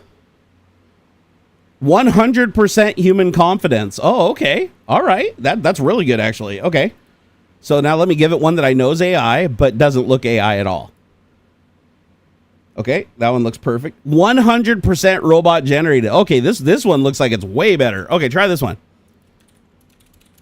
Okay, this one, like literally I gave it an AI picture that looked completely real, 100% robot. I gave it a picture that was man-made that looked like it could be a little bit AI, and it gave it 100% human.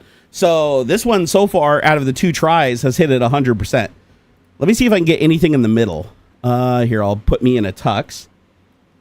100% robot generated. Okay, let me put me, let's see here. Me standing in front of a river. 100% AI generated. It totally is. Okay, let me give it a picture of me, a real picture of me. Let's see here. What about, let's see here. Camera. Oh, let me go to camera roll. Oh, okay. Here's a real picture of somebody. 100% human. Yeah, this thing rocks. Wow. Yeah. No. This one seems like it's a hell of a lot better. Huh. All right. Well, let me know. It was it AI.com. It appears to be free to use, at least up to a point. Let's see here. Let's see. Get started. There's another one called. Let's see here. Illuminary. What is it? Illuminarity. Welcome to Illuminarity. Go to main page. Drag and drop your file here to detect if it's human or not. Oh, file must not exceed 3 megabytes. All right. Hold on. This one only takes tiny images, apparently. Probably because it's free. Okay, here we go. I'm feeding it an AI an image. AI probability 94.8%. Okay. Let me give it another one. I'll give you a link to this one here in a second. Okay, I'm going to give one of Elon Musk marrying... Elon Musk is a woman marrying Donald Trump. Yeah, 97.7%. Yeah, this one seems to work okay, too. Here, give this one a try. Let's see here. Aaron said, did you hear about the latest tariffs? Anybody trying to use another reserve currency, 100% tariff? Did you hear about his latest? What do you mean his latest tariffs? I heard, like within like the last 5 days? Or has he changed things once again? Because he's changed everything every day. Every single time he spoke about the tariffs, he said something different. So the last time I saw, he said 30%, then he said 20%, then he said China's going to be 10%, Canada's going to be 30%, and Mexico's going to be 30%. Then he said Canada was going to be 20% and Mexico was going to be 30%. So every time he spoke that I've seen him, he's given different numbers. Oh, you want me to try the Trump holding his guitars on the What's AI? Okay, here, let me try this. So C, temp, Trump, stand by. 100% robot. So the picture of him holding the guitar with the eagle on it, 100% AI generated.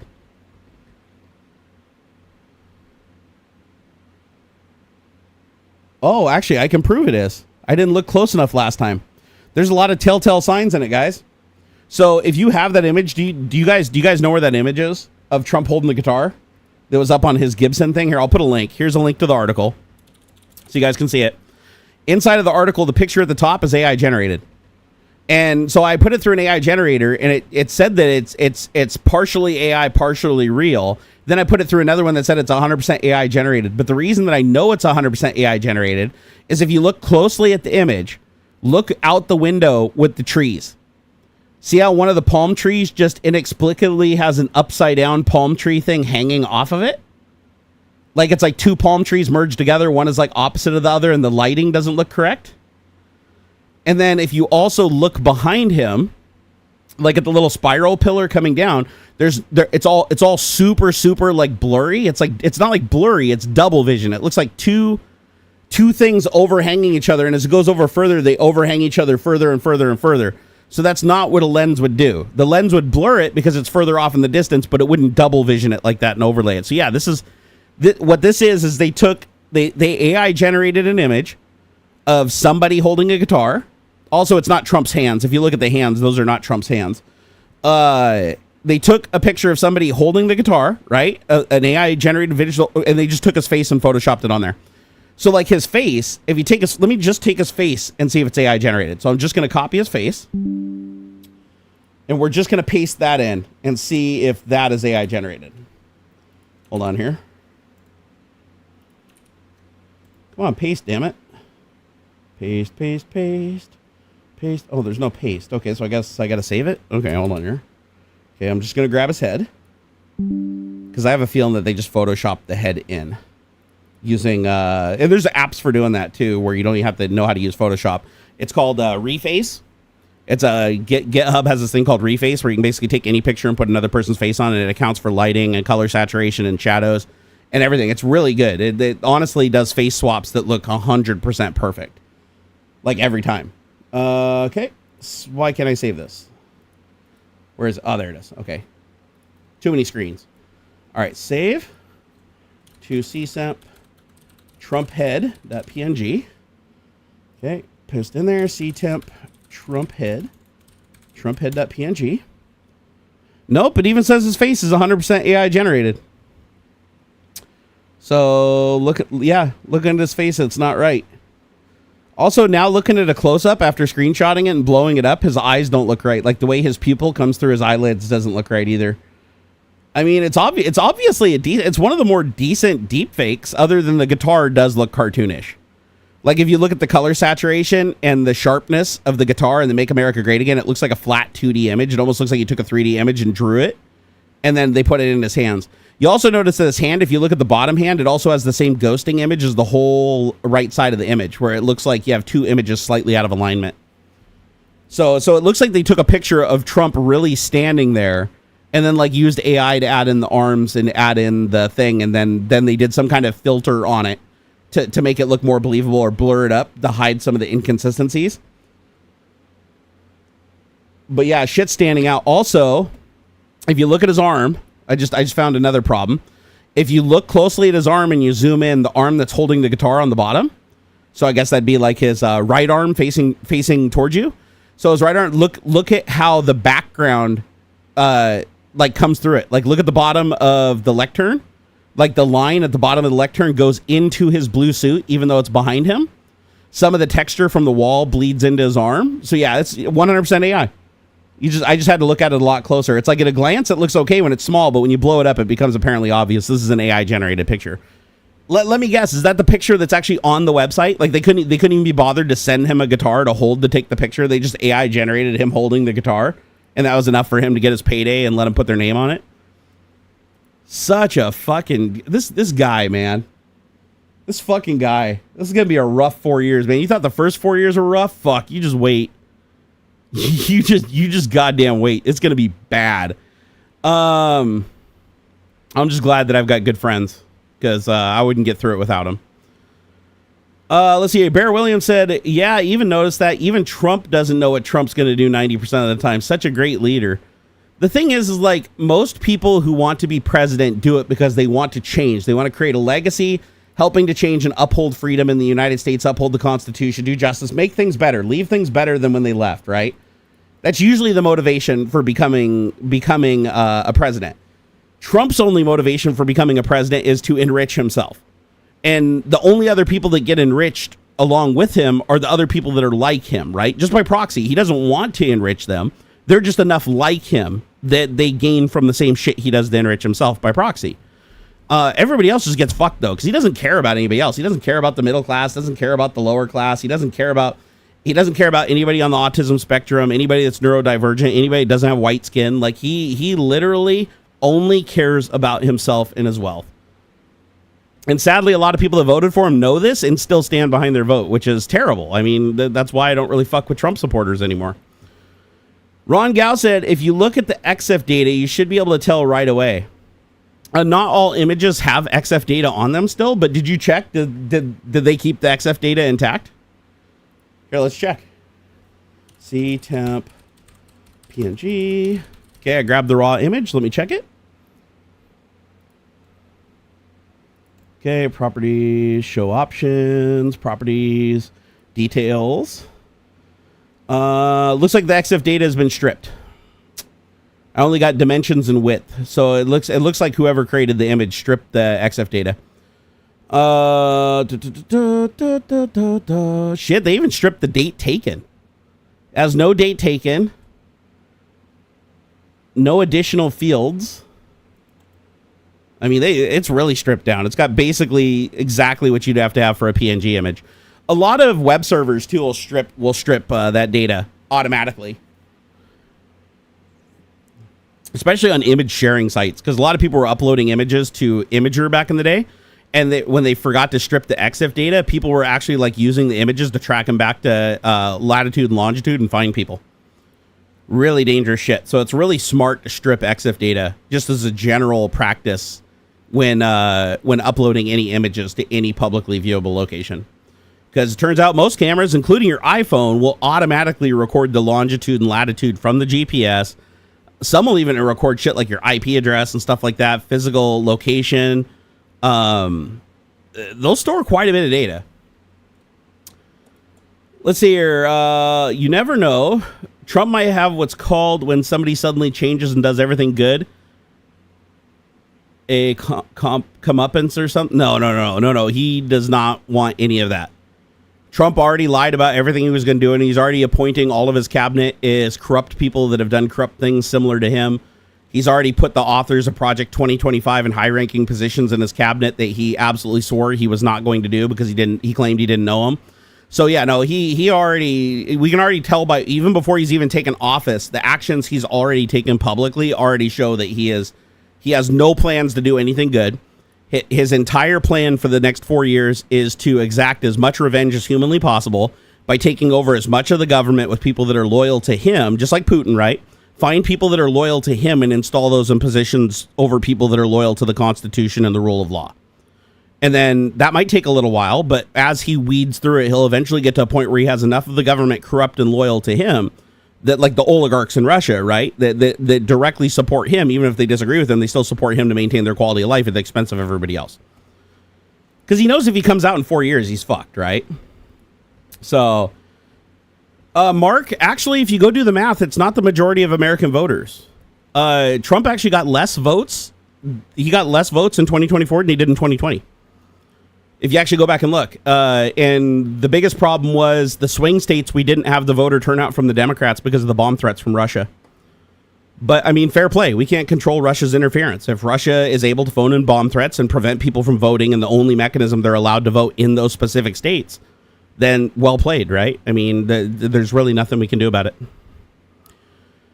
I mean, hell, even if we link it back to Trump and we're like, yeah, Trump specifically worked with Russia to have this happen, even if we could prove that, it's not going to change the outcome. So, oh no, he did win the popular vote, but that's what makes it so interesting, is that Trump literally won the popular vote with less votes than what he got when he lost the popular vote in 2020. And so it's very interesting when you look at it, because there's more registered voters now than there were in 2020. But sadly, the swing states got rid of the mail-in ballots. And when they got rid of the mail-in ballots, a lot of people had to go do in-person voting. But then the bomb threats shut down all the key locations where those are the districts. That's why they targeted those districts. The reason the bomb threats were targeted at rush hour, at the highest peak of voting, to shut those things down for 1 to 2 hours for the bomb suites, and the fact that people can't come back because they already took their lunch hour and they don't get a second lunch hour. It well played, right? I mean, it was very well coordinated, and it did exactly what they wanted to. So they do. But Mark, I agree. Voting needs to be a national. There needs to be 2 days, 2 national holidays back to back. It needs to be a weekday and a weekend day that anybody can go and vote. Those 2 days, the polls will be guaranteed open for them to go at any time, and they don't have to work on that day. They need to be paid days of leave, even if we have to subsidize it from the U.S. government. Because this is one of the first elections where the person who was elected didn't get nearly as much of the vote as they did before, even when they didn't have the popular vote to begin with, and they still won. That's really not good. That's terrible. And a lot of that has to do with our electoral college too. Our electoral college definitely showed Russia exactly where to target.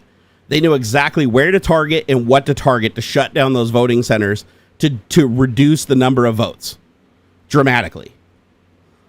And it's really sad that, the people that were forced to not be able to vote due to the bomb threats don't get another chance to vote. So, yeah, it's too bad. But it is what it is, and now we have to deal with it. But we're definitely on a scary path. But what I'm hoping is, because the majority of Americans still stand against Trump, like the sheer numbers of Americans still stand against Trump, that there is something we can do to hold him back and keep him from doing maximum damage long enough to at least get him out of office over the next 4 years. But my guess is, once he gets to year 2, he's probably going to start being heads down. If it looks like he's going to have problems staying in office, he's going to start trying to alter the Constitution to allow himself to have a 3rd term and a 4th term. Basically, same shit Putin did, right? I mean, he's basically following exactly what Putin did to hold on to power way past when he was supposed to. It's like when you have the right people in the right places that can completely circumvent public will, it's no longer a democracy at that point, right? So, Omnipotentious said, yeah, good point. Didn't think about that. Everything in place means he is a puppet as well as the others. A lot of puppets in this cabinet for sure. You don't get in the cabinet without being a puppet, that's for sure. And in a lot of ways, Trump's a puppet too, right? Because Trump is obviously hurting for money. If Trump was the big, rich, successful businessman he makes everybody out to be, his most profitable years were the 4 years he was in office, and he's already broke again. That shows you how in debt he was. And so he has to sell fake guitars, fake Chinese trinket, fake watches, fake crypto, fake NFTs.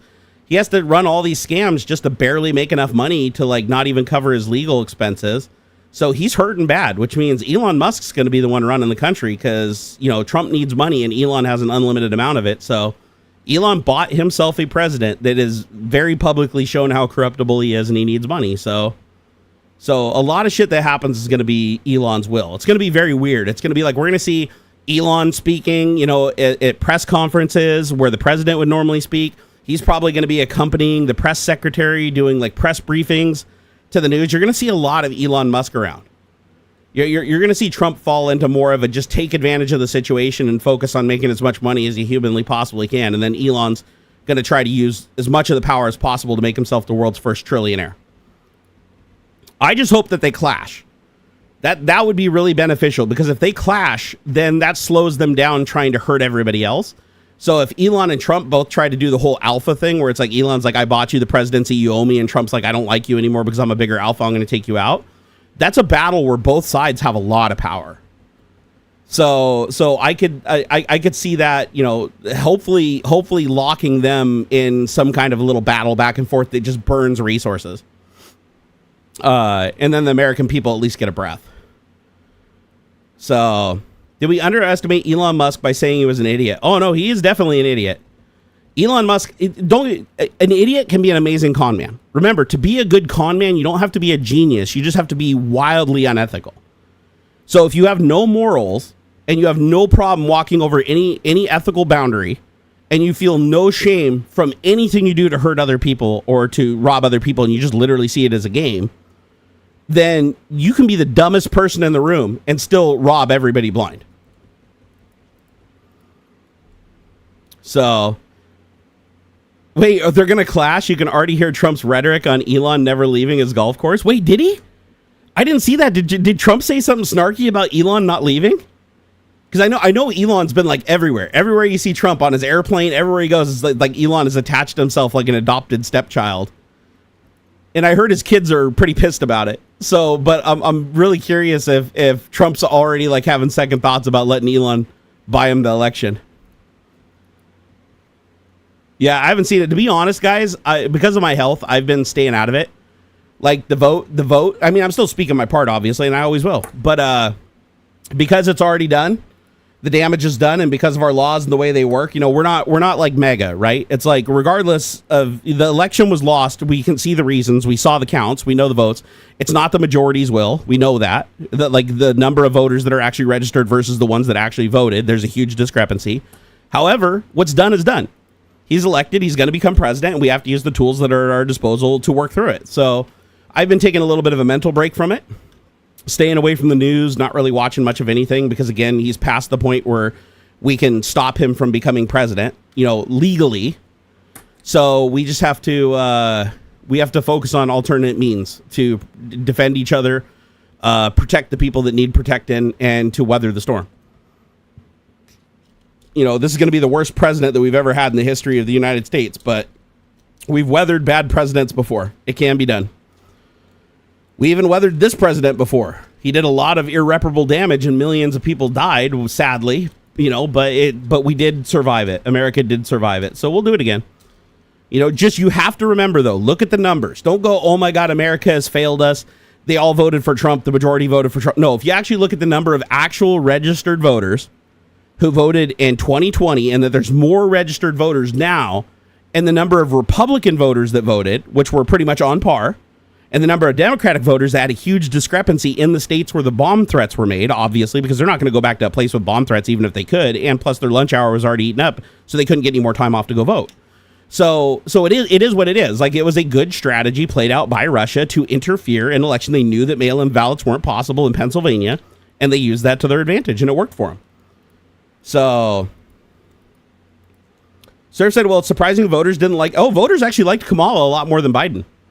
She actually had much... among registered voters, she had much more support publicly. In all the preliminary polls and everything, she had way more support than Biden did. So there are a lot of people that didn't like Kamala for sure. I mean, obviously we have our hangups and the fact that she's a black woman, you know, because of our deep racist ties, even on the Democratic side, that does create a problem. But the vast majority of people didn't vote wasn't because they hated Kamala on the Democrat side. They didn't vote because of the bomb threats. Or they didn't vote in areas where they thought it'd be a landslide, just like 2016. Remember, same thing happened in 2016. Trump was only 23% favorable to vote based on the preliminary voting. And then a lot of people just didn't vote because he was so far down the totem that it was literally like impossible for him to win. And then everybody voted that wasn't supposed to. And then the Democrats didn't vote because they're like, oh, my friend's voting. And they're like, I didn't vote because you didn't vote. I thought you were going to vote, so I didn't vote. I didn't think I needed to vote because this state was pretty much guaranteed and in the bag. And then at the end, you're like, oh, fuck, we fucked up. But I don't think that's what happened here necessarily. I think the fact that it all came down to the linchpin state of Pennsylvania and the fact that the bomb threats were perfectly targeted at the highest volume voting times when all you could do was in-person voting, that did maximum damage. And the numbers reflect that. Charles Kushner is the ambassador to France. Dude, it's like he's literally just picking the worst people for every job on purpose just to make a point. So, but yeah, anyways, we fucked up, so we got to live with it. It's like there's really not a lot we can do now to undo what has happened, so we just have to, you know, hope that we can move forward. And then if Trump drops dead, you know, because of a coronary or whatever, then we're left with J.D. Vance, and J.D. Vance definitely will just get steamrolled by Elon Musk.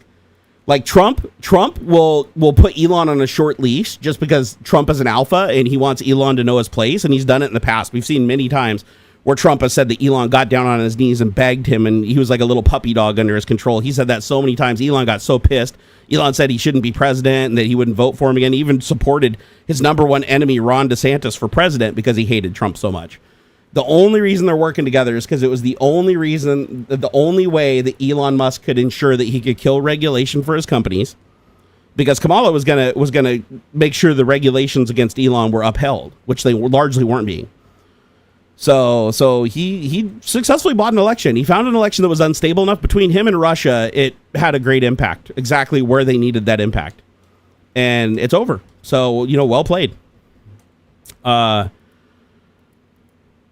Martin said a friend's wife and sister didn't vote because they thought Trump would lose. Yeah, a lot of people did. Especially here in Washington. Like, the Washington numbers were lower than they were in 2020. They were higher in 2016, but lower in 2020. And it's because people just didn't vote because they didn't think they needed to. They're like, why am I going to waste my time going and voting when it's such a landslide and it's always blue? But it's when you let your guard down that shit like this happens. But again, even with those people not voting, we still won by a landslide because it's Washington State, right? It was always going to go blue. It always goes blue. The swing states were what mattered. And that's where the Electoral College it gets shaky, is like Pennsylvania picks our president, like period. So and they did. That's why Elon Musk only focused on swing states, 3 of the swing states. R.F. Kennedy Jr. trying to help out Trump, running his false campaign, you know, knowing the whole time he was going to drop out and support Trump at the end. He only targeted swing states, didn't run with any other states, didn't visit any other states, just 100% focused on swing states only. They knew that the Electoral College could be gamed, and that was the weak spot, and that's what they targeted. But, yeah, we have to deal with the consequences. Well, guys, it is 3:15, and we literally hit every single topic. I am personally amazed. But we're down to 146 viewers. Looks like everybody's taken off. So I think I'm gonna try to do a little work on the Nerd Cave while I can. Miss Barnacules and the kiddo are out having some fun today. They went and visited some friends that they haven't seen for a really, really long time. So I'm excited for my kiddo to go hang out with his friend. They always talk on video, but they never get to like really see each other in person that often because they live so far away. But they're gonna go have fun today. So while they're out of the house, I'm gonna see if I can't get some stuff done. Move things around here. I'm not going to get up on any ladders. I'm not going to do anything harmful. I'll keep my phone on me at all times in case I do get stuck somewhere. But I got a lot of people around me that can help me if I do. So I think I'll be all right. Steve Miller said, "Please stay another hour." I'll tell you what. If I can get the Nerd Cave where I want it, I might stream on Twitch later. But staying another hour probably isn't going to help too much because I got to work on the room and everybody's leaving.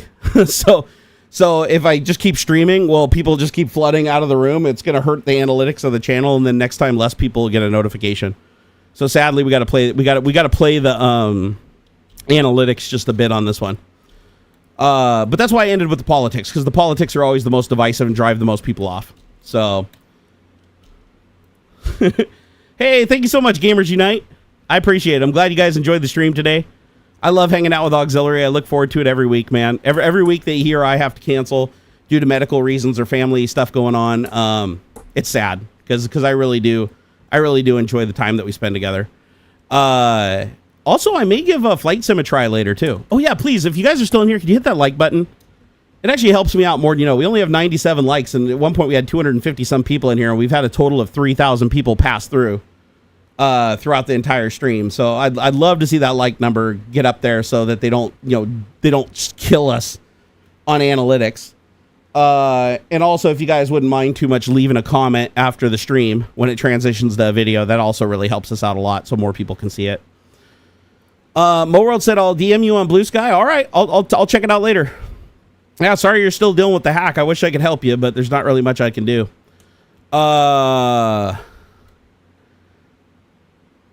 Let's see here. What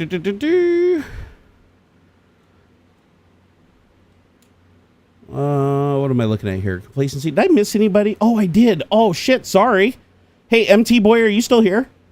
So MT Boy 1991, he said, this show is so awesome. Keep on keeping on. Much love from Montana. $10 super chat. Oh, bro, I got to get you for that one. Sorry I missed that one earlier, man. I don't know how the hell I missed that. Is he still in here? Let me see if I can tag him. Yeah, he is. For the super chat.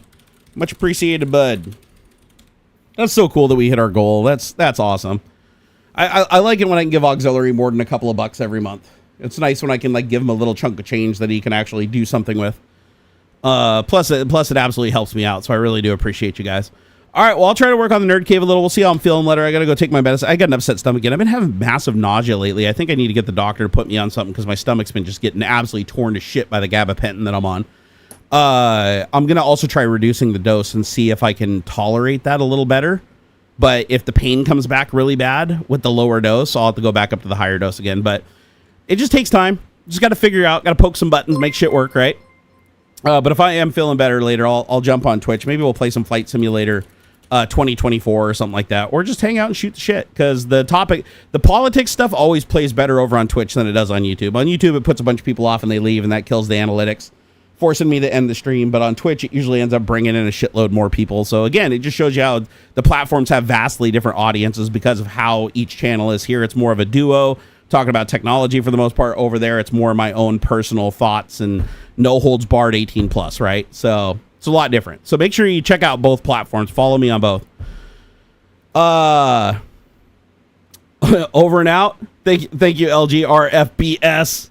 Lost in Space Thing said, do it. Steve Miller said, hope to see you on Twitch. I appreciate it, Steve. And actually, hey, you know what? It helps motivate me when you guys say you want to see more of me. It really does. It always makes me feel good. It really does. And by the way, if you guys are on Blue Sky, I've been really active over there lately. I love it. It's actually what Twitter used to be before Elon Musk ruined it with all the algorithm bullshit. It's bsky.app. Here, I'll put my link down here. Profile /Barnacules. Barnaculesnerdgasm.com, because they allow me to verify myself using my own domain name as my handle, which is fucking killer, by the way. You have to pay on X to do that, but it's free on Blue Sky. So head on over to bluesky.app and give me a follow over there if you wouldn't mind. It's free to create an account. You'll like it too. And there's also a plugin. If you do create an account or you have an account over there and you're like, oh, I don't have anybody following me or I'm not following anybody, go download a plugin for Chrome or Firefox called Sky Follower Bridge. It's called, here, I'll put a link here. What is it? It's called Sky Follower Bridge. You can find it in either of the plugin repositories for Edge, Chrome, or Firefox.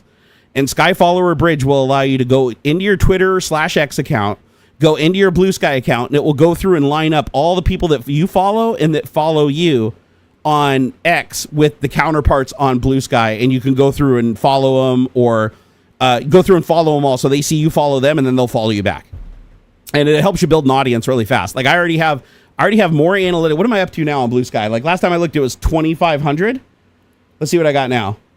Yeah, 2,600. So I have 2,600 followers right now on Blue Sky. And I have more activity per post. Like I have more engagement, retweets, comments, and engagement per post with only 2,600 followers versus X, where I have 105,000, 106,000. So that shows you just like how bad X has gotten with the algorithm. Like almost none of my followers on X see anything I post. They think I've been long dead, even though they follow me and have notifications enabled. A lot of them never see anything I post. So, but yeah, try out Skyfaller Bridge. It works really good. Start building and start working on both platforms, because eventually people are already flooding over by the millions. Like you've probably even seen Blue Sky mentioned at least a couple times in the last week on X, because people have been posting it so much that it's been bypassing the filters and getting enough SEO that at least somebody sees something about it. And that's led to millions of people pouring over to the platform, which is absolutely fantastic. So allowing access to your contacts to view connections, correct, Grant. But what you do is you go in and create an app credential for the plugin. So go into app, create an app credential, copy that, put it into the plugin, let it give you all the information, follow the people you want, and then delete the app plugin, and then it can't access your data anymore. It also won't allow you to access DM messages on the platform. It'll only allow public posts to be visible. And as soon as you deny it, they no longer access it through the API. So it's actually really good. It works fantastic. I've used it like 3 times now, and it's worked absolutely amazing. All right, I think I've gotten everything said that I need to say. You guys are awesome. Please check the video description if you guys want to follow me, AuxxZillary, or David Hewlett. He hasn't been able to join because of family stuff for the last couple of weeks, but he will join us when he gets a chance again. And I'll see you guys either over on Twitch tonight or on Monday, because during the weekdays I do Twitch, during the weekends I do YouTube, and I'm going to try to start streaming more and more on Twitch. So, and if you guys want to contact me offline, just hit me up on Blue Sky, tag me at barnaculesnerdgasm.com, or you can try to tag me on X at Barnacules, but sadly Elon really limits the people that I can see, even when I'm following him. He doesn't show me 90% of what they post. I have to use an alt account just to verify that my posts are able to reach people, because half the time the way I word something gets it blocked in the algorithm, and then I got to go back and reword it, delete it, and repost it to get it visible again. The algorithm fucking sucks over there. Plus, Blue Sky is open source, truly open source, so you can actually look at the source code and see exactly how everything works over there, and see that there's no algorithm that's being manipulated by one person to change what people can see and when they can see it. All right, take it easy, guys, and I'll see you next time. Later!